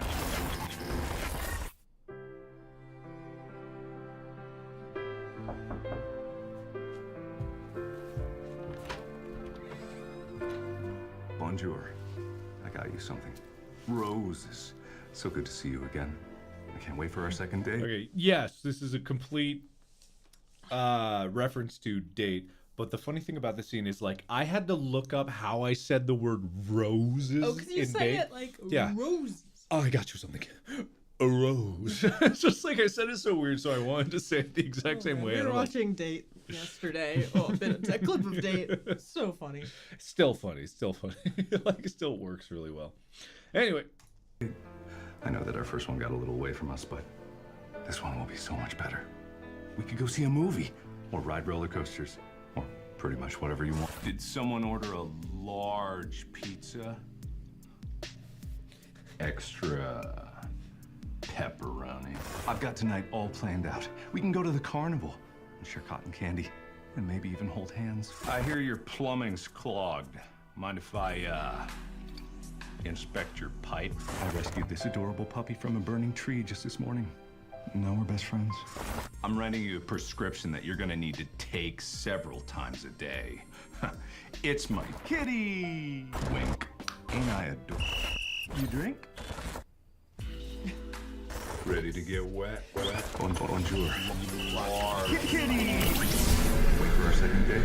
Extra pepperoni. Okay, this scene has simultaneously one of the best jokes I've ever written and one of the worst. Like, both the stop cum sign, it might be. It's so It's good. really good. Amy is like was asking me yesterday if you came up with that. I mean, I don't care. It I was might have just been a trying to joint remember. thing. No, just I'm not trying like to for remember. credit, but I'm like, yeah, I'll take credit for it. But you know, honestly, just like it's so goddamn good. Just also the worst in that I wrote a little thing in here as a test to see if YouTube was still reading my scripts that I was sending them. Did you send them updates because they wanted to make sure that you were still working on it? And at a certain point, they stopped sending notes back about the script itself. That was about halfway through part 1. So as a test, when I sent over the part 2 script, I left in a line that I knew would not fly for the final show, or I had a really big feeling that it wouldn't. Because they'd send notes like certain like curse words they were more okay with than others, things like that. you Yeah, know? it's like one of the examples is like when I say, "Take that Oppenheimer, you old sack of shit." Originally, that was "Take that Oppenheimer, you old bitch," and they were like, "We don't like." They bitch. were like bitches gendered. Gendered, Like, and it's technically, I'm saying this about a man, but Yeah, but it's like totally fine. So I was like, "How about old sack of shit?" And they were like, "Perfect, great, awesome." And I went, "All right, cool." But this line, It's my kitty! Wink. instead of a wink here, in the script I sent over, I wrote pussy. Like, literally. and they didn't say anything. And they said nothing. So we filmed it. So we filmed it. We also filmed a wink version, you know, just in case. But I literally wrote that in, and they said nothing, which basically, and they never sent another note about the script. And it was in there up until the sound mix. Like that was Yeah. when it was like like the scene was compiled together for whatever. I guess because it was in the script as that was the one that like kept getting used. And so we get to the sound thing, and we're like, that can't still be there. We need to change that shot. Yeah, so we changed that out to wink because it's like the joke is already there. It's like, you know, need more of it. Anyway, also in the next scene, super happy to get the legendary Robert Rex. Living legend, icon. Wait for our second date. Extra pepperoni. No, you can't see the other one. I think you could.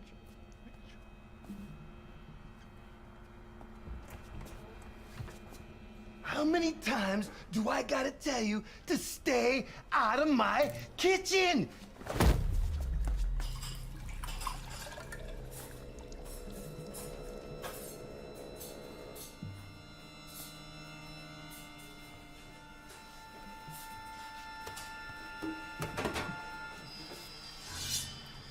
You need to keep your knife clean.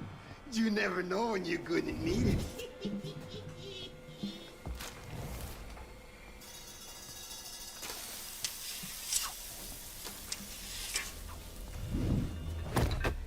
Hey, watch it! We wouldn't want to have an accident now, would we? Thank you, darling. You sure is pretty. Anytime, sugar.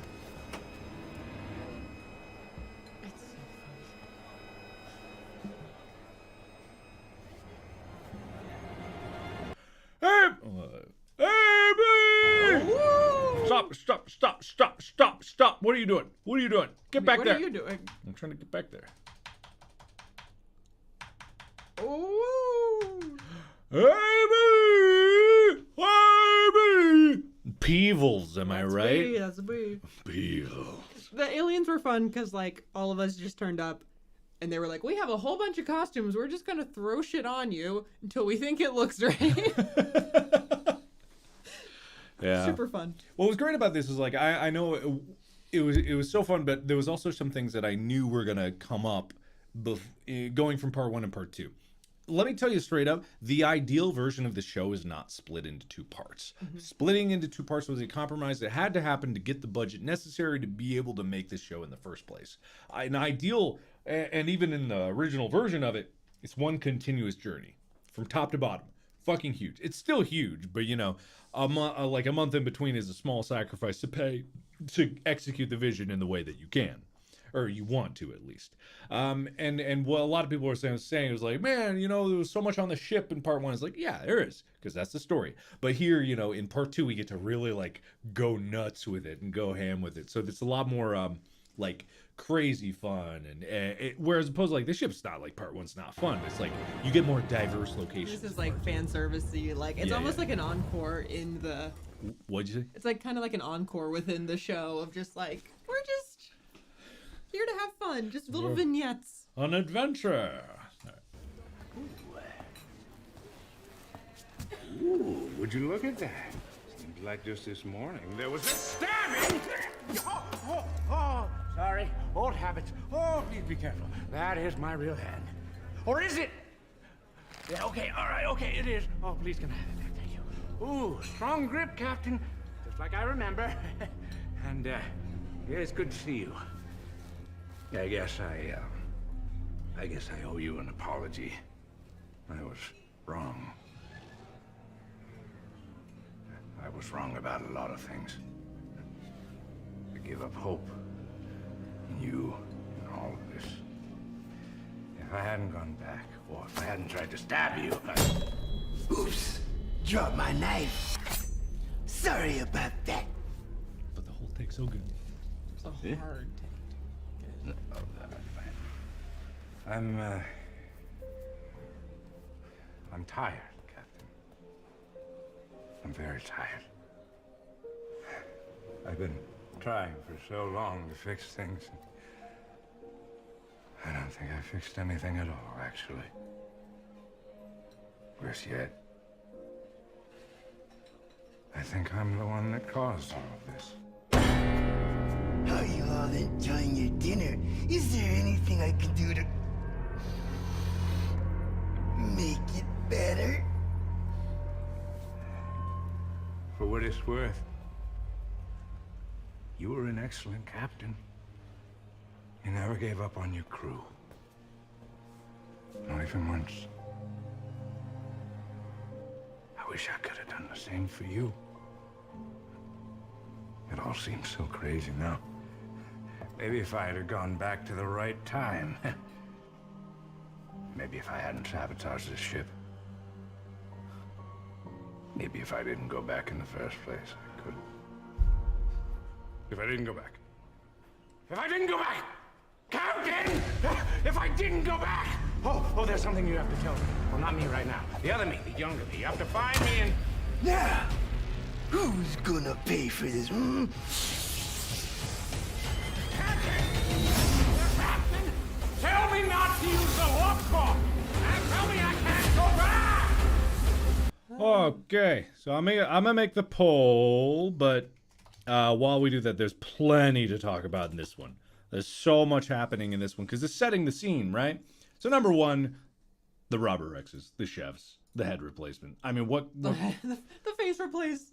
I mean, just like, what could I say more about it? It's everything is what I want. This is what I wanted to do with Heist. Mm-hmm. That scene with the chef in Heist, you know, the path that nobody picked because Yancey wasn't on it. With Wubba and Bubba. The canon ending? Not really. There was no real canon ending. But just delightful. You know, everyone here delightful. There's so much like stuff that you're not seeing that which is like such a shame in this scene, like the elaborate costumes that are happening back there that you never see. Yeah, there's just this whole restaurant's full. Oh, and they're all eating real food.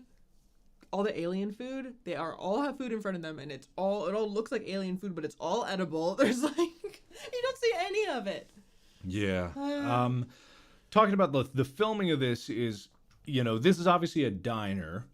It's a real location, dressed like a real diner. So all we had to do was put some alien gack on it.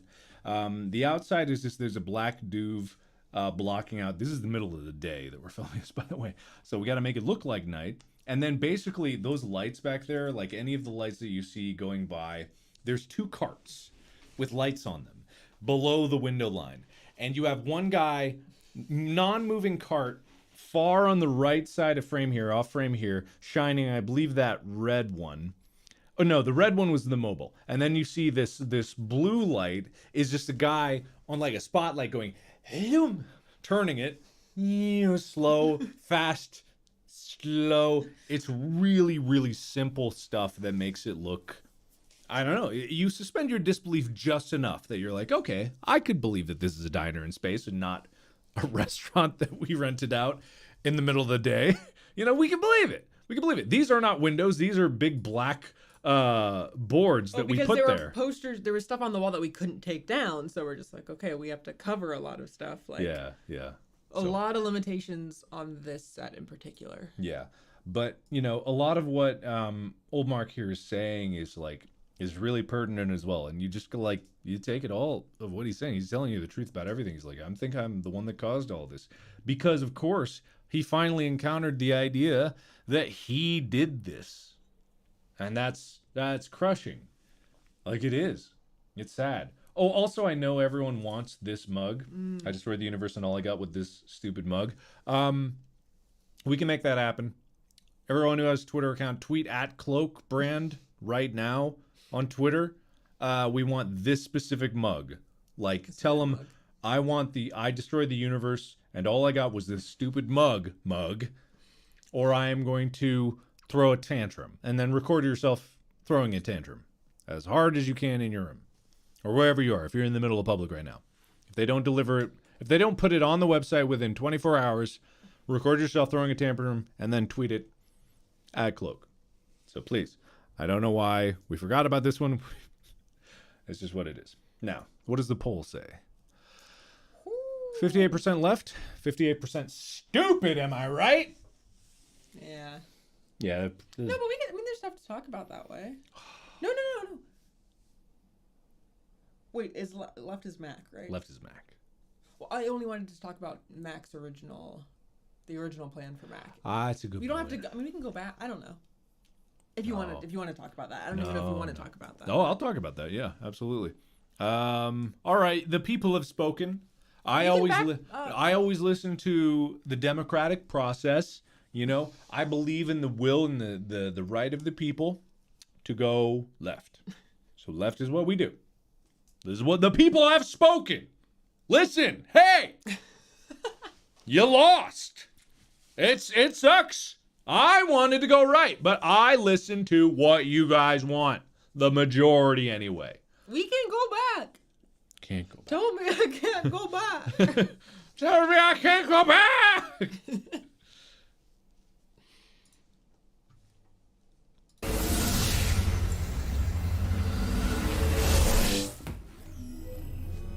Software update complete. Good morning, Captain. We are currently years into our journey. Coffee is en route. Current ship status is absolutely catastrophic. Initializing emergency wakey protocol.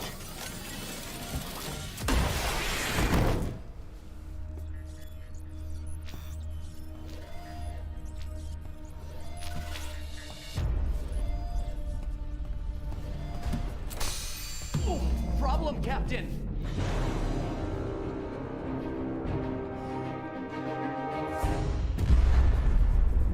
Computer, damage report. Meteorite impact in life support. Fire detected. Systems failing. Whoa, hold on there, Captain. No need to be so hasty.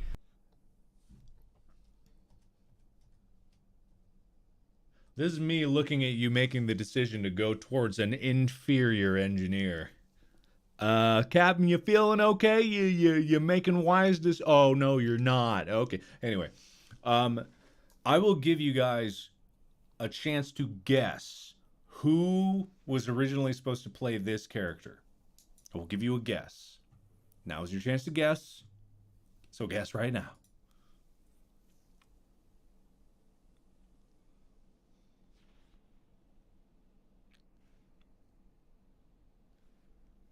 There's some right guesses. Yes, it is correct. It was supposed to be Sean. Like Sean was supposed to play this character. Like knock off you, like. But also better than me in every way. You know what I mean? Like it's like the parallel, like that was originally the joke. Yeah. But you know, Sean couldn't come over. I'm not saying, you know, I hope Matt Bett isn't crushed that like, because he did a fucking incredible job as Mac. And originally, in the original script, there was actually 3 different versions of Mac. There was Mick, Muck, and then Mac. And there were going to be progressively stupider versions of me, all from people that kind of looked like me, was the general consensus, but whoever really. It was like Mick, Mac, and Muck. We couldn't do it with Sean because they're like COVID. Oh yeah, COVID, yeah. Travel was still impossible. Yeah. So anyway, so I think we've seen enough here. We can go back now. He does a terrible job. Nowhere near as good as I am at being a good engineer. So now we can go the correct path, the right path, towards what we actually want to see. Ethan would have been funny.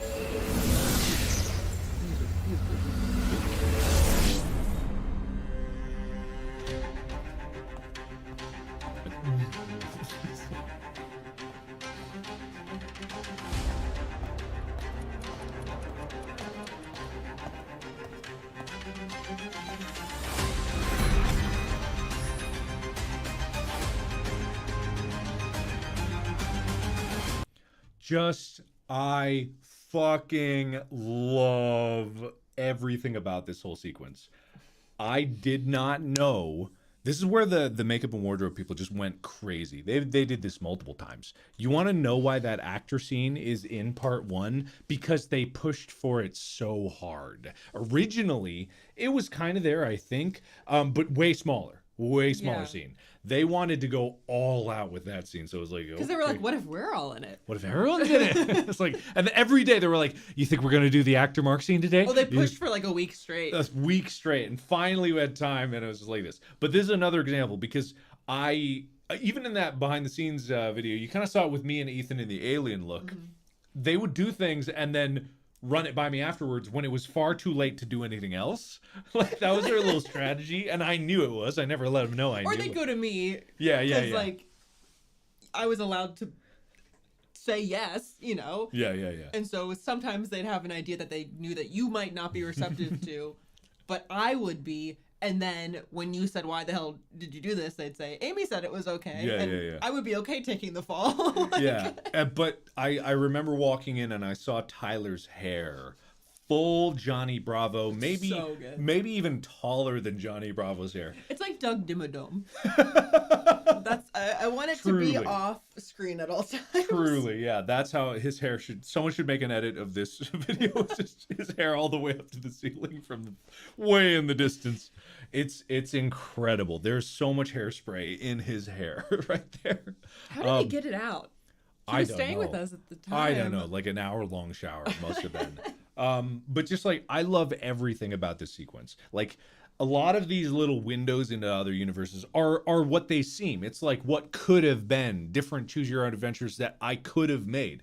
I really truly thought of a choose your own adventure called Where in the World is Markiplier. Like that was an idea I had. These are all ideas I've had that I didn't think could be fleshed out. This one could have been, because oh my god, the style, dun, dun, dun, dun, dun, dun, dun, dun, dun, dun, dun, dun, like the music or the feel, Agent Mark, like, oh my god. Anyway. Bonjour. Look here. Bonjour. Bonjour. Raise your arms. I have to know if you had to have been around for Yeah. Love the arm. That was a last minute idea too. All clear. Bonjour. Have a nice day. Bonjour. Bonjour. Bonjour. Bonjour.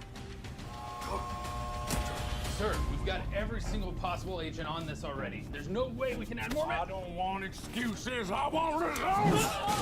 This is when you're back. Getting too old for Yeah. this shit. Yeah, this day my back was like royally fucked. Partially because it was already getting strained. I just did stunt day with all the wire rigging the day before, and then also I fall later in the scene that really fucked my back up. After you fell, that was when like Isaac was coming to me and you were covering because you didn't want people to think you were hurt. Yeah, but I was But like we were, super on edge we the were whole time. freaked. Yeah, I was like, oh, I felt. And then later on that day when I stepped in the wormhole, when we were, wormhole, I stepped in the pothole, going back. Yeah. A few things. This mustache and these eyebrows are the same. The same. These are a mustache that got cut in half and put on my eyebrows. But it's so good. Like, God, I just everything about this. This whole sequence is the most pure me. Choose your own it's adventure. so silly. It's so silly. It like echoes off a heist. Imagine if I actually did make Heist 2, this would be it. Like, I just love it so much.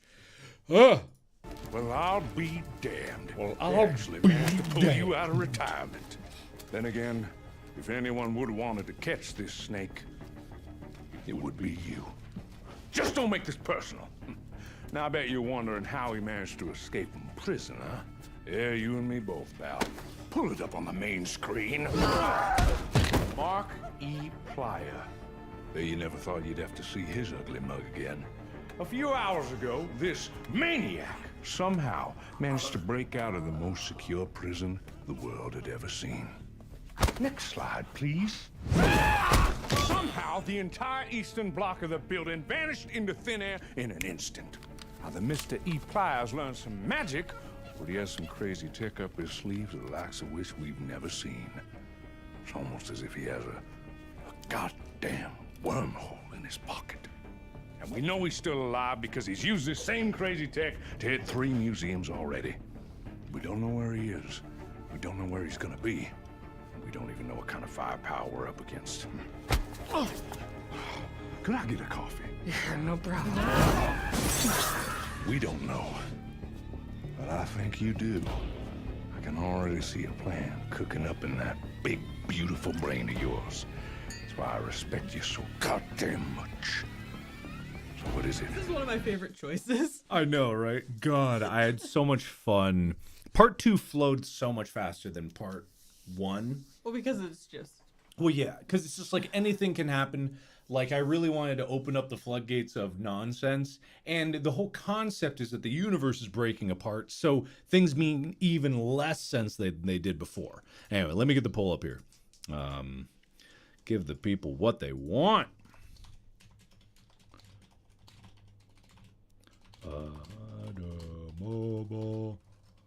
Maybe Markiplier is in this very room. I can't even spell that. Okay, is in this very room. Vert room. Hang on, very room. Okay, so and yeah, like this is really what I want, and this is like why I'm not upset that it's split into 2 parts, because the alternative is that it never would have been made in the first place, or it would have never been made as good as it is. So it would have been half the size. Yeah, because the way it went is like it was big, slightly bigger than Heist, at first, and then it was too big, and they said we need to pare it down if it's just going to be one of these. Because I had a contract with YouTube to do 2 more Choose Your Own Adventures. That's what I had a contract to do that. But then when I was making this, the idea was so big that they allowed me to fulfill my contract, get double the budget for 2 shows for this show if I split it into 2 parts. That is something that I am extremely grateful for with YouTube. They allowed me to do that to get more money to not only fulfill my contract, but also get the best show out possible. I am super grateful for that. So when I did that, it went from being slightly bigger than Heist, and that was too big for one, to now 90 something videos. I thought it was 87 yesterday. It was actually 90 something videos. To 90 something videos. 6 hours and 57 minutes runtime that I split into 2 parts. To being like a slightly bigger than Heist. Because you were like, oh, now I have more budget. And then you just kept writing. And then I kept writing more. Or really, I just pulled in my ideas I already wrote. So like it went from being slightly bigger than Heist to being way bigger than Heist. And so with part 2, I wanted it to reach a story conclusion, but also just be more fun in general. Like have more nonsense happens. Like just like complete chaos across the board. Yeah, okay, it looks like you look like a lot like Markiplier is winning.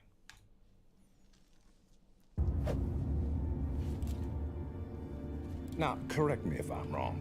I just want to be absolutely clear with what you're saying. You think that I, the director of an organization whose sole purpose is to track down Markiplier, notorious international criminal wanted in 87 different countries, is that very criminal standing directly in front of you? Is that what you really believe?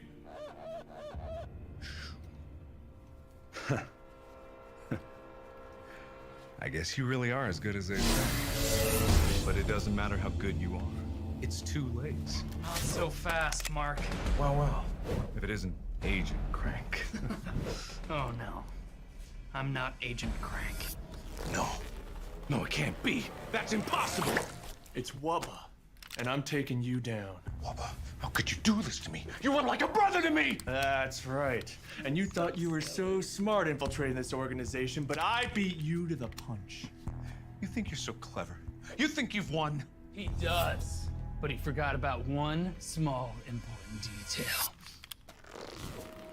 That's not possible. That doesn't make any sense. That's right. My hair! You thought you were undercover. Uncovering Mark's undercover operation. But little did you know that I was undercover the whole time. Triple undercover. No. That literally can't be. How are you if I'm me? Isn't it obvious? Well, I'll show you. Wait.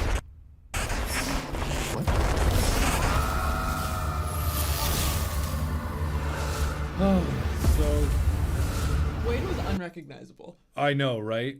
Because you didn't know he was going to have the wig on, right? Yeah. Just nuts. Like nuts how much of a different human he looks like with hair. And he looked good. And I'm not gonna lie, he looked pretty good. That guy, he looked good, yeah. Oh man. Seems like there's some bias happening in chat. I think that mods need to initiate emote only mode for some of these. People are trying to influence the decisions here. And that's not what it's about. That's not what it's about. Let's Fighting get as a group? No. Let's get emote only mode going. Do they have that power? Maybe, I don't know. I This probably isn't do. Twitch. I don't know. No. We're not about this. That's not there. Isn't there an emote only mode? Is there an emote mode? Can't even do that? Oh, whoops. Never mind. Only Twitch. Oops. Oops. Now the members would Disable the chat. The members would be even worse, you know. Yeah. All right, whatever. What is it? Right by 54%. All right. I like right. how close these are. That's Yeah. kind of fun. It's kind of fun. You don't feel so bad. Hello? Hey, Captain? Captain, oh, thank God it's you. I don't know how you got in here. But I have it! I know what's going on with the ship. I have all the answers. The wormhole. The wormhole's causing all the problems. And if you open the door, I can tell you all the secrets of the wormhole. I got it. Figured it out. Captain? Why haven't you opened the door? I can't open it. You need to open it. Outer airlock opening in 10, 9, 8, 7, Open the door! 5, 4, 3, 2. I think Darkiplier might be on the other side of this door. Wait, I never saw the thumbnail for "Don't Open the Door." I never saw that. That's so funny. I think Darkiplier might be on the other side. Now, something about this video, if she hadn't been such a princess on set, I would have loved to have done a scene in which Chica is in the airlock. Right, that would have been in it. Like we talked about that way afterwards. Would have been a delight. If you were like, you look in, Chica's there, like, which we could have done, but I don't know. We just didn't even think about it at the time. Yeah, no. Anyway, but imagine it. Just. But what if you open the door and you lead to the dark scene? You know, like the dark wink wink scene. Maybe you wanna open the door. Yeah, it's Mark doing the door voice. I don't know how people didn't. People didn't know that? I That thought it was was you, obvious. yeah. It's clearly me. Yeah, I know. Would you open the door for me? You know, shit like that. It's a lot of. Lock that shit up. Well, Tyler, looks like the people have spoken. Sorry. All right. Not a. What are you doing? Close up the door! Captain! What are you doing? Captain!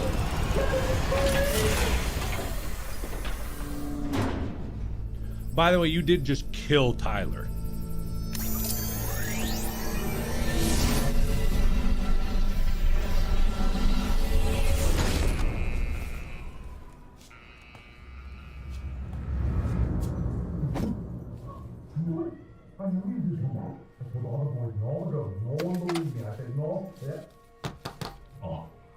I always forget that part. I knew you would come back. This is my cousin from cousin school. Yeah, say hi. Don't worry about them. There's none too bright. But I am glad that you showed up. I figured that if you didn't, you was just busy trying to lay low or something. But I am glad you was here. And I've been taking you's advice. I've been doing good. I've been doing real good. I mean, I volunteer for cleaning duty all the time because I want the joints to stay clean. But the stabbing's been the hardest to kick. Everyone just wants to turn around in a place where there's no guards and no cameras, and I'm just like, hello, everyone knows I love to stab! But, I ain't stabbed nobody since you, went away to space camp. Yeah, and, one more thing, I applied for parole. I thought about what you was saying when you wrote me that last letter, and I thought to myself, hey, why not? You know, oh yeah, high five. Good on you. Oh, and we've been working on this new song. Oh, just in case you showed up. Oh, you're gonna love it. Oh, hang on.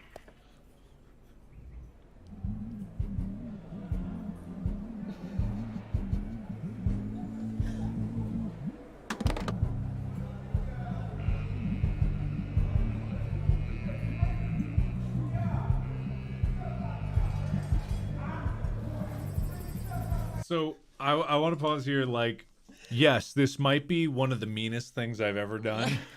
You guys feel like you're robbed from a musical, but I want to say this scene was not written when we went into film. Originally, Yancey was not here.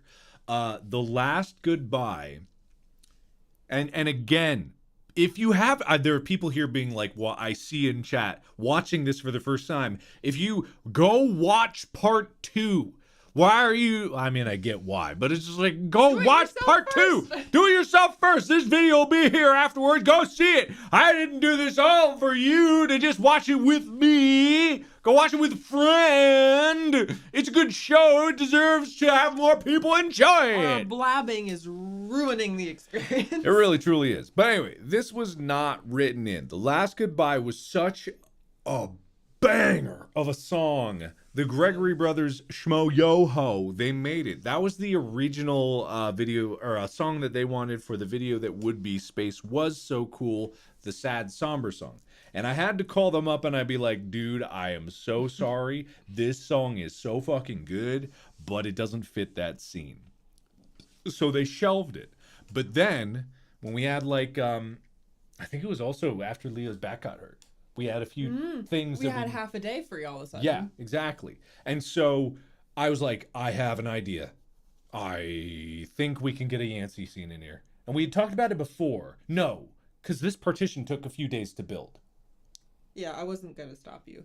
Your story's better, but Oh, right. No, this was a plan for a while. but the song wasn't a part of it. Yeah. That's right. Never mind. Yancey was always in the mix. He was. I was always thinking of I Yancey. wasn't gonna. Okay, no, you're totally right because the partition was there. It's the song portion of it. Had an idea to use the song portion and write it into the joke of like not being able to talk. Yeah. Was there always a musical? Maybe I was a genius from the start. And we just decided. Well, I do remember that the other producers were very upset that you were like, oh, they're like, we should have gotten a choreographer because like this scene became more complicated than it was originally supposed to be. That You were was like, it. oh no, we'll just go out and do a little thing. And they're like, we don't have time to do a little thing, We Mark. did a little thing. They're like, oh no, we'll just like do like a line kick. And they're like, oh God. And I didn't understand what their problem was because we got it, and I was like the extras, we all got it. You know, Wade and Tyler, they were a part of it, and like we all did it. It was fine. Anyway, so this song fit really, really well for this moment and to make this bigger and more special. And then also you can't hear any of it. It's hilarious to me. It is very funny. It's very funny. So anyway, also I know a lot of people are like, went away to space camp, and as like, oh, Yancey knows about us in space. It's like, no, he's covering the fact that he helped you break out. Why do you think he's going, wrote me that last letter? But I mean, he does have warp core He doesn't know that. in both parts. Yes, that was like my favorite thing is like, you know, in the first one in Heist, he has the map tattoo. So this one, he has part 1 and then part 2. It's not Heist and then space. It's part 1 and part 2. Nah, Yancey doesn't control the tattoos on his body. They just appear. Anyway.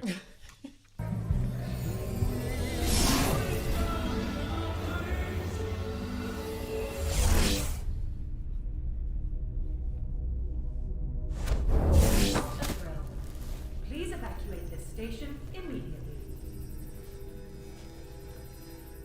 I repeat, universal stability compromised. This is not a drill. Please evacuate this station immediately. I repeat, universal stability compromised.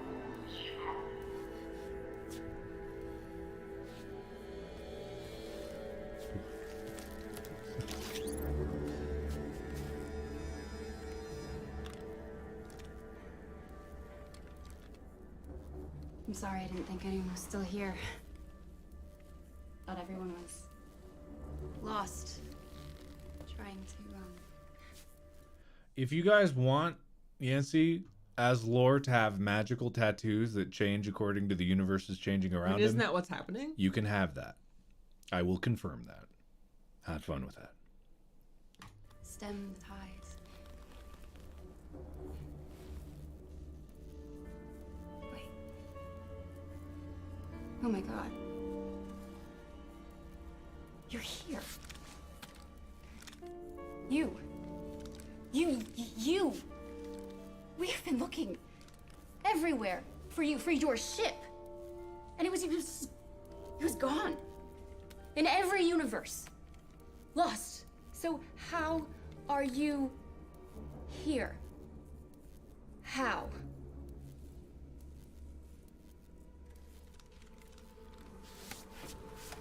This thing? This? You used that, didn't you? Who gave it to you? And also, give it to me. I need it. Please. Or I will shoot. Look, if you give it to me, I swear, I promise I can fix everything. Potential paradox detected. I am begging you. Please avoid. We can still fix this. Look, Safety limit exceeded. This is intentional. No one is Initiating emergency abort. You can, please!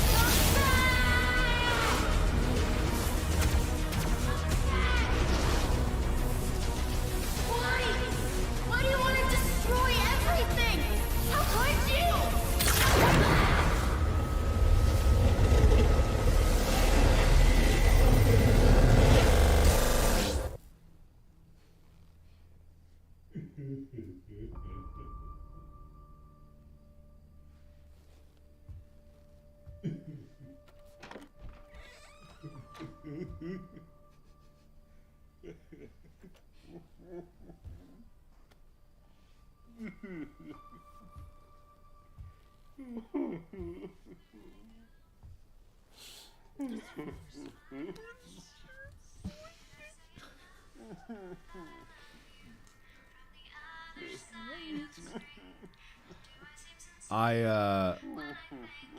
So there's a lot to unpack here. First of all, here, yes, that is the song from the 8 million subscriber milestone video. Yes, this is a reference to the Crying Mark meme. Yes, that's pretty much the same shirt, jeans, headphones, song. Yep, you got it. We had talked about, and I think we were just so overwhelmed with the rest of the production of like doing like the blue and black or the foam, but yeah, there's a lot happening. Yeah, but it's just like it is here, and functionally it works out really well. Let me get the choice up. There was a lot to talk about in that last one, but oh, you gonna cry, little Baby boo. little bitch. Yeah, I'll do little baby boo. It's okay, Mark. You can cry. I thought more people would choose all you can cry. I'm shocked that not everyone. I'm That's shocked. very kind of them. That's very sweet. Anyway, so all that stuff there.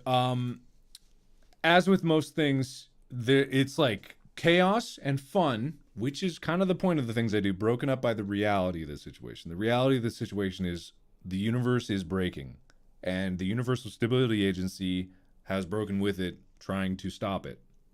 But there's no stopping it because it's a crisis in which they can't even find your ship, right? So there's like evacuations going on, nothing that anybody can do. But the only person left is Lady. And it's because Lady, like if you look at Lady's first encounter, very nerdy. Actually, I always wrote Lady as like a nerd of Earth culture. Kind of like always a secret little cheerleader of Earth. Like weeb, a little yeah, Earth weeb. an Earth weeb. That was like the whole character behind Lady. Like that's why Lady likes some like Earth culture things and like knows a little bit of Earth culture and is excited at first, but also there's something horrible going on. So Lady's like, yeah, like, but also it's kind of like, yeah. But Lady obviously has character development going on, but the order of which you see that character development fluctuates over time.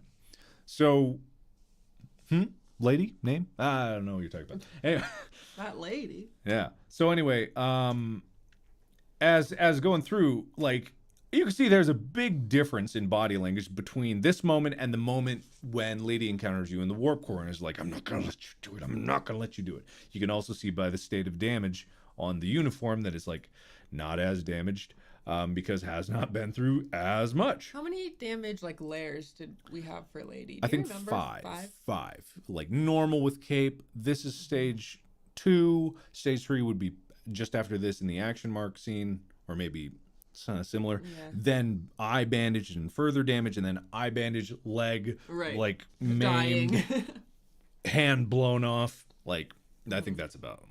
Yeah. So no, Agent Atlas. This is what I talked about Marcus when he made the website, is because the username on the website that Marcus made for the interim, it says Agent Atlas, but that's a play on words for it's like Harold Atlas, but when you abbreviate H, it's hapless, H Atlas, which is just like him using a word being like, you're a hapless agent. When you had to have a. That's not. Yeah. This is not Harold Atlas. But let me tell you that. It's not. And it's in one universe. Lady is Harold That's not Atlas. how that works. Anyway. No, Lady's name is Lady because the whole time you're like, that lady, like, because like Yeah. Mark and the captain don't know who they are.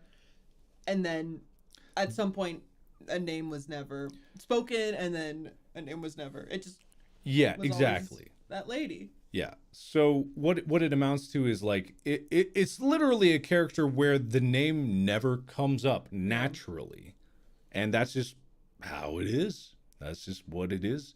And unfortunately, it's one of those things. Until Leo picks a name, Yeah. there's no name. Lady. For now, Lady. Lady's good. Also, I want to say, Leo was extremely happy. Whoever did the cosplay of yeah. Lady, I want to tell you how much that meant because apparently Leo has never had someone cosplay. In all of Leo's years of acting and doing tons of stuff, has never had anyone do cosplay of one of their characters. So that was really, really cool. And all the fan art too has been really nice. Anyway, so now we're back on It's Okay, Mark, You Can Cry. Pathetic. Pitiful. All right, let's do it.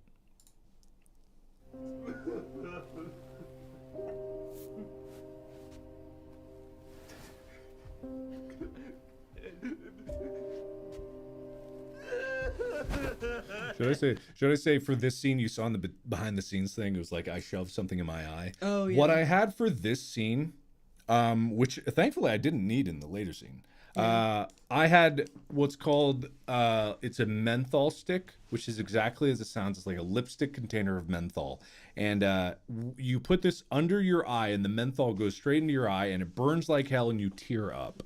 It's one of the common ways that actors can get tears in a scene, and it's very useful, especially when you're like doing 12-hour days of the same goddamn cry scene. Cry stick, that's what it's called. It's called a cry stick or a tear stick or whatever it is. Anyway.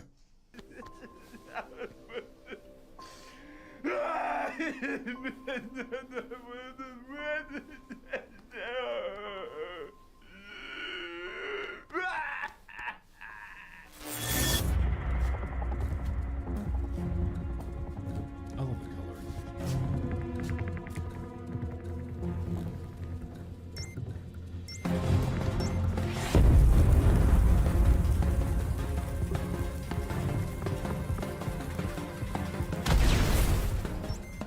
Let me take a look at that, rookie. Can I say something about this? No one knew I was going to do that accent. And I thought maybe it would get a chuckle or something. Dead silence. Dead silence. I do the whole thing and like, let me take a look at that rookie. Woo. That is a beauty of a ball. And then, you know, Isaac yells cut. And I look around like, and no one said a word. They just went, okay, Mark, sure, that's what you're going to be. And I was like, oh, man, okay. That is a beauty of a bomb. All right, no time to waste. Yeah, perfect. All right, must be pretty exciting though, right? All those years spent training and all that hard work is finally gonna pay off. And I know how much you've been looking forward to your first bomb, so I'm gonna let you take the lead on this one. No backseat bomb defusing from this guy. I'm not even gonna say a peep. I'm just gonna sit back, shut up, and let the master work. Okay, so I'm going to guide you through something here. We're not going to do a poll. Oh, I forget which one's which. Which one's which? I don't remember. I don't remember. I'll know when I see it. Yeah. Which one's longer? This one's shorter.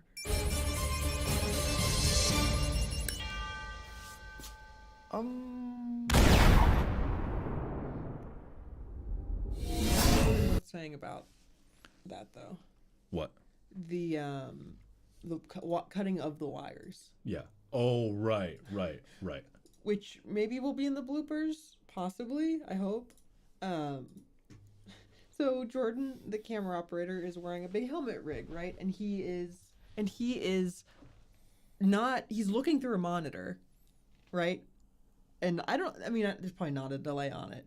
But the fine motor skills needed to cut a tiny wire, attempting to do it through a screen.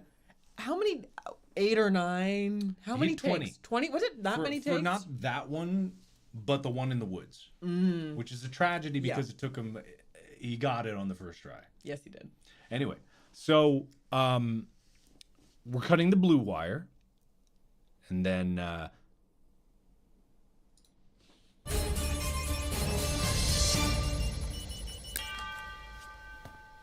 Well...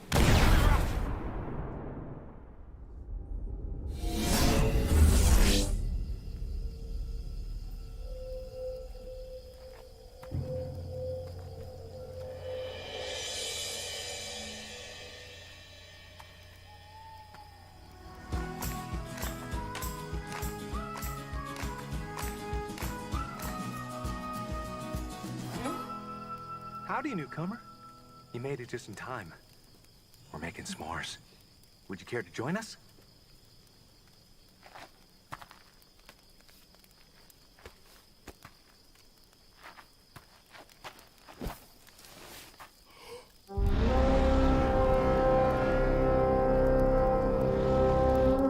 It's time for the Scouts' oath!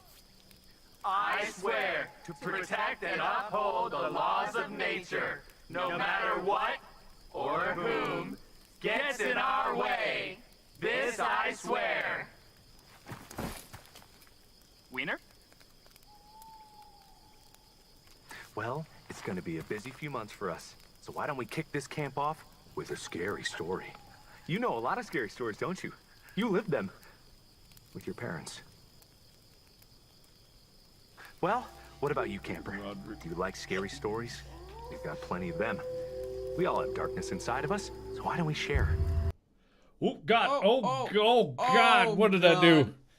Okay, so anyway, this is an example of something that was written in the script that because people don't know what's in my head, they had no idea what was coming. In the script, it is not written scary, but it is so unsettlingly scary. Also, for those of you who thought that cutting the red and the blue wire led to the same thing, you're wrong. I'm going to go back and cut the red wire now.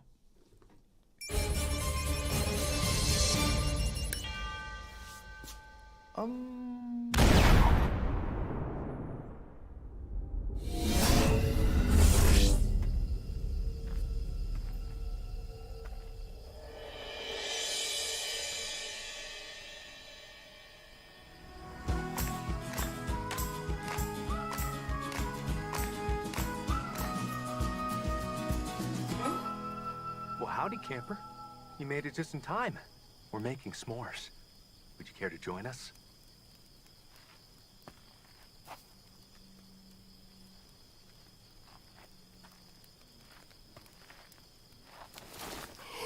Ah! It's time for the Scouts' oath! None of us knew that was going to happen. I literally, it was another situation. This is way late at night, right? This was our only overnight shoot. Yeah. And so we get a good take with him blowing the horn. By the way, the horn is like my fucking sound in the world now. I have it on my phone. I got to make it my ringtone.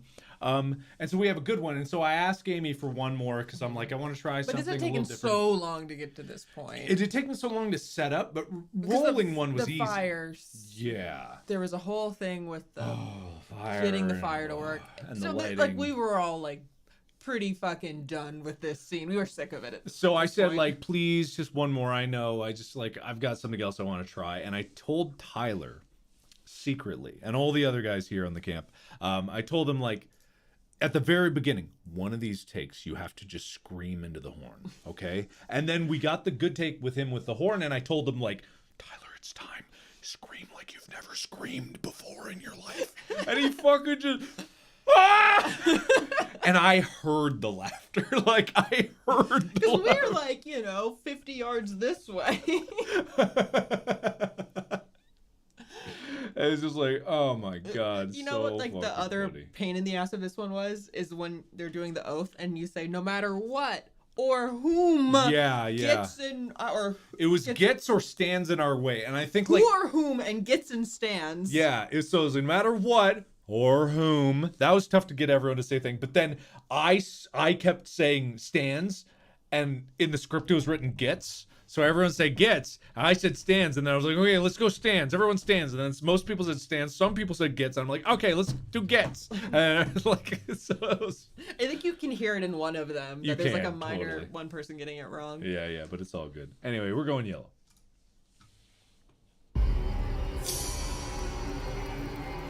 I love this joke. I do too.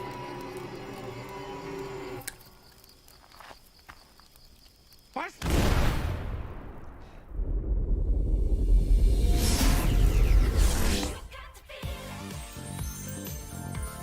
Greg, Steve, you. Dave! I knew I recognized you. It's you. Is it that got time already. Oh, let's chat over here, away from them. They're still figuring themselves out, those two. Quite the story, but for another day. And I'm glad that I ran into you because you've been avoiding me.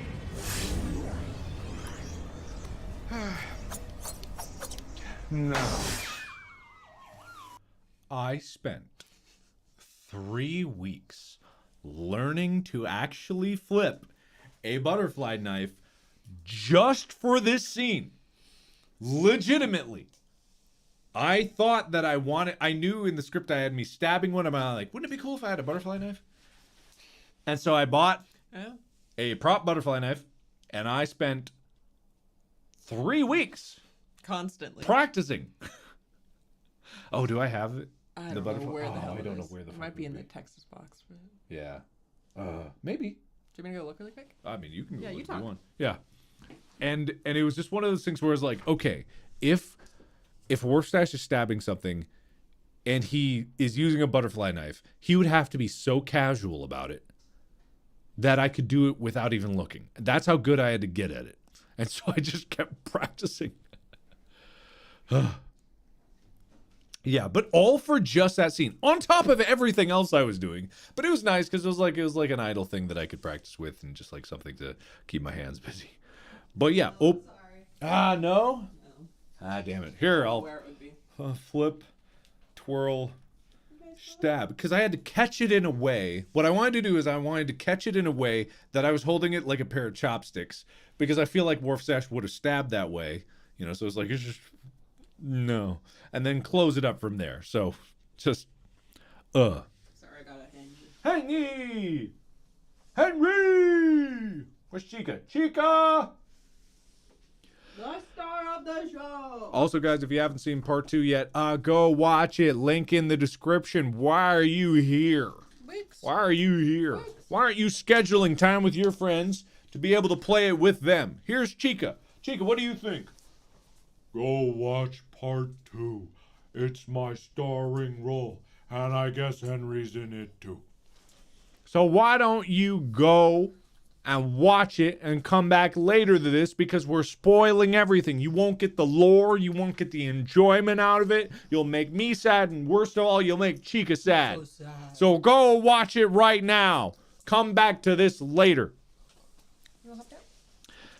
Honestly, we're probably going to start skipping over stuff. I know. Go on, go on. There's just too much to go through anyway. We'll be done in a little bit. We're almost through it, though. We're almost through. Just to get to the lore parts. But anyway. More Warfstache. You've been avoiding me, and now that I have you right where I want you, I'm gonna book that interview. And I won't take no for an answer. And I won't take yes either. No choices at all, really. Haven't you had enough of those? There. Could you hold that for me? Thank you. All right, let's see if I have an opening. I'm not sure, booked, very busy. I'm so popular for that. Some people don't know that is an actual nude calendar that I did make. It's so weird to think about. Some people don't realize, like, some things are not a joke. That is a real calendar. Yeah. But a lot of people do know that I did that. But it's like, that was, even that was, what, that was years like ago. 4 years ago now. Like, it's just kind of crazy to think about. Like, yep, I am butt naked in them.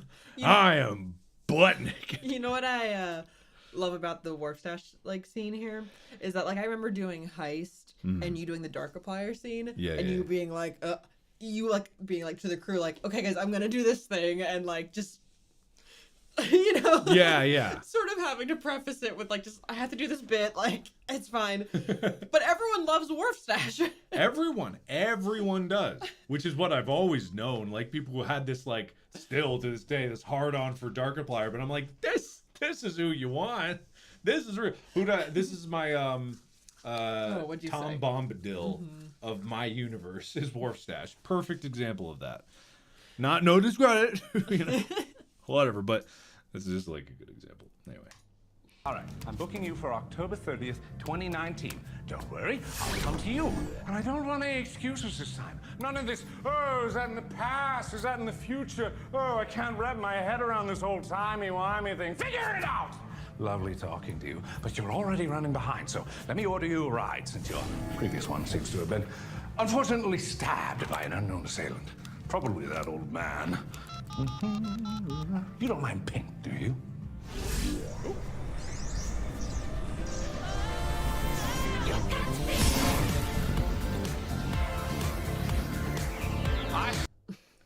October 30th, 2019 is the date that A Heist with Markiplier was released, and in one of those paths is an Easter egg with Wilford where he interviews you.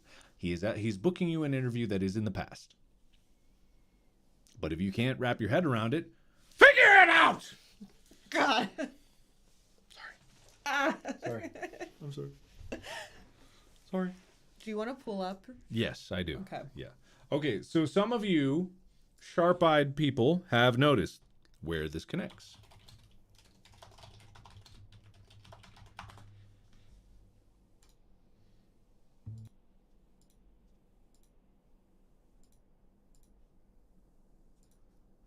I love this. I love this. So, what I'm showing you is a clip from Wilford Mother-Lovin' Wharfstash. Oh, you need the volume. Oh, you're right. Said get down on... What? How do you not...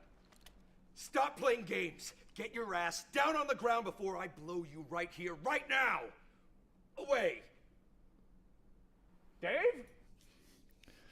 And now, this is the scene we just watched. Greg, Steve, you. Dave! I knew I recognized you. Oh, it's you. Is it that time already? Yeah. It's the second one of him in the side. You know how there's the two of them and there's the one and then the other one? Well, no, because someone put up like a a clip on YouTube that has a ton of views now of like, oh, look, it's a reference, but they don't actually show the shot of second Wilford walking out of frame. They don't show it. It's like, why would you do that and not show it? Anyway. Kind of cool. Just a little showing off, you know? Just a little bit of a, you know? Anyway. Anyway, continuing on from here. This was just very fun. I honestly am looking at this scene. This is one of my favorite performances I've done of Wharfstash. Mm-hmm. I love the way, especially at the end of, let me order you a ride, because your previous sin seems to have been unfortunately stabbed by an unknown assailant. Like, just it's so Wharfstash, like not even understanding that he's the one that stabbed it. Right, since your previous one seems to have been unfortunately stabbed by an unknown assailant.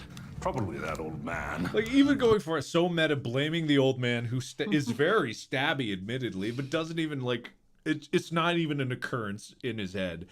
It's just, like, I really love this scene. Like, I really, really, really do. Anyway.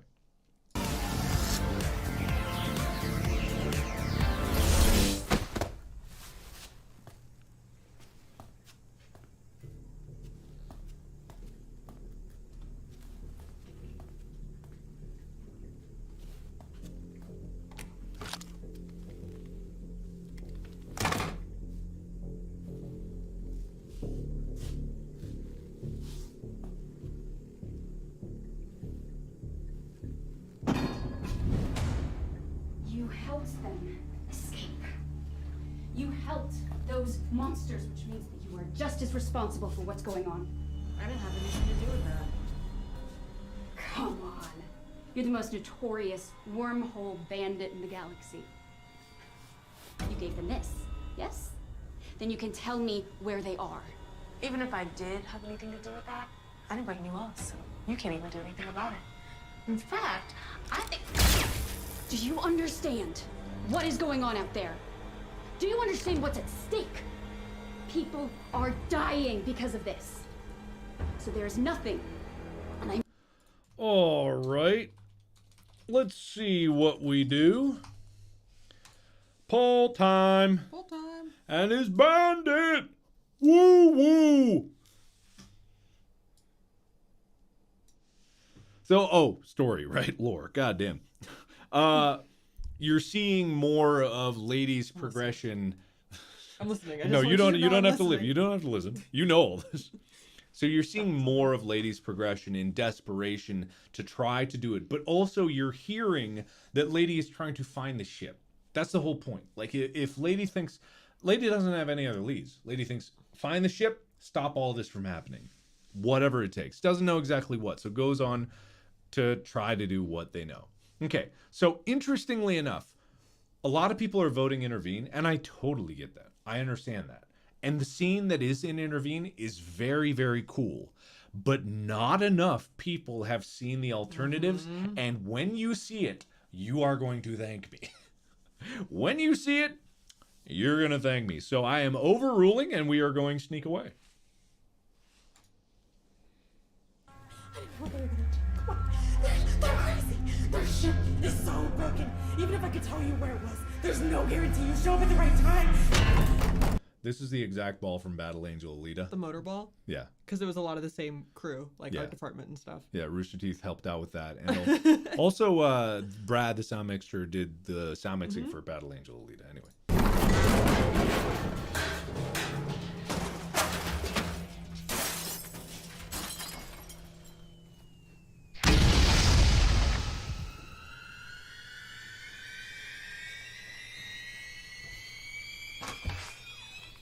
You.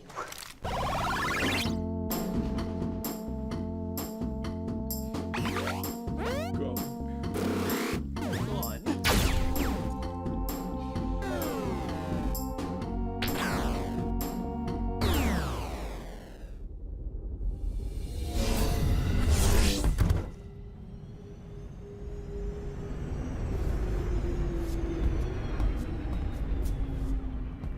Oh my God, the captain is back, and here we are in space. How amazingly cool is that?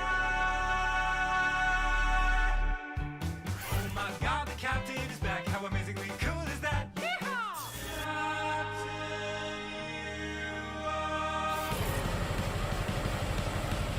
And now here we are back in space again. How amazingly cool is that? Hey, the captain is back.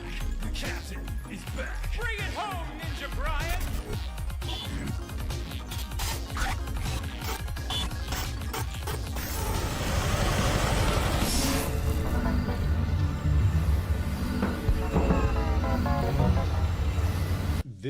We showed this to so many people.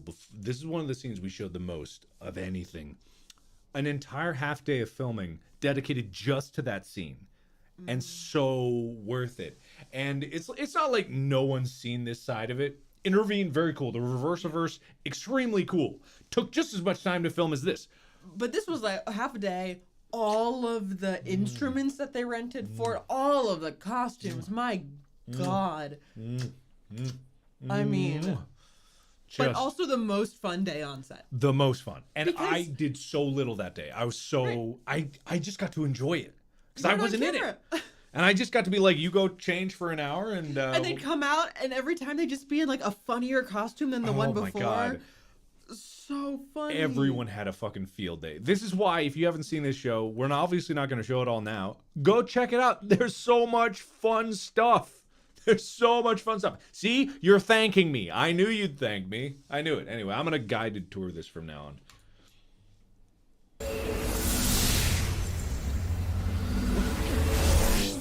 We are here at the scene of the crime, where the perpetrator has returned. Might it be possible that said criminal mastermind mayhaps be ready to confess their heinous crimes? What cause did you have to destroy the entire multiverse? Where did you obtain such a reckless disregard for human and unhuman life? Why did you feel the need to end the existence of all that exists? And most importantly of all, which one of us is the real Jim?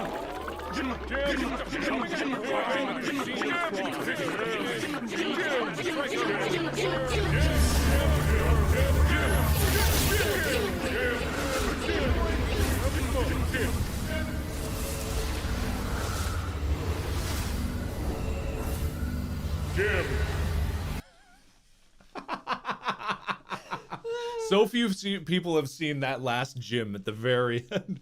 Jim! I love the fact Jim is such a unique, niche part of my channel.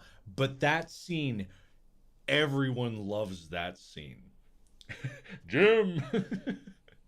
It's just God. It's so works. niche. It's so niche, but I'm so glad How people many appreciate people it. here have seen the actual like 4 Jim videos? Have you seen the 4-part Jim series? I don't know. I don't think Aren't they unlisted? I think they probably are. I don't know, man. Very cool though. Very fun. Anyway, guided tour. Skip over this crap. We don't need any of this nonsense. All right, skip. All right, nope, that's not what I meant to do. God damn it. No. We're here for the lore. We're here for the lore. God. Oh, no, wait, that's what I wanted. Okay. I love you, man.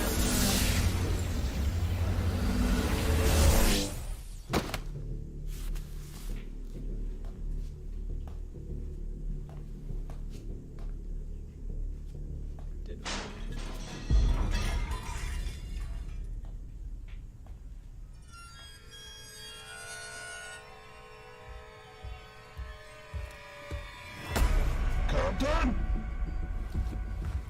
Cookie?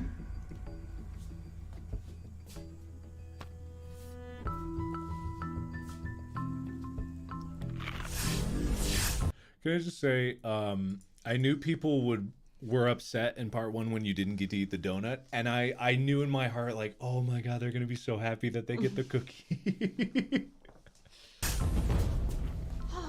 You get the candy in part 1. Oh my god, it's you! It's been, I don't know how long it's been. Time doesn't really work the same, but oh man, it's been a while. Chill. Welcome back. Cookie? Oh, well, buddy, that is so sweet, but you know your cooking will kill me. You're right. Anyway, I am so glad you're back. I don't know what you did, but it has been so freeing. Opening wormholes has never been easier. I can go wherever I want, whenever I want. I've been able to see some things I thought I lost. Oh, well, I guess that means you gotta go now. I know this probably isn't even real. It's probably all just one big dream, but I'm just so glad we met. Hug? Hug, hug? What? No, you know. You can't hug people. It's just... Oh man, I love this scene. This was an addition. This scene almost didn't happen. But we had some extra time on the day that we were at this location, so I was like, fuck it, I'm gonna write a goddamn scene the day before, and I did. Wug and Bandit need a resolution, you know? Exactly, and they that was the thing. deserve it. I realized like Bandit did not have a resolution, and to be able to have that and see Wug again, not outside of the capacity where Wug shoots you in the face, of seeing like it's not all bad. Like that's the thing, it's not all bad, and that's what I really want people to know about these stories. These shows is like it's not all bad, but it is serious, but also it's not serious. That's the whole concept of it. It's fun, but also tells a story. I think that in the craziness of this multiverse, you can have all of those things. Some joyous. What Ben is talking about is like seeing some things that she thought she lost, you know, with when time's weird and universes are weird, like kind of like what was happening in Doctor Strange, but in a less well-told way. Just like, you know, there are some things that you can have. You know, little opportunities, and it's kind of my philosophy is like, you know, there's always something to smile about. You know, you like not always, but you know, there. It's just like your perspective on the experiences that you're involved in. You know, I love seeing the Bandit go from the manic nature in part 1 towards the end of unable to process what's happening to now being like, hey, roll with the punches. You know, this kind of wormholes are my thing. Like, you know, I can kind of, if I embrace it, I can kind of enjoy some things that I never thought I'd get to see again. You know, and then you know, you get to hug Wug, pretty much. Also, Wade blind. Again, it's also dark in here. Oh, it's so hot in here. I am behind that door, and every time the camera looks away, I literally jump out from behind, and I have to grab Wade and like this way, and then duck out of the way so he's at least facing the right direction. You can see him; he clips this. Like you see right here, you see him come up here and just this pipe here, which is scalding hot. Wonk. But he goes for it, and I applaud him. He went for it. So very, very good. This by Jordan is genuine fear. Really, legitimately. Like, Jordan is about to die here. Yeah. Anyway, the cookie's falling down. All the things falling into the wormhole, last minute edition. Okay, what do you think? Song or lady scene? I mean, Lore-wise, this is obviously more fun. is there that much lore in that scene necessarily? Like, I mean, it's just. I mean, like, no, I agree. It's like Lee's. I think I'll leave it. I'll leave it to chat. Okay. Okay.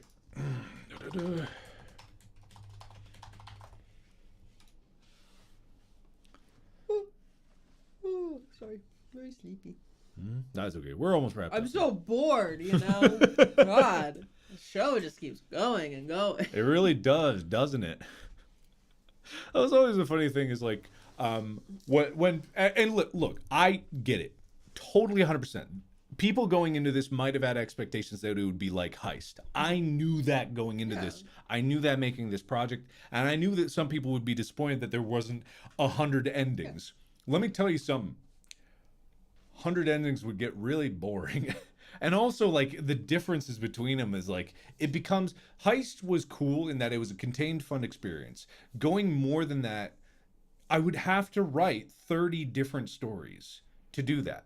And it's not like I don't want to tell 30 stories. I had an idea. Heist worked because that was the idea. This idea exists in the format that it is. And it has to be told this because it is a story about being trapped in the consequences of choices already made. And the only way to get out is for things to end. The ending is the meaning of it. The ending isn't the end, even though it is. The ending is the only way to freedom. And that's like what it was about. So when it comes down to like people enjoying this and being like, man, I wish it was more endings. I totally get that. But also, there's no functional difference between it because with Heist, you get to an ending and you go back to the beginning and you do it again. That's what it is. All this does is like you die, you live, you die, you live again. It's the same functional thing. And I'm not trying to defend it because they're different types of stories. But if you are looking at it from the eye of like, oh, well, this should be like Heist, you're missing out on the fun of what this really represents. Allow yourself to see something new because not only I don't really want to do the same thing over and over again. Right, like you don't want to tell the same... I don't know. Yeah, you want to do something. You had this opportunity where you had this like budget and to do an interactive thing again, and a space thing, a multiverse and story. You had full creative control. Where like you can try something a little riskier, frankly. Absolutely. A little different that you hadn't seen before, like in the genre. I don't know. I think that this show is a triumph. I think that this show stands up on its own compared to any TV show. But also, people are perfectly entitled to their opinions. Date can be your favorite. Like, Date can you be. Can have your favorite. Does something. not have to be the most recent project. Yeah, absolutely. But also, do know that there is so much fun shit in here. This is packed to the tits with fun scenes, funny scenes. Like, I love every freaking moment of this. Like, and it's you got super to tell fun. a story. And I actually got to tell a cohesive story that had an end. So many of my shit has like endings that don't stick the landing. But I loved seeing people watch this and people look at it in the ending and they feel it. God, they feel it. They really feel it. Like my acting has gotten better, obviously, but just like the actual story itself wraps up. It does, and it's like it's so satisfying to have something. I've had so many landings or endings that don't stick the landing. You know, Who Killed Markiplier didn't stick the landing like I wanted it to. You know, Wilfred Mother Loving Mustache. It's so open ended that there is no answer, and that's how I did it. You know, Damien, like it even that, like trying to like ham fist the Darkiplier lore into something that works after I kind of screwed up the Who Killed Markiplier one, like trying to like work backwards. Trying to like fix it, Yeah, instead of working backwards, this is the first one where I can work forwards, and it's like, oh, it's so fun. Anyway, this is just me talking about it. This is nothing to do with the lore. Don't listen to anything I just said. Right by, ooh, it's close. Ooh. For those of you who have not gone left, I would go left, but we shall go right. It's muted. Big Preach to Schmo Yo Ho!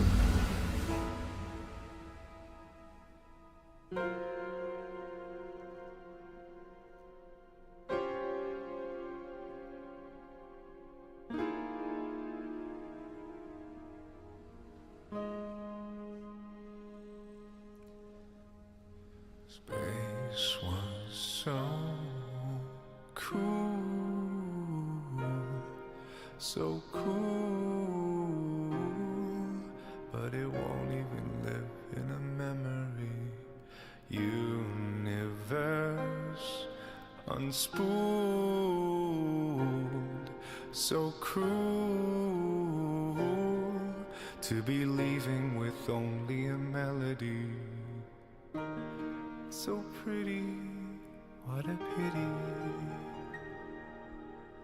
There were billions and billions of stories, and infinite stars. We did our best to hold it together, but now the seams are all pulling apart. Space was so cool, so cool, but it won't even live in a memory.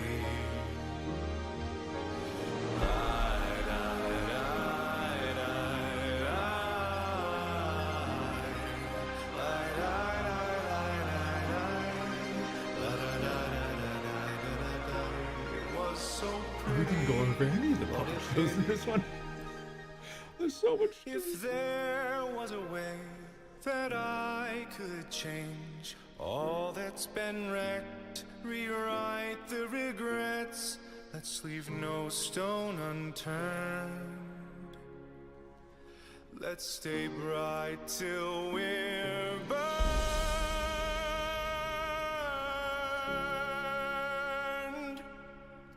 It's so cool, so cool, and so pretty.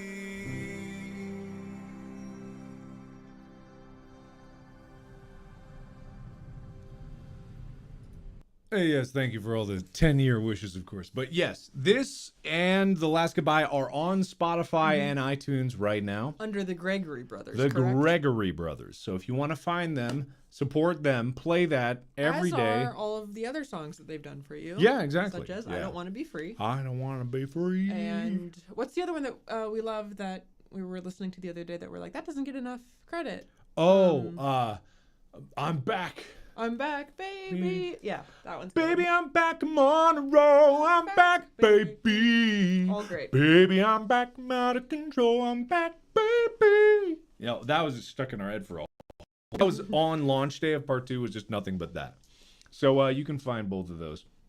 Also, like, I edited this video myself. We filmed this back here at home. Yeah, we filmed this here, actually. This one's really important because, like, it really does. I made this show because I love space, and I wanted to do it justice. If I was going to do a space show, I wanted to do it right.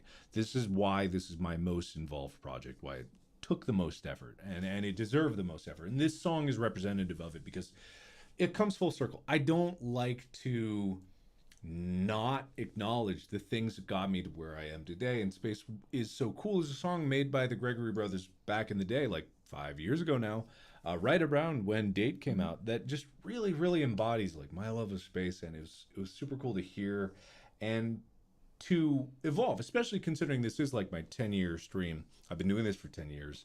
You know, I've come very far in terms of a content creator and a filmmaker. I do fully believe with the lessons that I learned from this, my skill set is so rounded out, I could make a movie. I talked about this on the Member Maker. Okay. No. Yeah. I laugh because every once in a while I'll see a tweet that's like, I'm so proud of Mark. He made a short film. And I'm like, this is 7 hours.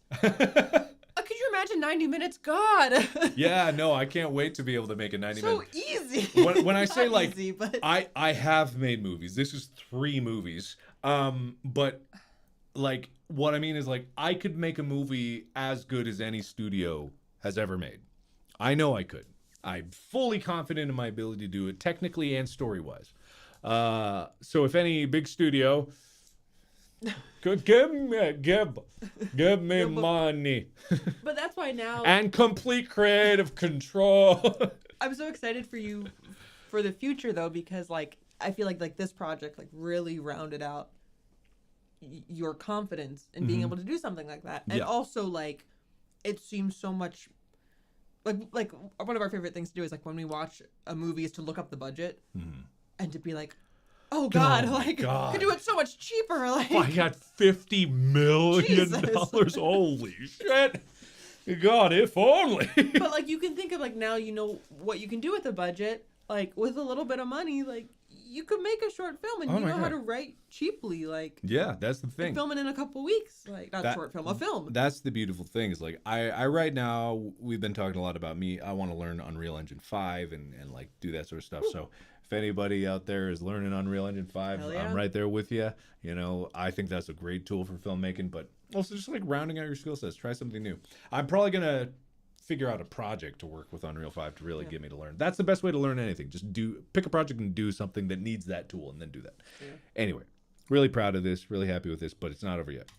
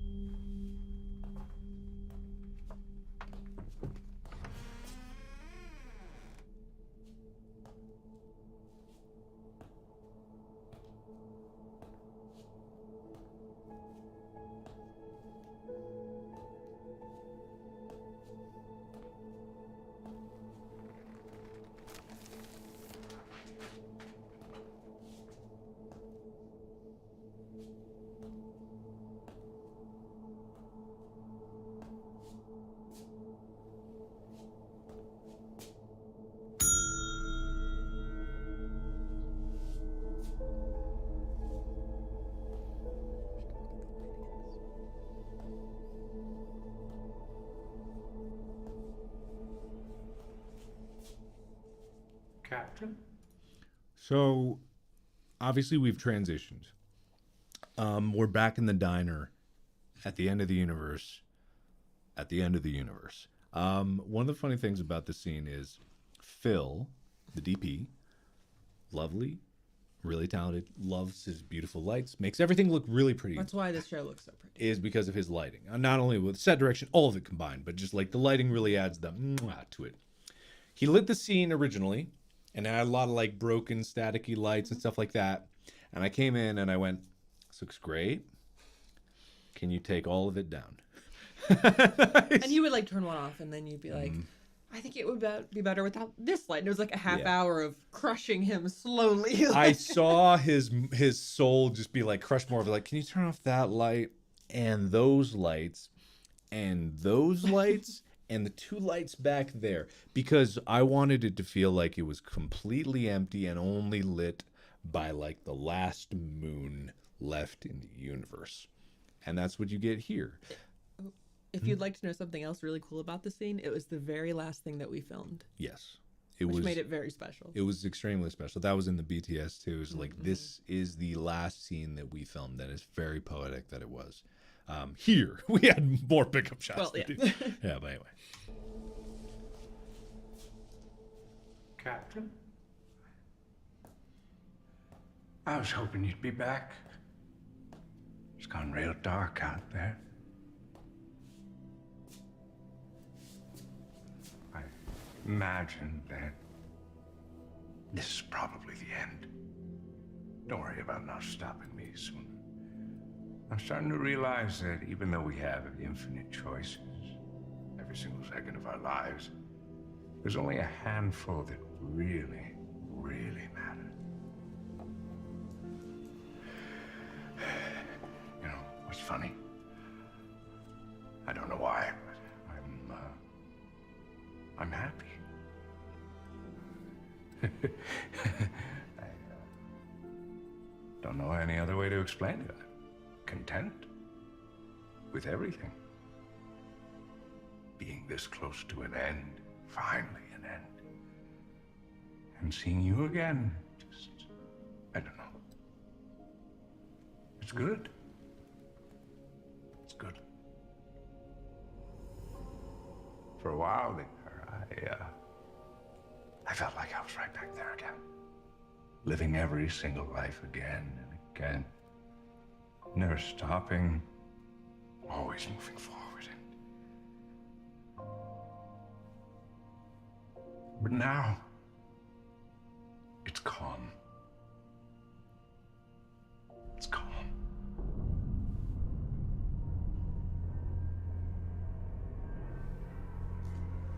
Everything has to end, Captain. It has to. It doesn't matter how tightly you hold on to things, they'll still just slip right through your fingers. You'll always make mistakes. You have to. And that's okay.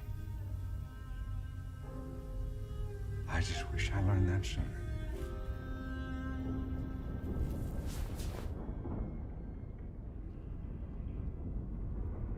For what it's worth, I'm glad I got to share this adventure with you.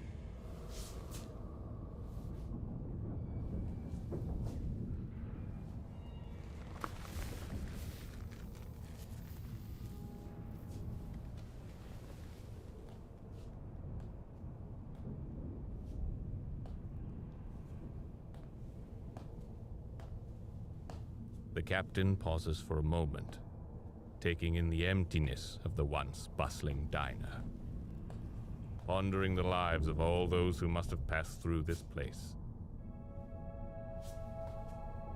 It's hard to imagine it was ever full to begin with.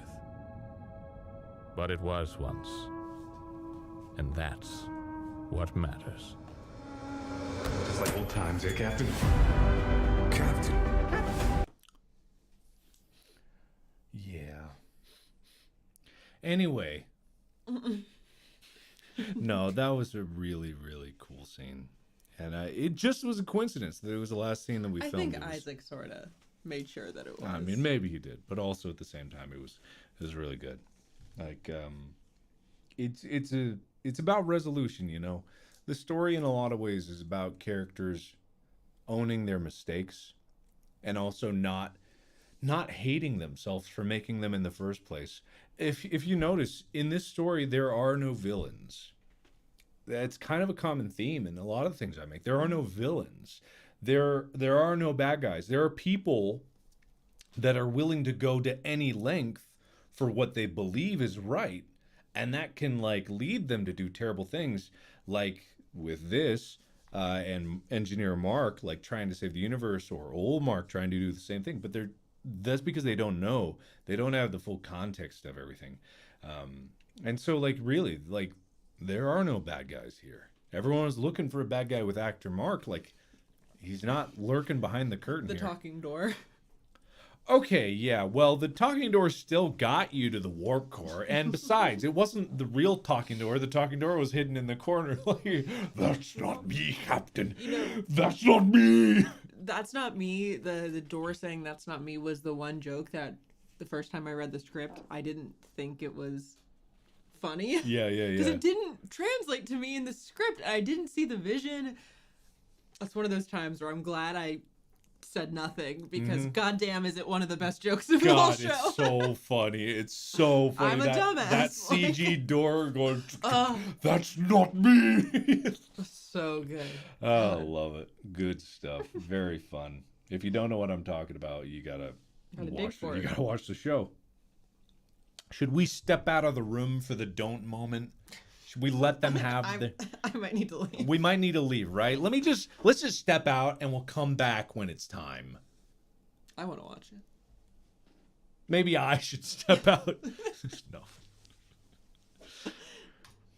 And the only person that I trust more than myself is the captain. Where are you going? I can't give up. But Captain, How could the captain do this? That's not me, Captain. That's not me. There has to be a way. Not up to you. I'm sorry. I just need more time. We trusted you. One more time. Hi, Captain.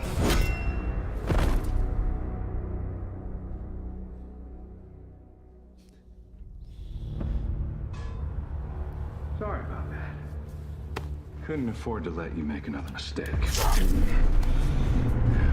Funny thing to say after an eternity of nothing but second chances. Don't. You don't have to keep trying anymore. There's no time. You know, it was funny is like so many times I'm like, haha, I know what they're gonna like, I know what they're gonna think. Other times I'm just like, what? I don't know how you didn't see it. How did anybody see it? The rest of us saw it. What is it? I'm saying don't. And I wasn't the only person on set who had the same reaction. No, who? I was over in Video Village like, oh, buddy. Don't. It's a little spicy. I don't know. I don't know. Don't. I'm not saying that that should be your takeaway from this scene. I'm just saying I understand why it happened. Don't. Stop. Do not.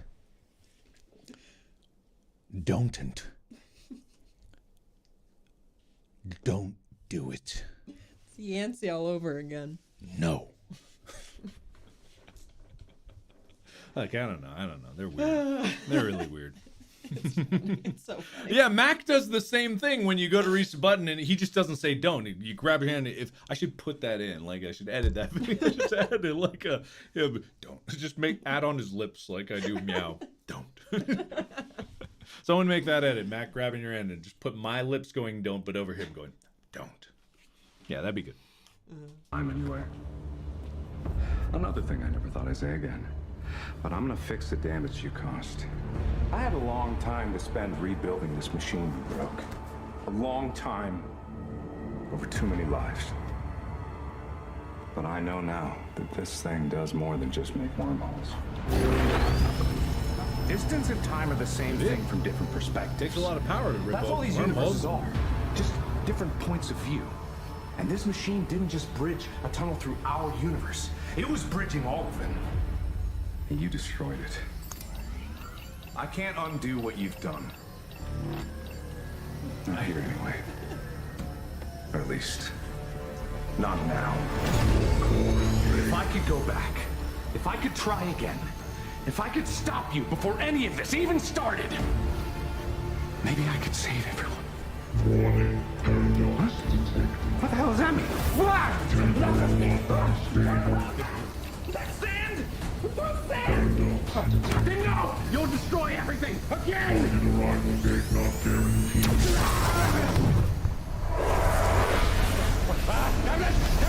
Don't let go! Don't let go! Wait. Let me go! Captain, please, I can fix this. Look, I don't know what you did. And maybe you didn't mean to, but I have to stop you. I have to. God, I wish I thought of a fake hand or something. Please! This is it! This is the end of everything. Everyone that ever existed is gonna get wiped out unless you let me go! Captain! Please! I have to keep trying. I have to. Don't let go. Don't hold on. All right.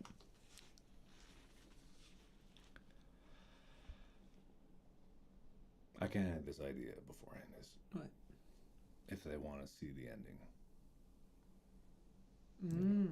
Yeah, I mean. I've walked you through a lot of this show. And I've walked you through a lot of like what it is. And I've talked a lot about the themes of this and stuff like that. What the show means to me, how it actually is a story of one person trying to do what's right. Like many people trying to do what's right. The core theme that a lot of people don't understand is that you are not the only one making choices. Not just you as an individual, not just you as a collective captain. Other people in the story are making choices. There's another scene, like the other side of the song, where Lady's in the void. And Lady has a line there that says, I wonder what would have happened if I didn't choose to follow you down that damn wormhole. And that's because that is a choice that Lady made. And Lady did not have to make that choice, because if you go back to part 1 at the end, old Mark does not recognize Lady. And that's because in that version, in part 0, Lady did not choose to follow you down that wormhole. It's a series of choices. Even here, there are multiverses where Lady did not do that. If Lady was not in this show pursuing you relentlessly, can you honestly say that you would be fully informed to make the correct decision at the end? Maybe. Maybe not. It's hard to say. Some of you, yes. Some of you, no. I think I've touched on just about everything. There are a few things that I want to talk about. No villains. I talked about that. Okay. The other thing that I want to say is this show, while simultaneously, this may not be Actor Mark, this may not be anything, but it provides an explanation for everything that has or will happen in previous stories. Engineer Mark is not Actor Mark, but Actor Mark might just be Engineer Mark. This might be the core basis of everything that has happened, echoing backwards in time, because the story of this takes part in the future. But in this, in the multiverse and tearing it open with the wormhole, you get an opportunity for all of these other stories to fit into it. Because at the very bottom of this chaotic, swirling wormhole, when everything is collapsing down on itself, there's Mark and there's you. Us together, our collective story, which is exactly representative of this channel and everything that I've made so far. It's you and me, the collective you and the one of me, which is so weird because the opposite is shown in all my stories. It's the multitude of me's and the singular you, but it's both are true at the exact same time. I'm one person, but you have an infinite number of interpretations of who I am. I'm one person, and there's an infinite number of you guys out there to interpret. It's the duality of it. It's kind of the beauty of the creative process on YouTube represented in a story. It's our dance. You and me taunting you constantly, me being an asshole, you chasing after it. You guys created Darkiplier. I've said that before. You made Darkiplier. Therefore, in a weird way, you are Darkiplier. And they also influence the characters that they care about, people like Yancey, right? Yes. That then sort of help dictate the way that you write the next project, right? It is this symbiotic sort of relationship. It really is. I once said that Who Killed Markiplier, The Void, had a lot of inspiration from Warhammer 40k, its universe. Yeah. But another way it's weirdly similar to that is with Warhammer 40k, belief in something makes it real in the warp, right? Mm-hmm. So for you guys, your belief in these characters and your love for them solidify their reality in this fake reality, this sub-universe of my mind, which is just these shows are just visions in my mind made into reality. It's still not real, but it's real enough. We did it, And that's kind of like blending the line between you and I creating at the same time, simultaneously. I would not be here without you guys. I would also not be here without the other YouTubers that inspired me. I would not be here without Amy. This show would not have been made without Amy, me writing it, you helping guide the process of filming it, all these small steps. It's the same reason that, when you think about, all of your friends being in your projects, and, the way that if you talk to anyone who spent any amount of time with you, they would describe you. We use the word tornado, but I think wormhole is also an apt description of the way that you sort of get sucked in to your storytelling. You're once you're in, you're stuck with me. I'm gonna keep dragging you into projects. That's what I said to Morgan. It was get ready, you're in here. And as soon as you guys started making fan art of the bandit, Morgan was like, "What the hell is that?" That's you getting pulled into the whirlpool wormhole. Oh, what is happening? That's what happens. You guys suck people into it because you do love it and you do support it and you tear it apart and you cherish it and you make other works from it. I'm the most proud I could possibly be is that this inspires you to make something. Anything. It could be a piece of fan art. It could be a story. It could be a cosplay. It could be another interactive. That's what we talked about with Heist, where people being wishing it was more like Heist 2, in just a way that it just branched out, and you're like, well, anyone can make that. Like anyone can. Yeah, you guys can make Heist that. too. You guys can make Date. That's what I want people to realize about this. This is a big production thing, but you can't just start with this because you need skills to be able to do this. Like, it's not me being conceited to say that like you can't do that if you're just starting out. Like, I'm warning you not to try because you will learn a lot. But you can see the journey that it's taken you. Yeah, there's a fun path. A fun path of making projects that get progressively better and enjoying the creative process the entire time instead of like destroying yourselves trying to make something this big. I would love people to make Date. We made Date cheap. The budget was like $10K. Okay, that sounds like a lot. Yeah. That sounds like a lot. That's because you're paying the people you're I'm paying working the people with. I'm working with. You can make it with your friends. You can make it with your friends for free. Let me. And for we a rented phone. a couple locations. We rented a couple locations. I had a couple cameras. In the grand scheme of productions, comparatively, that's cheap. But even before Date came the free sketches that we made, like no money sketches. It's a progressive process. To make a 24 video series for that amount of money is, in the film world, pretty crazy. And even that was like kind of amateurish. You guys can make a choose your own adventure in your room. With the right idea, you can make anything. You got the tools to do it at your disposal. Your iPhone camera is better than the cameras we were using at the time. Like Exactly. Well, maybe not. Well, maybe not better than that. But definitely when I like- started YouTube, phones today are God. just as good, if not better. Like, it's crazy the tools that you have. And it doesn't even need to be like as high quality as any of this. It doesn't need to look that way because YouTube is an open platform for you to do whatever you want. That's the beauty of it. There's stuff like the montages or like the gyms where it's like, yeah, like you could have, like part of the charm is that they're not perfect, you know, like beautiful VFX shots. Like sometimes like the jankiness is like the charm of it. The jankiness is like the puppet show. And that's what we always worried about, especially with Heist. Less so this because we knew it was okay, but the scariest thing going into Heist, and one of the reasons that people, I think, like, were not receptive to YouTube Originals projects is because, like, when people watch YouTube, they want it to feel like the creator made it. And sometimes when a creator gets a bigger budget and they have someone else directing, right? They have all these other people involved. It loses that charm. Yeah. But I'd like to think that these projects have held on to that to a degree, you know, because that's the important part of YouTube. In a weird way, I am sad that YouTube Originals is going because I feel like, I don't know. I don't want to say like I had any sway in YouTube Originals because obviously I was not making YouTube Originals any money. Like this video did not make its money back, but in no way. God no. God no. But what it did, I think, is show that I am not the only creator on YouTube that can make a show that people really like or want to devour or watch or get really excited about. Of course not. There's so many people that could do this or better. I'm sure they're out there. Like, I've met many of them.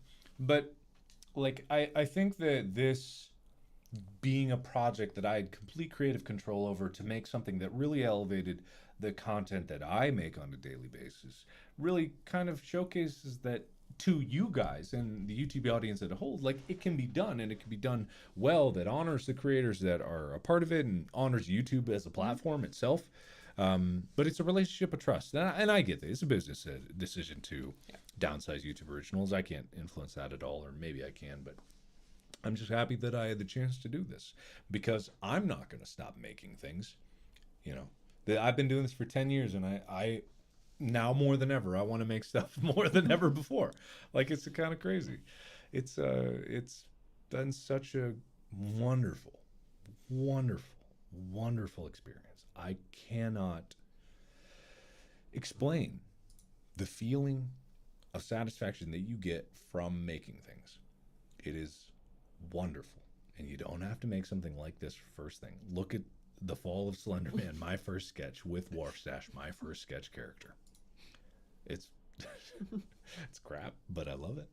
I do love it. That's I think the best thing about these projects that I felt is like, and stuff like Unisonus too, like that I've been involved in, is I have yet to like look back on any of these, and because you look back on this, you know, and any of the past ones, and like I can look on Unisonus and be like, there are so many things I do differently, like so many things I do better, you know, all this stuff. But I'm never looking back on this with like frustration that they're not better. It's always more of like an excitement that the next one could be better. Yeah. You know, Yeah. because like you feel like you gain all these skills every time you try it. God, I know it's heresy, but we've been watching Samuna Sana's compilation. Don't tell anybody. I'm not telling anybody. Oh no, it's just like, man, it's good. That's funny. Too bad I'm gonna take them down. Hey, it's ours. If anybody can. I'm not doing it. Nah, just kidding.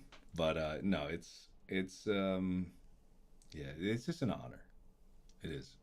I want to thank like all the crew that was a part of this. Like, go through all the names of the people in the credits. Really look at them and understand that every single one of those people dedicated hundreds of hours of their life to make this project a reality. Some of them thousands.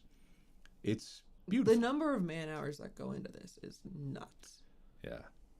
There was about 150 people in total that worked on this. And every day there'd be maybe 40 people on set. 50, 60 sometimes. Yeah.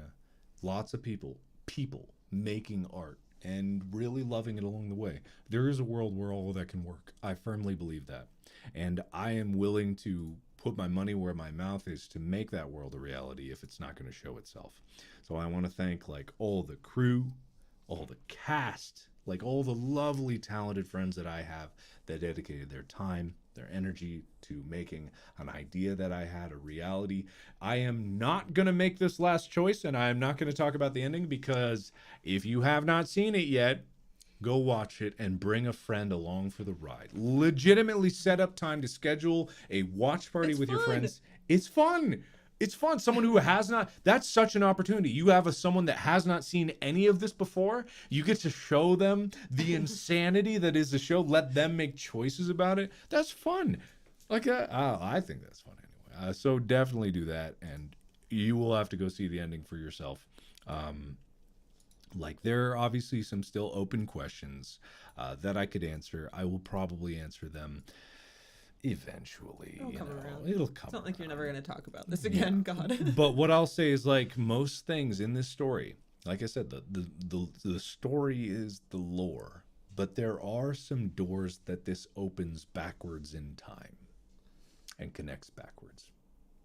And the post-credit scene, God, no, that is not honest, you clods. How could you think that? The sound, the ringing, the wood creaking. What is wrong with you? It's Darkiplier literally saying the line from A Heist with Markiplier with the sound cue from Heist with Markiplier. It links to A Heist with Markiplier. What more do you want? Don't look so deep into it. Oh, but the shoes. It's clear. I mean, I think those were the... Those were, because it was the only shoes I had. Dress shoes. It's the only shoes I had. You can't show the whole suit. And everyone's like, why doesn't he have a sleeve? Is he just is Dirk shirtless? It's like, no, if you bend over in a suit and you reach with your arm, the sleeve doesn't go all the way with you. You idiots! Stop looking so deep. It's right in front of your face. Anyway, thank you everybody so much for watching. Cloakbrand.com, limited edition space posters. They are incredible. There's a paper version and a metal version. And there's a bunch of other mugs there. If you want the other mug, tweet at Cloakbrand. Make them not forget about it. There's like jumpsuits and all kinds of stuff. Jumpsuits, yeah, all kinds of stuff.